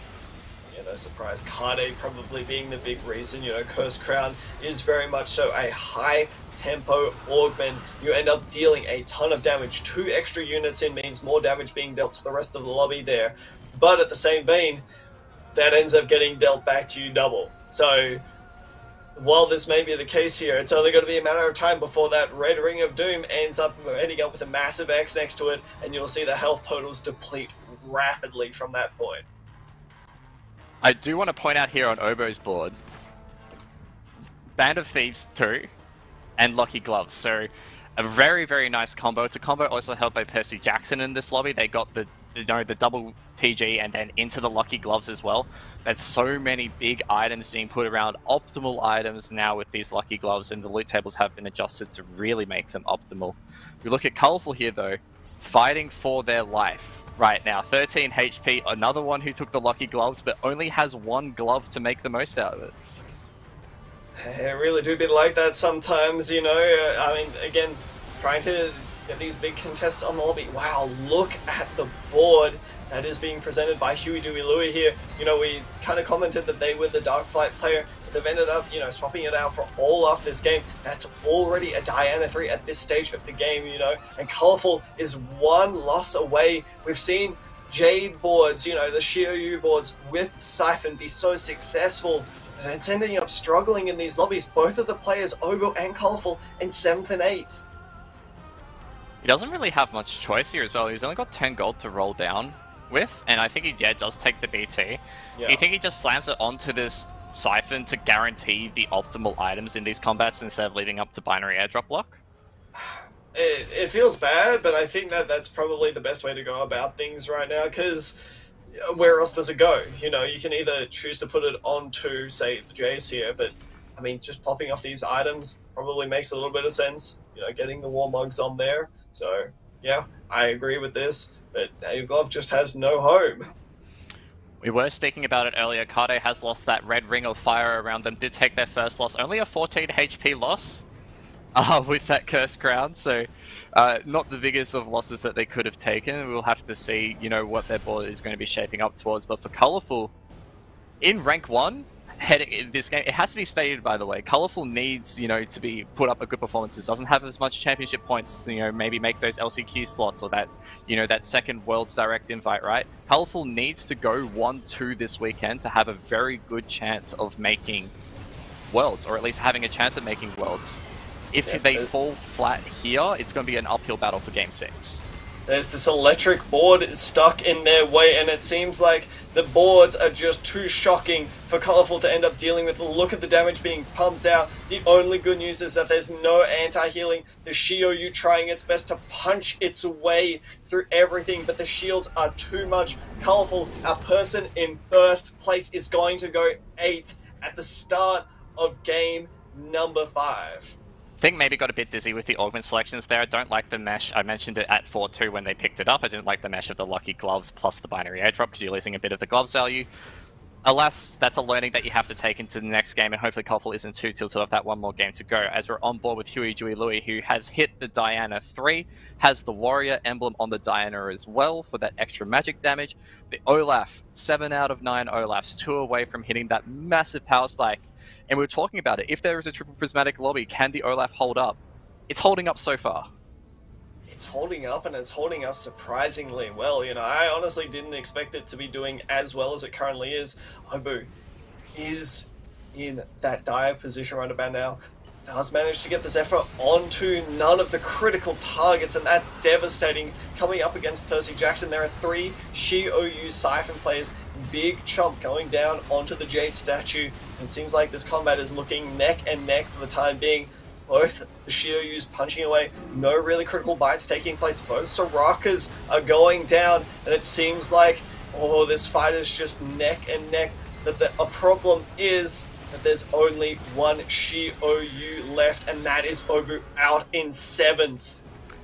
And that, not only were they both playing Shiou, they both had the same kind of augment setups, like they had the Band of Thieves Lucky Gloves. I think, it was just a little bit stronger on Percy Jackson's side with the board that they were able to build into there. And Ober, that is a huge loss for them. They really needed a good performance there to really make that work.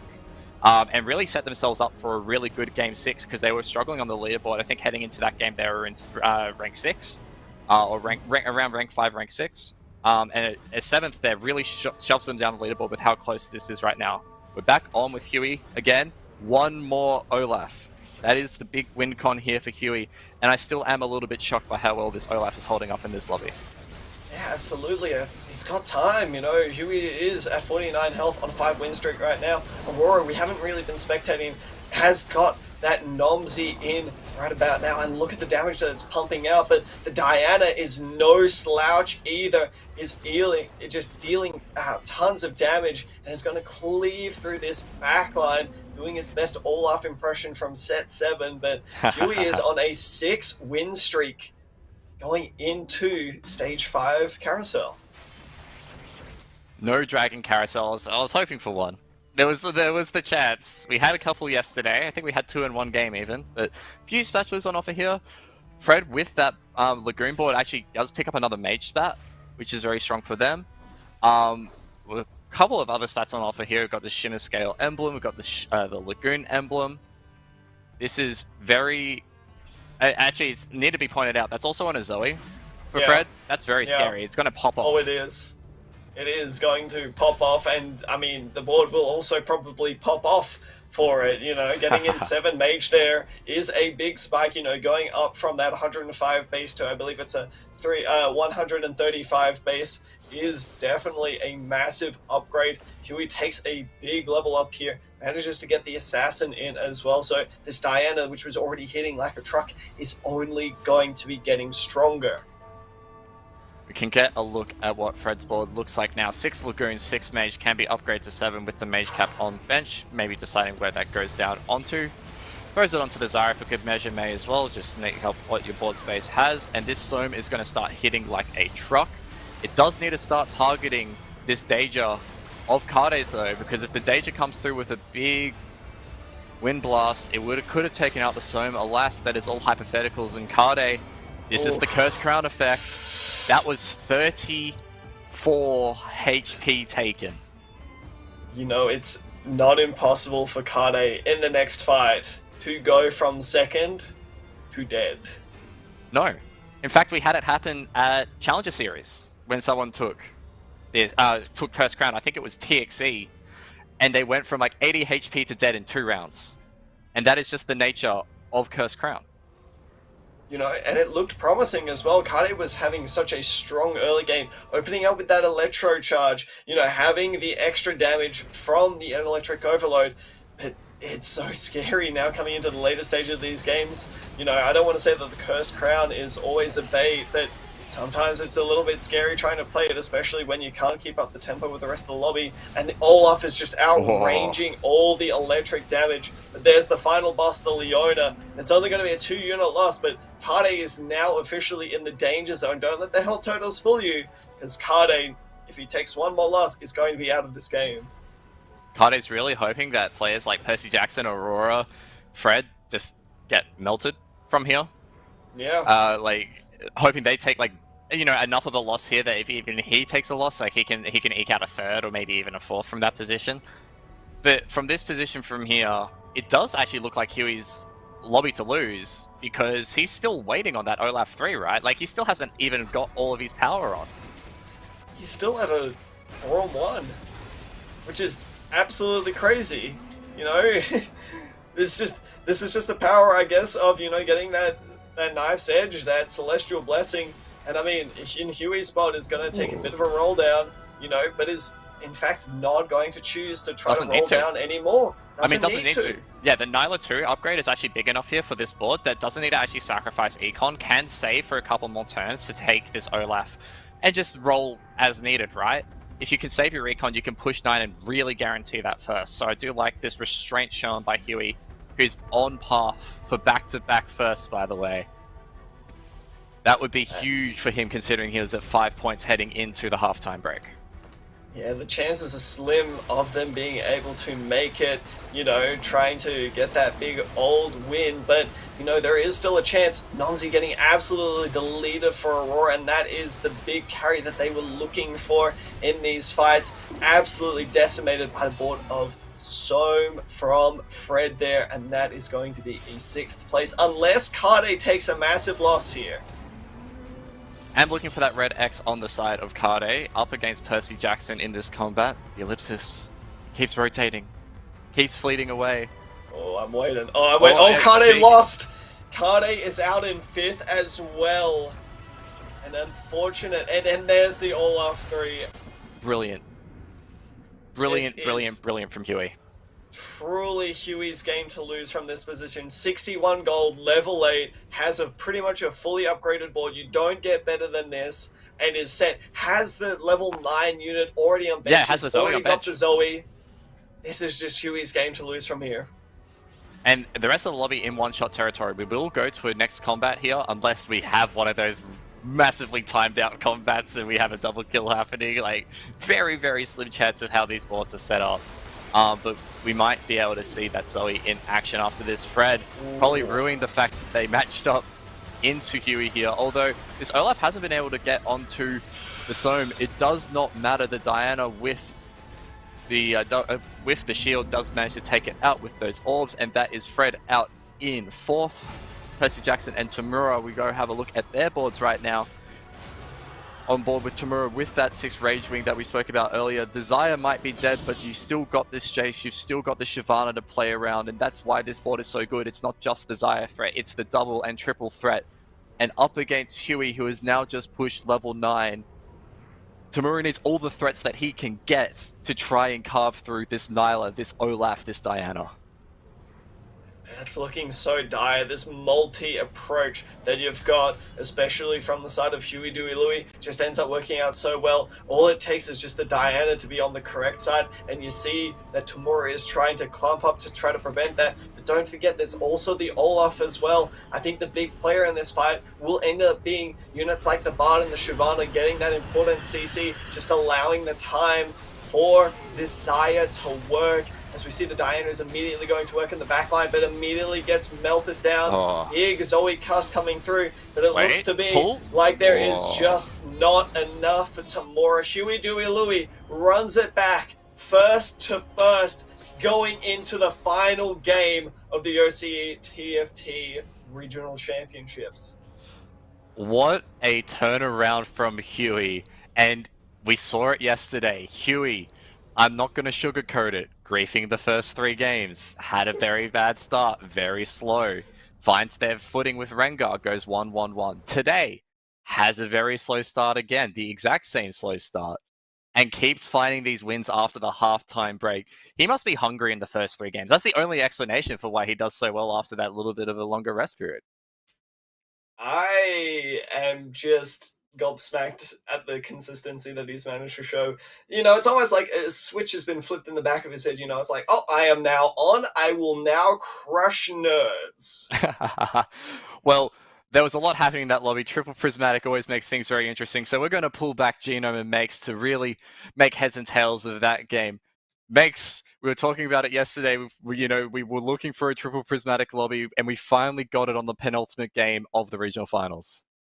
I mean, I couldn't be happier. Chat was enjoying it. I was enjoying it. We didn't even get the Cursed Crown. We did get the Mirage reroll that I didn't even expect was going to show up at all. Fortunately, not doing too well, but well enough to get in there. And yeah, you already spoke about Huey Dewey Louie. I love scale scoring. I say this every time. It's just my happy place to see that do well. And I think, Genome, you're with me, right? Oh, 100%. Like, even the Leona reroll as well, actually. I swear to God, coming in today, you know, Makes has always asked us, like, what comp are you excited to see? What haven't we seen yet this weekend? And I swear I was going to say Leona reroll with Electro, and we got the double Electro, hitting all of those augments, the items to start off with. The only thing we were missing there was the Warmog's Pride to slam on top. Yeah, it couldn't quite cap out as high as the other ones. Unfortunately, it was a little bit sad to see that go. What was it, like 4th or 5th, I think? It was 5th in the end. Yeah, and then looking at some of the other comps we had there, Obo didn't quite manage to stick it out until 6-1, and that's where Living Forge, really starts to earn its pay, because if you think about it, 1 Orn item, that's kind of like a gold augment, right? 2 is looking okay there as a prismatic, but if you get to 6-1, that's where you get your 3rd Orn item, and it really starts to pay off. Yeah, exactly. That is the math. And more math coming your way as we're going to take a look at our scores, because they're ready, and there's been an upset in these scores, Frosty, because Colorful taken an 8th, and like we already said, Huey Dewey Louie running it back with 2 firsts in a row really has got this lobby upside down.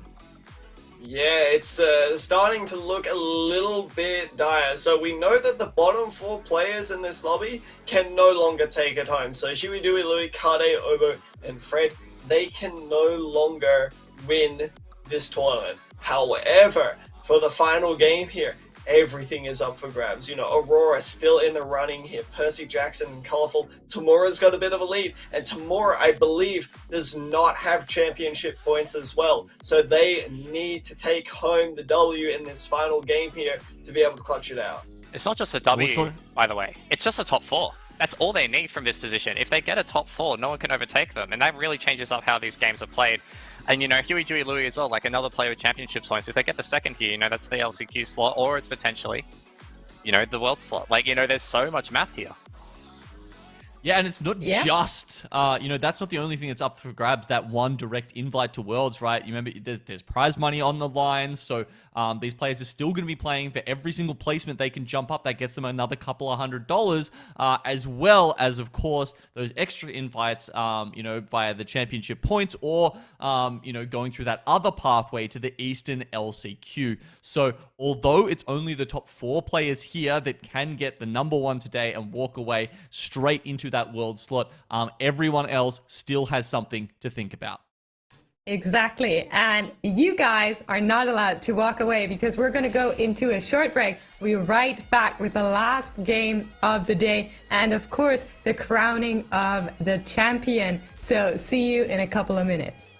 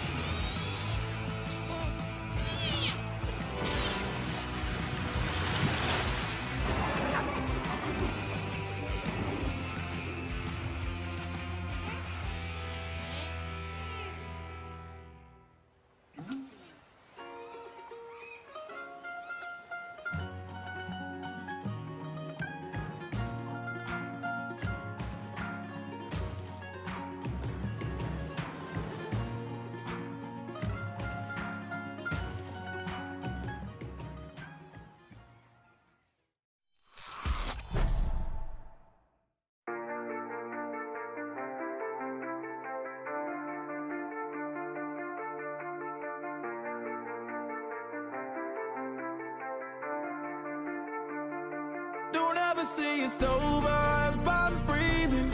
Racing to the moonlight and I'm speeding. I'm headed to the stars, ready to go far. I'm start walking.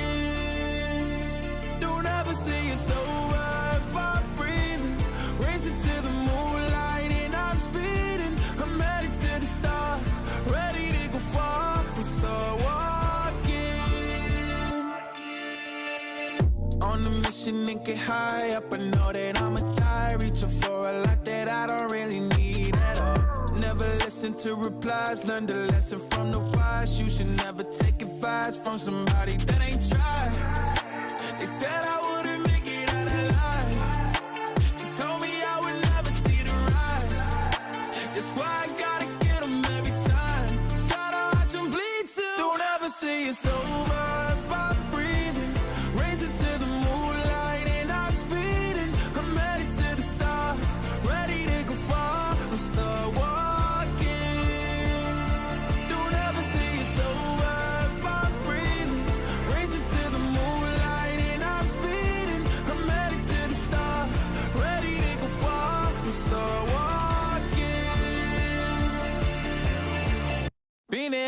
since I came out my mama. Thinking God that he never would. Proven wrong every time till it's normal.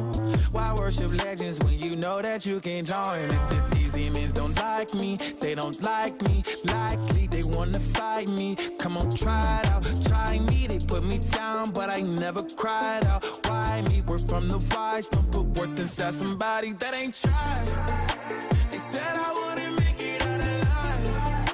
They told me I would never see the rise. That's why I gotta get them every time. Gotta watch them bleed too. Don't ever say it's over if I'm breathing. Racing to the moonlight and I'm speeding. I'm headed to the stars, ready to go far and start walking. Don't ever say it's over if I'm breathing. Racing to the moonlight and I'm speeding. I'm headed to the stars, ready to go far and start walking.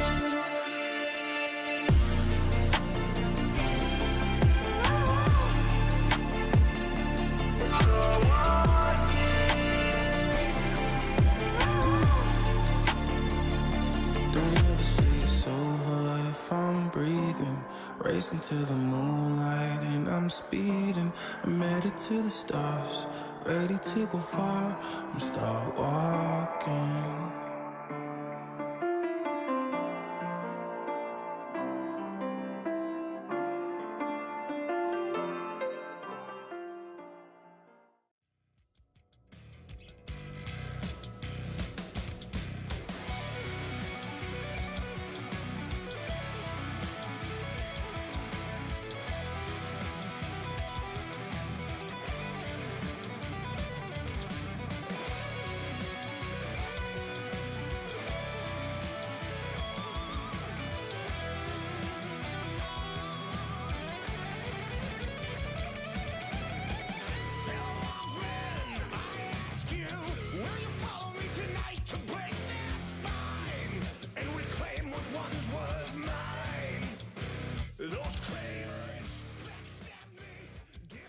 Welcome back to the OCE Regional Finals, or should I say, Genome, the Worlds of OCE. This game has been absolute hype, and we've already said it in the green room. What are our chances of getting another triple prismatic, Genome?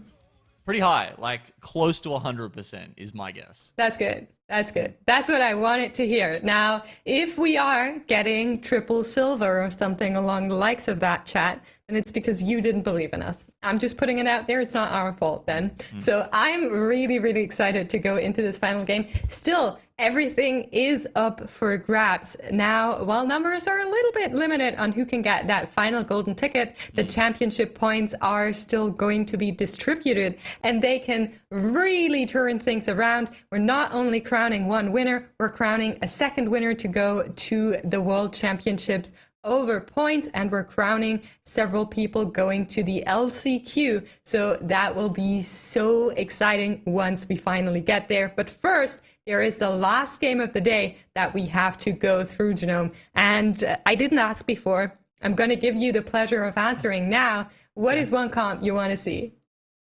Oh, just now you're asking me after we've already seen the sorry. Leona 3 Electric Overload. All right. I did mention this one yesterday, but we still haven't seen this, so I'm going to go with 8 Tempest again. Okay. Do you know what I'm going to say? Because I believe that these players truly know what I want. I'm going to say 6 dragons, and that means it needs to be a prismatic augment at some point. I was so hyped seeing Kade, and I mean this in the best way possible, that Mirage Comp was lovely. I liked seeing that. But with a Cursed Crown pickup and the Dragon Soul also popping up on another player's board as option, I was in my chair just like wiggling around, hoping for somebody to go for those 6 dragons. It didn't happen. So that's what I'm going to say, what I want to see. But we are into game, and players are looking to find some items before we see the first augment choice. I mean, you never know. We could get another 4th on Donnie, and that would open up the option for 6 dragons without the Dragon Soul, without Age of Dragons. I kind of feel And I don't mean this in a negative way, but I feel like we've ran out of spatulas in yesterday's games on Asha's board. Like, there's been so many spatulas in been a that shortage one board. ever since. I think, yeah, we probably need to get some more for the other players to make a what did you say, like a 4-fawn game? That's Yeah. going to be hard. I mean, I saw you've got one on your bench, so it's not like you're helping I the do, situation. I do. I picked that one up. You know, last time I went into the carousel, sometimes you just have to get something for yourself. But we are getting word that Nomsi is going to be mage here, and the Mirage is going to be Executioner. So the Okay. Electric Overload Dream is not going to happen this time around, but Executioner's Mirage, still a pretty attractive Mirage to pursue if you wanted to go for that Guild Deja comp. Yeah, could be. Having a look at Colourful's start here, he's managed to get both a Silas and an Olaf from the early drop. So definitely a couple of options, some potential direction here. You know, imagine if he came out with personal training as a first augment after getting dropped 2 amazing bruises to go with. Close. He gets the Close. bruiser crest. But he's also got Scorch there, which we did see get picked up earlier today as a very good, you know, Rage Wing augment. But he's not going to go there. He's just gonna try his luck. He's got an Ezreal 2 in shop as well, by the way. Should we just note that quickly? Because we have seen how effective Ezreal is as an item holder. Yeah, and with the Olaf Silas frontline, that could be just so good. But Colorful holding on to the... Yeah, there we go. There it is. Gonna get popped, gonna get slammed. And hopefully we're gonna see the Ancient Tome getting used soon as well to find a little bit of direction. And if you need direction, chat, here is one for you. Exclamation mark chest into chat. You cannot buy these anymore, but you can win them here. So that in itself is like its own little chat prismatic augment. Yeah, look, I've just entered. I'm pretty sure I'm not allowed to win, but you know what? I'm trying my luck anyway, so I hope you guys do too. We've heard that Percy got both a Varus and a Guild emblem. You know, of course, Percy is our player that loves, you know, rocking the Xayah, so that's an incredible start from him. For Colourful here, I'm wondering if he's looking for something else to pop out of this tome, you know, trying to pick up a couple of units that make it a little bit easier to, you know, choose what emblem you get out of it, because otherwise there's no point in picking it up early, right? You may as well just leave the orb on the bench and save the bench space for yourself. Oh, but that's triggering. I cannot see that. If players leave orbs on the field, it's These that are doesn't fly with professional me. TFT players, mate. They have to. I know. I agree with They you. have to optimize It tilts bench me space, as yeah. well, but you have to make the play that makes sense. But we are on Percy Jackson's board, a player that has been blessed by Mortdog several times in this tournament, has found the Guild crest early on and a Varus, so is very open to going into that Xayah with Chod Guild combination that we are seeing a lot of, particularly from Percy. So he's been forcing a lot of Xayah, and this is a pretty good start to get there. Together with an Astral, get you some extra econ in the early rounds. Beautiful. Couple of people actually going. So Colourful, you know, got the Ancient Archives. Huey, Dewey, Louie also picking that up. Tamura having to go for a Sunfire board, which, I mean, yeah, okay, maybe that's a little bit better, you know, at stage 2-1 in terms of its effectiveness. That said, I'm just sort of thinking about the amount of late game compositions that we're seeing where, you know, healing is really mattering to them, right? You know, I'm thinking about the Dark Flight Swains that we've seen late game, having some trouble, that kind of stuff. So could help against those, considering you do get that initial heal cut against all of your opponent's board. Yeah, and we hopped on over. Huey, Dewey, Louie has popped that Ancient Tome, and out came an Assassin emblem, currently being slammed on that Yone, but that could be an angle for the Dark Flights you just mentioned. Goes really, really well with the Assassin Splash to have a little bit of extra crit in the backline. And yeah, maybe that's where this one is going, or it's going to be another Scalescon one. Yeah, I agree. Those do seem to be the two most likely options. I mean, I don't know. Having that Assassin emblem, I guess you could put it on You know what? I should just stop like pretending and theory crafting whenever we see these weird emblems come up. Makes, because every time we do it, they just inevitably end up going dark flight, and it doesn't matter what the emblem is whatsoever, right? So we're gonna see where this one goes. I mean, there's a couple of options with Sinspat, to be honest, so I'm not gonna...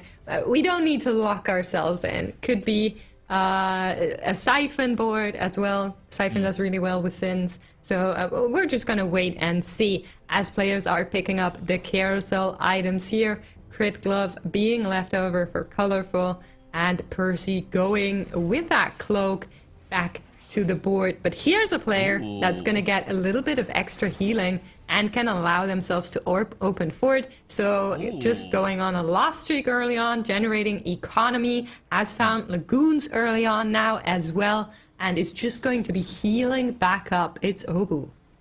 yeah, okay, so we've got the blue buff option there. Yep, okay, is slammed on the Karma. Now, I think the interesting thing here to see makes will be, will they go towards the Lagoon end of this, or is it like a Karma Dragonmancer option, right? Like a reroll. We have seen that be somewhat successful. And the fact that they've got Metabolic as well means you can sometimes have a little bit more time to go down those reroll routes, because if you don't hit, you know, it'll give you that extra, you know, whatever, 30, 40 health to just save that time and then eventually get back up to 8 and try and catch up to everyone once you've hit your big spike with Karma 3. I mean, yeah, we've seen some of the games this weekend where Karma has been like 1v9ing boards. Karma 3 has just been taking down dragons if she's correctly itemized and, you know, has that 6 or 8 Dragonmancer in. Yeah, that's absolutely true. We have seen Karma reroll with the Dragonmancers, but I think for Obu, that's not going to be the direction. We are already in 2-6. We have found a Kaisa 2 with Lagoons, and I think if you wanted to go for that Karma, you would have needed to find at least a little bit more direction to go into that earlier on. Sorry, so that's I was trying to say Kaisa that whole time, but because they both start with K, I said Karma a lot, so... Okay, yeah, that's fair enough. Very similar names. So it's going to be the Kaisa that we are currently seeing on Kade's board as well. That could happen. That's also a very popular reroll and definitely potential. I think I prefer seeing the Soam, and I'm still waiting for somebody to give me Seraphine 3. I know some people have been saying it's a trap, but I feel like Seraphine 3 could do some great stuff with the Lagoons. It's still a big spike, you know. I think the magic damage on auto goes from 35 to 40 when you get 2 stars to 3 stars. So it's like a 100% increase in that, you know, that bonus damage there, which is a big bump. That said, the comp overall does seem to have, you know, really suffered from the reduction in shield time, the reduction in time in which you're doing that extra magic damage, and that's why we haven't seen it quite as much. I mean, you know, what was there? There was one game today where someone hit Graves 2 and pivoted towards it because they kind of had no other options, but it doesn't feel like people are kind of going there right from the start. Yeah, we are on Fred's board, and I'm a little bit sorry to Fred. I would like to formally apologize. I seem to have cursed Fred at the start of this day, as they're currently the last of the leaderboard, but have picked up a spatula from the Crux here and are on a Guild Mirage angle. And with Executioners, you know, we talked about it earlier. It's not Spell Sword, but it's still a very good Mirage. And with Zippy being hit as early as is, a Twitch 2 with Statics and a Sejuani on board, you're on a really good track to get there. Yeah. Yeah, it does have a lot of those components ready to go. Picking up the spatula, always nice as well. Okay, Celestial Blessing 2 for yet another Zippy enjoyer out here. This one is going to be Aurora. See how this next battle goes. That Ezreal 2 that got picked up early there with the Archangels and GS is going to be doing a fair bit of damage. And obviously that does mean they're looking to go in that same sort of direction. Yeah, there's that Varus just popping off there. With that early guild crest, and that's looking like a good end game for Percy Jackson. Yeah, that won't be enough against the stacked up Ezreal. This unit is just such a good early game carry. You just said it, you know, it is going to blast into everything and anything in these early stages, especially with those items. And I do want to note that Colorful apparently still hasn't popped that Ancient Tome that was in the first augments. Second augment's coming through here now. It's going to be golden once again. And slowly but surely you would need to pop that tome because you are playing without a extra augment. Basically, you're playing without one augment. And that is not going to be a great position to be in. No, well, Tamura also not in a great position, being down the bottom in terms of health so far, has just used a reroll here. Remember, he got Sunfire, not an augment that really inspires belief in your board for his first one, and then taking a reroll and then ending up with Better Together. We're not loving this. Oh my God, Huey Dewey Louie is not only on his beloved Dark Flight, but he has hit the double trouble augment for Rengar. I am seeing a first place in his future. Yeah, like we talked about the Sin Spat when it came in, right? And that is currently being translated into Dark Flight Essence, allows you to have the Assassin Splash without needing to use a Kiana, and the Double Trouble is just the most perfect augment you could use for this comp, so really, really big. Just, yeah, incredibly good, isn't it? I mean, sometimes you put the Kiana in, then, you put the Grays in, you get the Tempest as well for that bit of CC, which is nice, but it'll be interesting to see where he takes it after this. At the moment, you can see he's just using, a Malphite to grab a little bit of extra health with the Bruiser trait active, but, it might allow him to just really max out the amount of Dark Flight units he puts on the board later on, as we've seen people, stack every 1 and 2 star unit there, just use Dark Flight Essence. Obu went into this game and said, I'm going to take this one by sheer amount of power of will. Metabolic Accelerator into Last Stand, that is a statement you need to respect. It's not necessarily board strength, but it will keep him in this tournament just for a very, very long time. And if he can manage to put up a good board until then, that's going to be really great. With the Lagoons he's currently running, that's a pretty good angle to get there in the long run.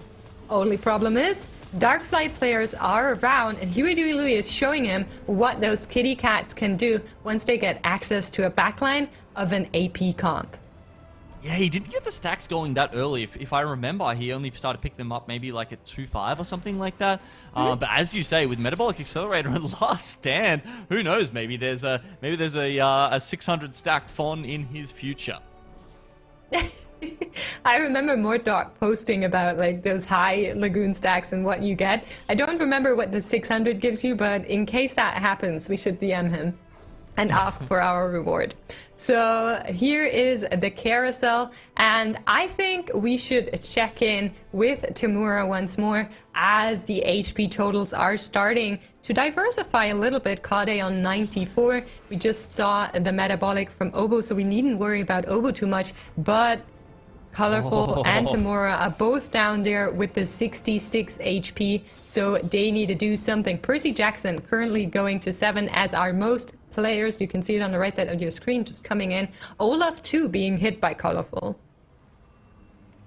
It's a big spike there. I'm liking this position here from Percy Jackson. We keep talking about it. Slamming throws 3 items on top of his Varus. Having best friends, obviously that is a very decent augment when you put the Gwynsu's Rage Blade to start powering up the Zaya's attack speed once he gets to that place. Fred, he's gone for Ascension. He's sort of expressing a little bit of love for that last game that we cast makes. What do you think about it in terms of a Mirage composition? I think it's a good Mirage, right? We are on Executioners, so I said it earlier, I think together with the Ascension as well, you're gonna get that Deja in the background that will ramp up and then have a lot of power with right items and Ascension kicking in.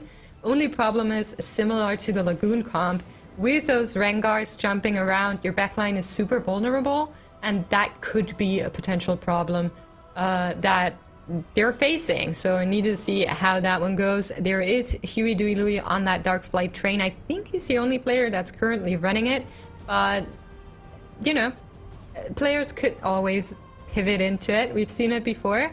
It isn't that uncontested. Many players like going for the Dark Flights as they're very strong, but no Dark Flight will be as strong as Huey Dewey Louie, who has picked up the double trouble. Yeah, now talking about the Dark Flight here, Makes, we've got a situation which doesn't happen that often, but is definitely very impactful when you have those Dark Flights in the lobby. You've gone Portable Forge, and you've taken Randuin's Sanctuary, right? What this item does is it buffs a lot of the armor and MR on your team, but what you see him doing is leaving a couple of options open. So the Karma, and I think it was maybe the Na, weren't getting that. And what this does is it means when Rengar is always jumping to the target with the lowest armor, he won't go for your carries. So you can kind of guarantee that he will chop down these other units, and it gives your carry, in this case, you know, the Kai'Sa, time to ramp up and hopefully get enough damage through. Yeah, that's really lovely together with the Better Together. Of course, gonna get an extra buff on all of that, but here's Colorful has finally picked up that tome, and it seemed to be a warrior emblem that came out from that first augment, which is definitely what Colorful was looking for, looking at the board. We're trying to find out how many stacks that Olaf has, as Lilia is being hit here as well. For warrior, for scale scorn, beautiful. I'm gonna guess 36. 30, you're guessing? Okay. Just by the glow of the hands. Yep. Okay, I'd love to see what chat thinks, how many AD it is. We're gonna... Oh yeah! No way! Yeah! You knew that. Okay, I can promise you guys, observers just told us, and it is 36. So cheers, very well done, Genome. I tipped my imaginary fedora, but yeah, that Olaf is going to start slapping some people soon. You know I'm a scale scorn enjoyer. Like, you are. You got to be in tune with the Olaf, man. Yeah. Oh, that's awesome to see. We're going to get some scale scorn in this last game for us here, Meeks, just for both of us to enjoy. And the 4 warrior, 4 scale scorn, definitely a good combination to have, right? It really pumps up that damage for the Olaf if you're going for the 4 warrior variation over the 2. And of course, we're going to get our last look at the augments here for the game, and it's going to be a 3rd golden augment to finish off this tournament, the regional finals. Tiamat is offered, I think, a reasonably strong one, but he doesn't want to go there. Best friends, the Thrill. Also pretty Thrill good. Or Best Friends? He's going to pick Portable Forge now, just because I said that. But to me, it's Best Friends or Thrill. Yeah, I would have gone Portable. Here we go. It's just so good on that Olaf. Every time he kills someone, gonna get some extra healing and allow him to really have good sustain. Oboe here, finding that Soam is going to place it, and I see something else on his board that I think is just very smart. If you play a comp that is super vulnerable to Dark Flight, and you know there's a Dark Flight player in your lobby, just hold on to that Rengar, try to have your own little kitty cat to make sure that you're not getting targeted too quickly by an empowered to stabby catty, as Frosty would say. Oh man. Nice couple of casts coming out from the Somm here, just spreading that Morello over pretty much the entire team to start with. You know, good angles, good positioning here from Oboe, who unfortunately is on the bottom and is hoping for a win here to try and stabilize just a little bit. When you got to remember, you know, at the same time, he's running Metabolic, right? So he's running Metabolic, and he's at the bottom of the lobby before Fred just took that loss. That means he is like he's lost so much more health than everyone 12 games. In this lobby so far. 12 loss streak. You can see how much gold he gets every time the round is over. He's just printing money. But of course, the Metabolic Accelerator and the Last Stand means you're playing without board strength, right? Last Stand is not going to do anything until it really kicks in, and you're delaying that power spike by going Metabolic. So really, Obu playing the most out of these augments, opening himself up to that loss streak, generating economy and trying to win that way around is one of the smartest plays I've seen with these augments, as other players of course are opting for board strength, and you can see what that Thrill of the Hunt Olaf can do in this matchup with Aurora, who's on a guild Deja currently. So you think he's trying to basically replicate Percy Jackson from the other game in terms of like he's going to pop last stand and then go from 8th to 1st in a game? That would be the plan for sure. So Obu actually took a win here as well. So the loss streak has been broken, but for sure. You open forward, you generate that economy, you level early, find the zone, exactly what he did, and that's your game plan. And then when you drop low, and your metabolic eventually runs out, you pop that last stand. Metabolic's still going to be there, and it will bring you back up. So really, really smart play to have that together here. But Aurora is on fire for quite some time now, so we should check out what's going on there, as Aurora is around 20 HP off from 2nd place. I'm curious to check the board. We're going to have a look at Tamura here, Makes. And now he's got his Zaya on the board. It's only Zaya 1 because he's looking at 4 Swift Shot at the moment. Now that he gets the Zaya 2, you would expect him to start transferring some items at some point. But I did actually drop into a stream where he was talking about some stuff last night. And apparently we've been told he had a Shyvana and he sold it. Just to try and get some econ and get this board going. And we talked about like a situation that was pretty similar to this one here, right? And he actually says this of Shyvana isn't as important sometimes if you've got a high amount of Swift Shot and press the attack. In that very specific scenario, he does start trying to prioritize the Swift Shot units and getting up to 4 or 5 Swift Shot with that press the attack, because it becomes so powerful at that moment. Yeah, so the thing is, I love Shyvana, so not getting her into this comp breaks my heart a little bit, but I absolutely agree that with press the attack, you stacking those Swift Shots is just the stronger power move. Specifically, because even with the legendary dragons, the 1-stars aren't doing that much, and you preserving your economy here, which doesn't exist for Tamura anymore, is definitely a play that you need to keep in mind. Is dropping some of the Swift Shots here, however, to bring in 7 Guild and the Hacker Room for the Rage Wing buff onto the Zaya. Will get those items slammed on her as well to try and get that power spike that way. And you need to make sure that you do hit that Shyvana sooner or later, because Percy Jackson is competing you on that comp and seems like they have a lot more gold. Yeah, like it's, obviously you would play a Shyvana 2 over a Zippy 2 if you had that. But at the moment he really was focusing on some of those Swift Shots. And yeah, now as you say, does have to worry about other players that are going in that same direction. Ooh, okay, Rapid Light Cannon would be an interesting option here, and you can see him considering it, considering that the 3rd item slot is open on Zaya right now. I'm just getting commentary. But yeah, I mean, it's definitely very, very interesting, and it will be picked up by Tamura here. Curious to see what everybody else was picking up, because those dragons can do really well for your team. We hopped on over to Kade, who is currently re-slamming items by the looks of it. 160 stacks on the Lagoon. That's a fully itemized Seraphine, but it's Seraphine 1 copy on the bench, no gold to roll, and loads of items to slam.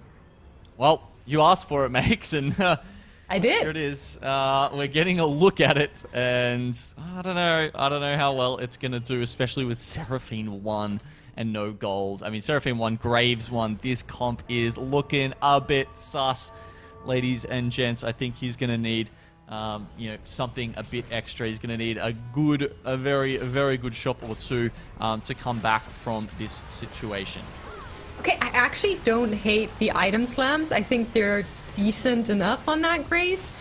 And the only issue now is going to be that you need to upgrade those units. It's all 1 stars, basically. Your Zeri is your upgraded unit, and she's just the buff holder for everyone else. But it seems to be enough to deal with the Dark Flights here. That Graves still has not dropped and will take care of the kitty cat here.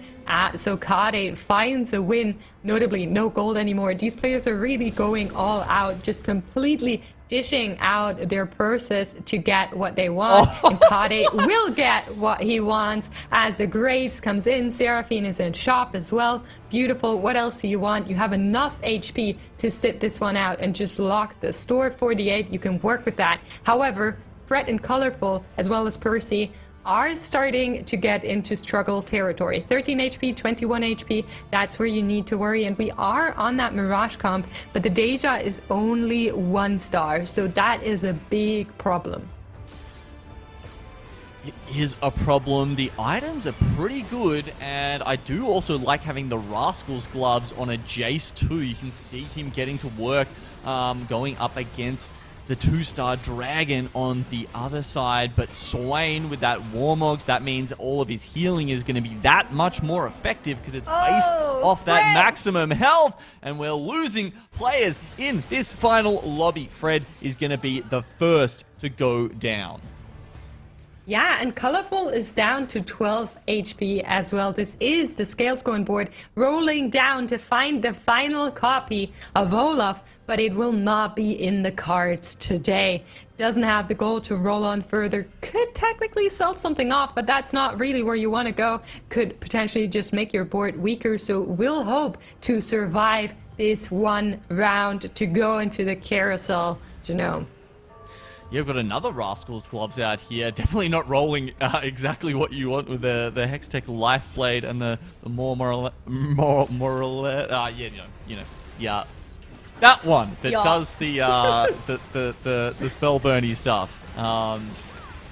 Now, yeah, I mean, being one off, it's in a rough spot. Huey Dewey Louie, we saw him last game, right? He was so much better in this position, right? He had like 50 gold, 60 gold at some point. He was at level 8. And he could just slow roll and let the Olaf come to him because he was winning with Sue and Colorful just taking too much damage, and he's going to go out. He's not even going to get a chance to get to that spot and get the Olaf 3 up and running. Yeah, Huey Dewey Louie is really being a little bit the security in this lobby, kicking people out left, right, and center. First Fred, now Colorful. Percy Jackson needs to be scared. 11 HP on that lobby score, and we are in a Dragon Carousel. So hopefully this can be a little bit of an extra buff to Percy, who found that Shyvana with the Bramble. Will it be enough is always the perennial question though, Makes. At 11... I mean, we had so much faith in this board, right? It looked like, you know, getting the guild crest right from the word go, had a couple of items that were looking good. He's even managed to get the Radiant Gwinsus here on top of that Xayah, and being able to pop that off and use the other one for Twitch. And at this point, you know, what is he doing? Yeah, we've got a comment. Take out Nidalee because you're on 3 Shapeshifter. What is going on there? Yeah, that one's a bit strange. With Presti attack, surely you would have wanted to put the Varus in. Probably was in thoughts and just forgot it, but that's going to be very painful. The Shyvana will be the sole carry trying to take something down here. Jace comes around, VIP, most valued player, just coming through, saving Percy one more round, where the Nidalee was on the bench as extra flavor. Here we go. Okay, yep. It's going to go in a little bit of a different direction now. Has the Shyvana ready to go. And yeah, all those swift shots even in the shop should he want to change something up there. But it looks like this comp is probably where he's going to end up. 46 gold, 11 health. I mean... This is a tough spot, actually. Do you try and save up and go for Shyvana 2 because realistically you don't have any other options? Or do you roll and try and grab that Shiv 2 on level 8? That's actually a tough one. It is, definitely. We're going to see if that Shyvana can take down the enemy Lagoons. The Seraphine has been leveled up to 2-star and does a lot of shielding, but Zaya is going to pull on through. Feathers fly one more time, and it's going to be a show-up against that Zeri. One more stun, and Percy can take it and survive one more round. Press the attack, definitely doing some work there, as well as Gwinsu's Reckoning. Okay, we're on to stage 6. There's still 6 players alive, and you know, while we get a preview of what items these guys are going to pick up off the PvE round, you know, if you can remember that leaderboard going into this, just to remind you guys, the 4 players that were at the top who were really fighting this out to try and take the win in this weekend and that world slot were Tamura, Aurora, Percy Jackson, and Colorful. So Colorful going out already, you have to say, it's going to make it probably too hard for him. The other 3 still in this, still there with a chance to come first. Yeah, definitely. Percy now leveling up to 9. Obo, keep in mind, is on the Last Stand metabolic. Ooh. The Last Stand still hasn't been procced, and here's a very beefy boy. 3-star Silas in that front line is going to do wonders for that comp. You're just looking to see if there's anything else you could upgrade here, and will not need Percy, but maybe Tamura, so could still get clutch for Percy, and Tamura will be Kade this time around, the other Lagoon player. Oh, he gets the Zephyr onto the Som though, so that all-important damage dealer not going to be working at the start of this. Oh, that beefy boy, you said, he's been going to the gym, and Silas is just staying alive for long enough there with that level 3 upgrade to do a little bit of tanking on the front line. The Rabadon's Ascended Death Cap is not enough for Kade to keep in this one, and Obo will live to see another day, unlike Tamura and Percy Jackson, who were both taken out in that round. Yes, so 2 players knocked out means we're down to our top 4, and now it needs to be Kade that we are looking out for. Has the Soraka in, but it won't be enough to get him through one more round if he should lose here. Really, this board across the line is just 2 stars. You couldn't just roll for anything. You don't have gold to roll either. 3 loss streak. The only thing that can save Kade here is the last second placement of that Zephyr. It's going to be Huey, Dewey, Louie coming in here, and the Zephyr will lift up the Swain, hoping for this team to take out the cats before the dragon comes back. And all eyes are on to that Graves, because he needs to be putting on the work. He needs to take down that Swain, and the Swain is just healing and healing and healing, and it doesn't want to go down, but in the end Graves takes it, and they are on to that final Aphelios. Kade can survive here and finds a win against Huey, Dewey, Louie. Oh man, it seems like Graves sometimes really can be the kryptonite there for that Swain. I mean, obviously getting the Zephyr onto them at the start there was pretty good. But yeah, just Giant Slayer means he does so much damage to that big techie unit. Now, as we move over to have a look at Obo, who is on 3 HP, look, Last Stand has procced, right? That is why everyone's looking shiny and lovely there, and you can see he knows he's coming up against an assassin player because he's moved everyone into reverse. The Silas goes to the back line with that Davara La some stone plate. He's got the radiant items there working out of that Rascal's gloves.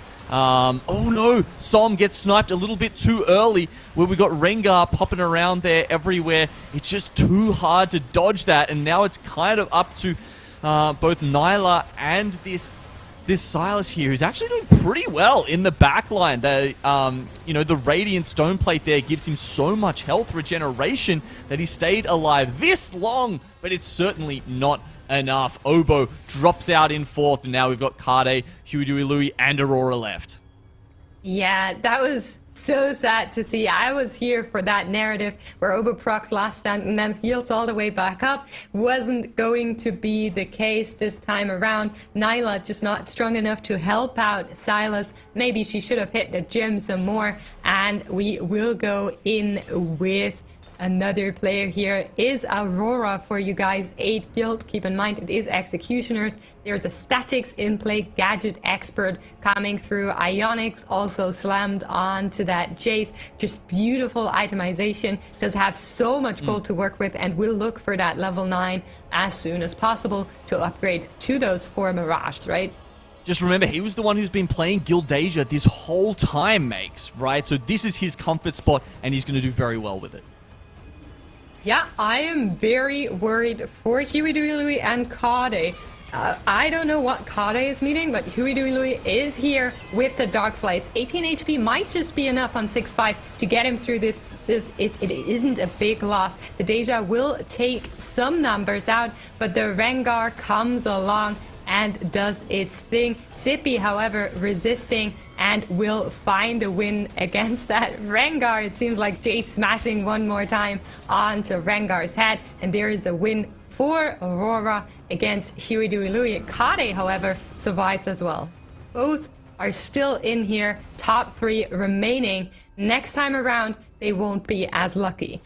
I mean, color me surprised at this point. This Grave Seraphine comp that we said that was, you know, on the brink of despair there, really. It managed to hit that Grave, so it managed to hit that Seraphine too at the very last moment. It Rengar was a very 3 lucky shot for them. in. Yeah, big upgrade there. And you've got to remember, you know, rather, we keep talking about, they have these situations where you upgrade to a Rengar 3 and then all of a sudden you're not as powerful because you've lost that second Darkflight unit. That's not what happens with Double Trouble. As soon as he hits the 3-star, you get that 2-star as compensation. It's a big part of the buff here. So this Rengar with the Demon Slayer there, as well as the 2 Hodge, is going to be going to work on this backline. He's been doing such a good job. A really good duo with this Tyrant Swain, and it feels like if someone kills one, the other is always still up, has still got that Darkflight essence pumping them all the way to victory.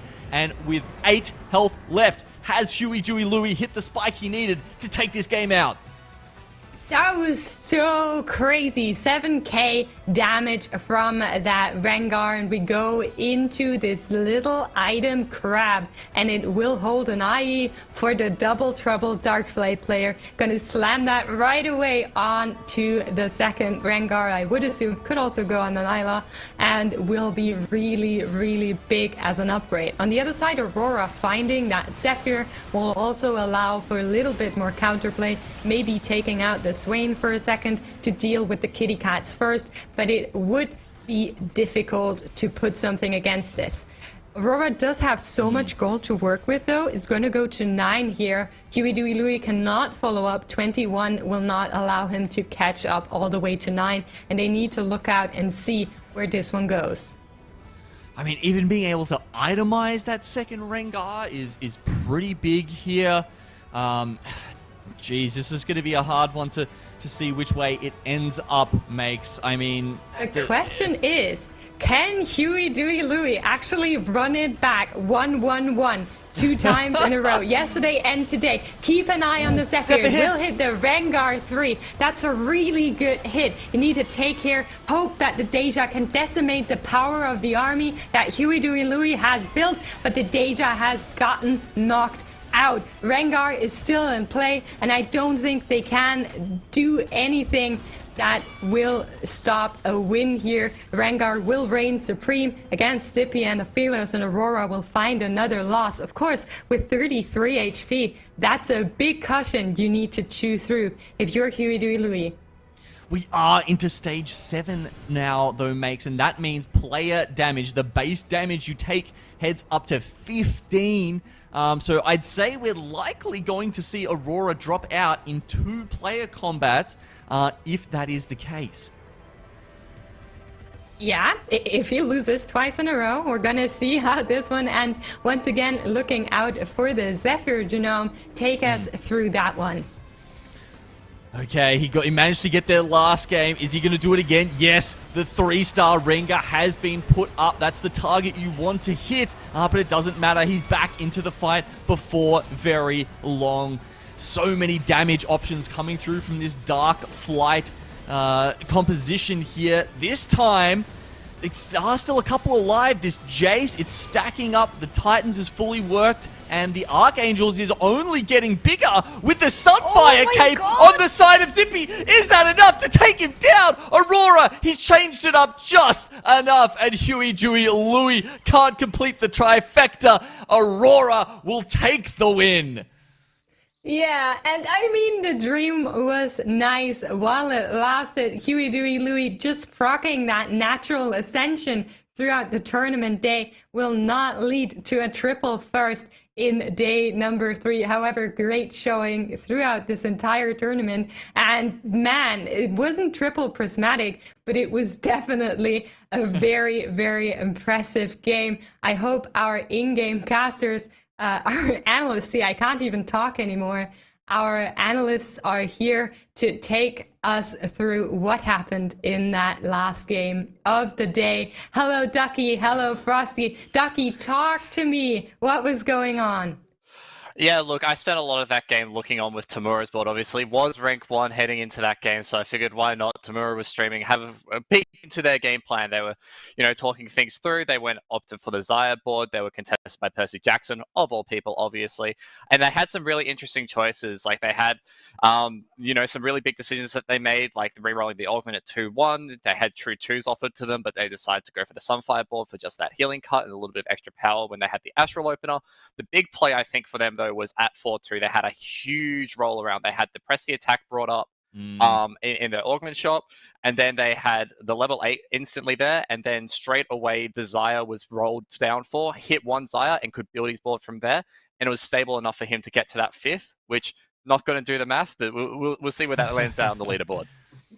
Yeah, definitely. We will look at standings in just a little bit, but before that, Frosty, what was it that took this game for the ride that we have been in? Well, I hate to say it, but Darkflight is once again very good. And I mean, you know what? It has provided some very wild rides throughout the entirety of this tournament. The highest of highs, we almost saw Huey run back essentially what happened in day 2 again, where Huey on day 2 kind of entered the first few games and then said, stuff it, I will play Darkflight for the last 3, and then made it to day 3. And then what happened in the last few games here? Huey literally played reroll compositions, I believe did not play Darkflight in the 5th game, but still ended up playing Scale Scorn, close enough. Played Darkflight last game, almost went 1-1-1 again. Yeah, for sure. Now, guys, I hope you are ready. Keep in mind, the winner of this tournament is going to get a golden ticket straight away to the TFT World Championship. Our scores are here, and I can't wait to see who got it. Let's take a look. Drum roll, here they come. And the winner is going to be Tamura, who will go to World Championship for OCE, Genome.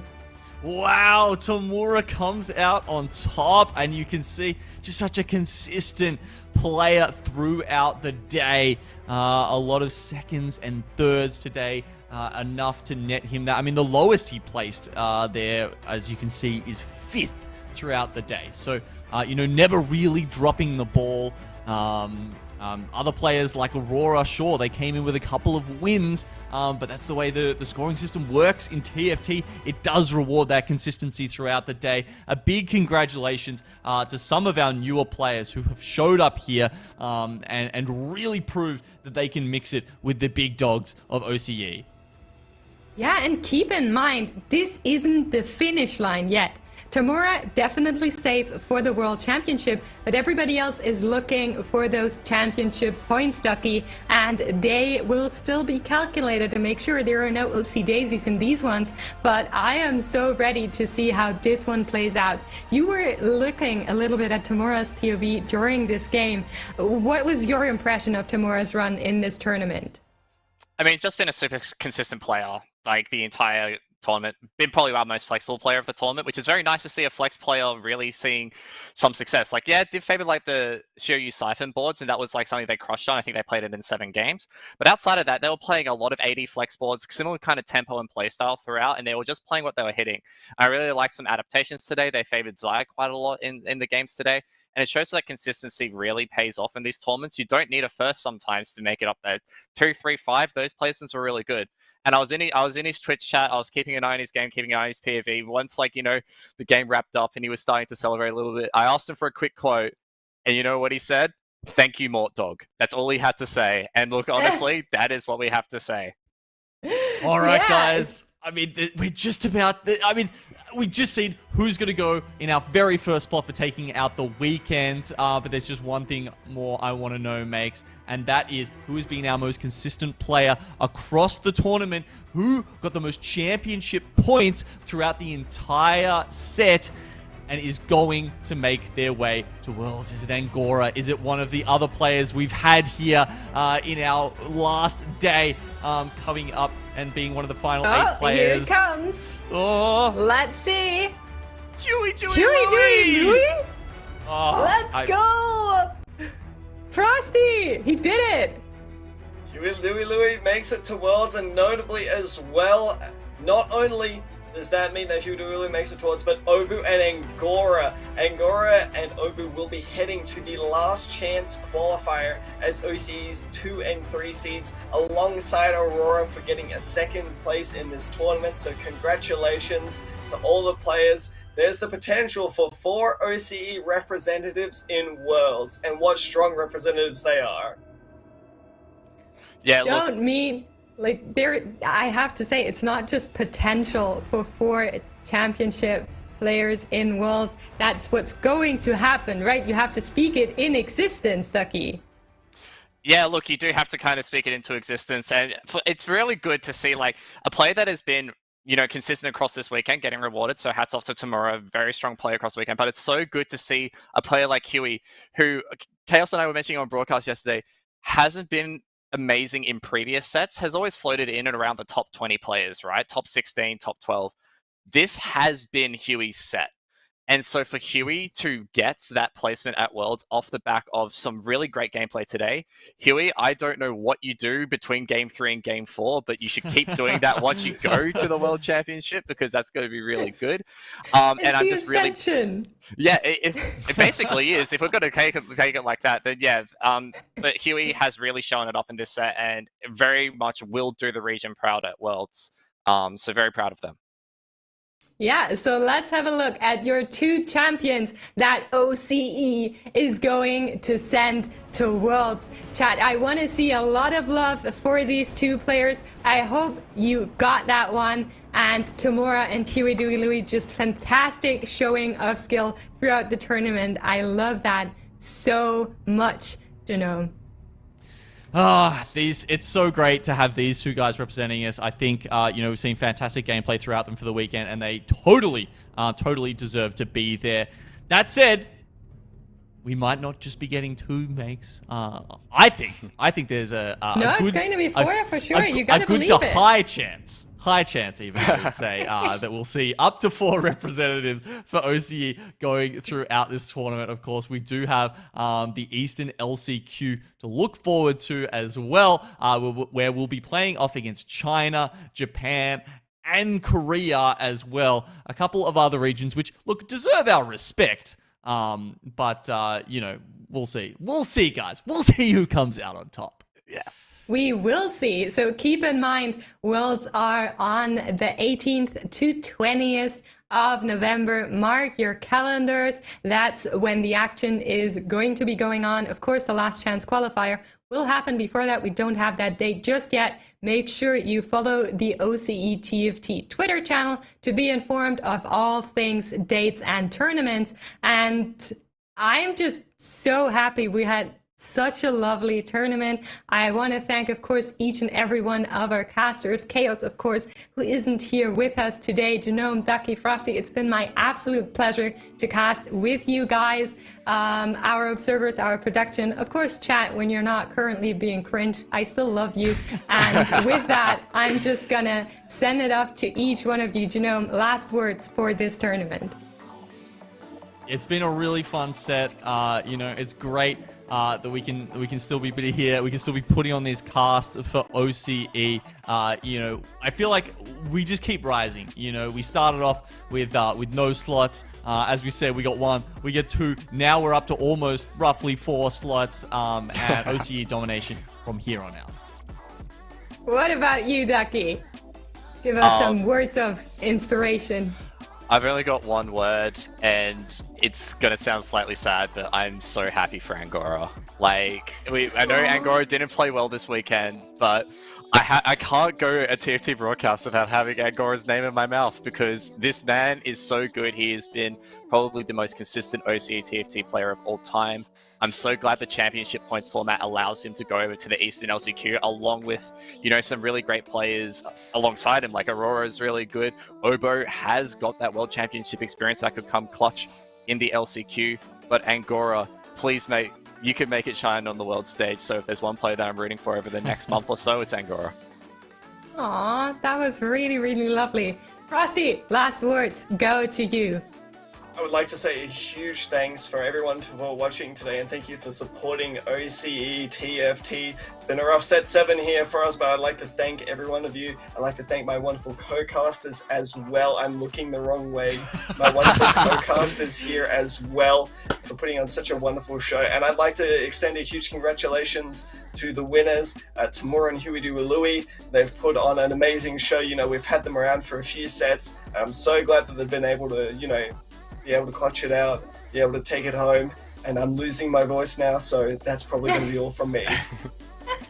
Thank you so much, guys. Don't forget to follow this channel as well, and we're going to see you next time. Take care and have a lovely day or evening wherever you are.